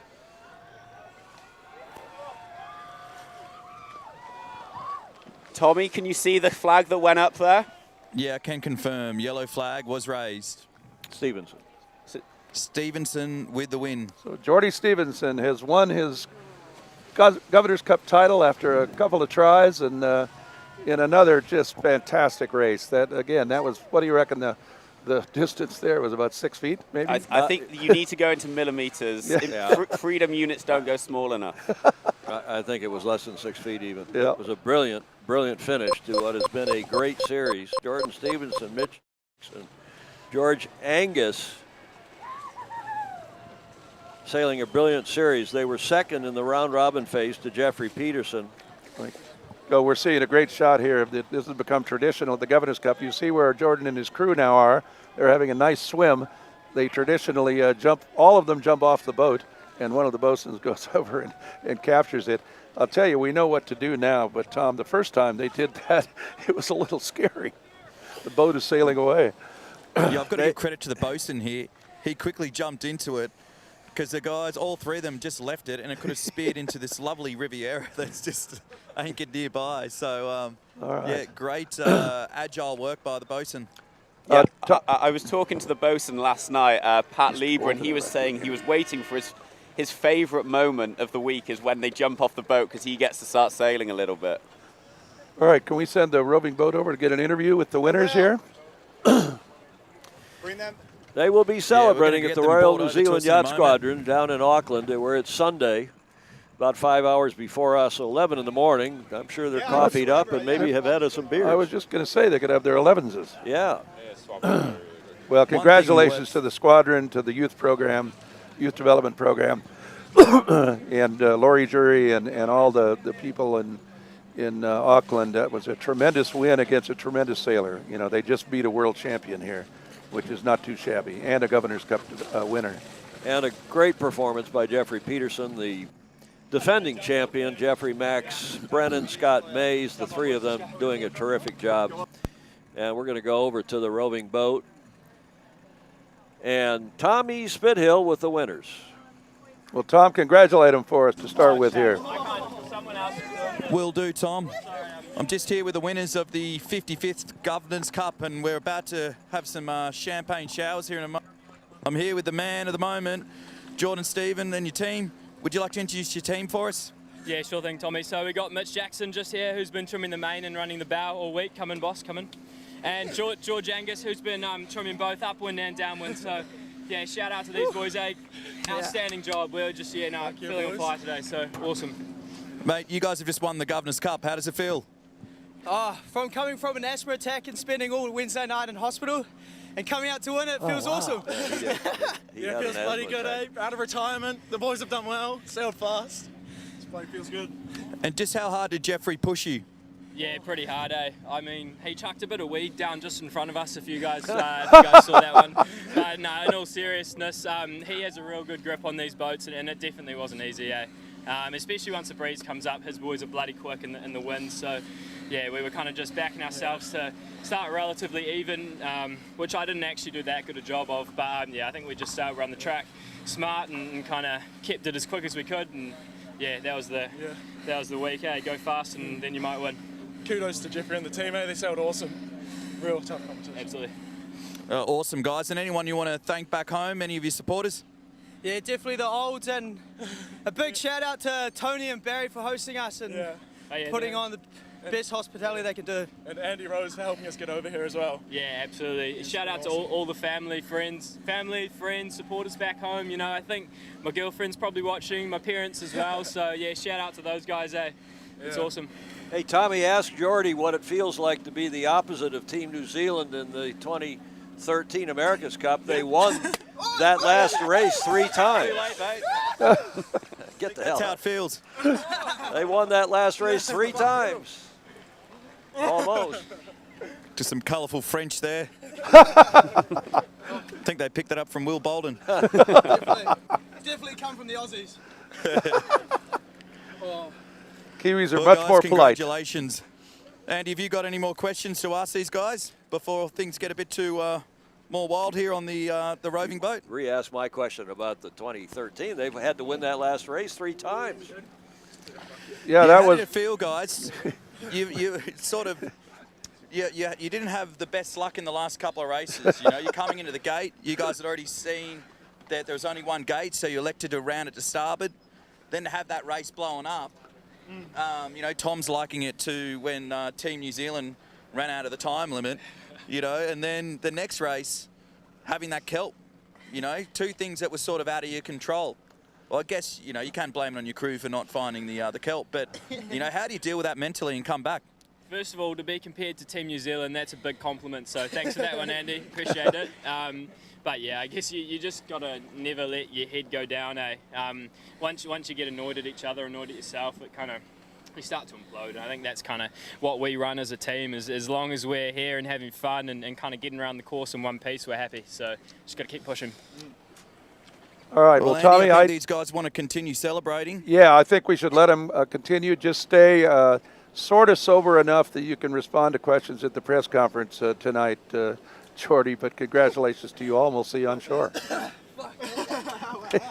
No worries. Okay, so we're going to head back into Balboa Yacht Club. Our 4:30 scheduled press conference will get pushed back probably, Christine, to what, 5:30? We don't want to have to rush too hard, and we want to tell people, give them a time certain. Let's say 5:30 as our next effort. But in the meantime, let's go around the horn here for for final comments for what has been a fantastic regatta since Tuesday and a fantastic finals. Andy Rose. Well, I think, you know, the one I would compare it to most, I think, is the Harry Price versus Leonard Takahashi 5-race final a few years ago. That was just superb match racing. You know, that match racing is as good as anywhere you'll see in the world, and that includes people that are older than 22. You know, they would be right in there, the Congressional Cup or whatever. So it's just awesome to see. It's great to see the Kiwis and Aussies back and the Brits back at Governor's Cup, and this just beat all my expectations. Congratulations to everyone. Jeffrey Peterson sailed brilliantly, but it just wasn't quite enough at the end. But you know, Tom, if we had 5 more races, they would probably be 3-2 in those 5 races. So good point. Great stuff. Matty Whitfield, you were terrific as our co-commentator, not only at the Rose Cup but here. Final thoughts? The only thing that annoys me about this week is that it's an under-23 event, so I'm too old to do it again. Like I'm just like, I really want to be out there. It's so awesome, and like I know obviously it's Geordie's last year, but you know we'll see Jeffrey back next year, and he's you know he's going to be a force to watch. I'd be very surprised if he doesn't come out fighting next year and dominate the round robin, and hopefully for him the final series. Yep. Chris, do we have comms to the other boat? We can go back to Tommy for final thoughts. Tommy and Christoph Killian. Have we lost them, dude? Yeah, no, I'm here still. Tommy, final I'll just thoughts find out from from you. Christoph here if he had any final words to add. Thank you. Thanks everybody. I think it was an awesome regatta. It's such a beautiful day to finish it off on. Couldn't have asked for any better. Happy to be out here, and thanks Andy and Tom. Yeah, echo Christoph's compliments there to you guys and the whole organisation. What a slick program you run here, both on and off the water, and privileged to be a part of it. Tommy, thank you very much. Thank Christoph and your whole team over there, Colin Kennedy on the chase boat. We want to thank the entire GovCup team, Andy and Maddie, but Chris Bretschker, our producer and director, sitting really right next to us. I don't know if you can turn.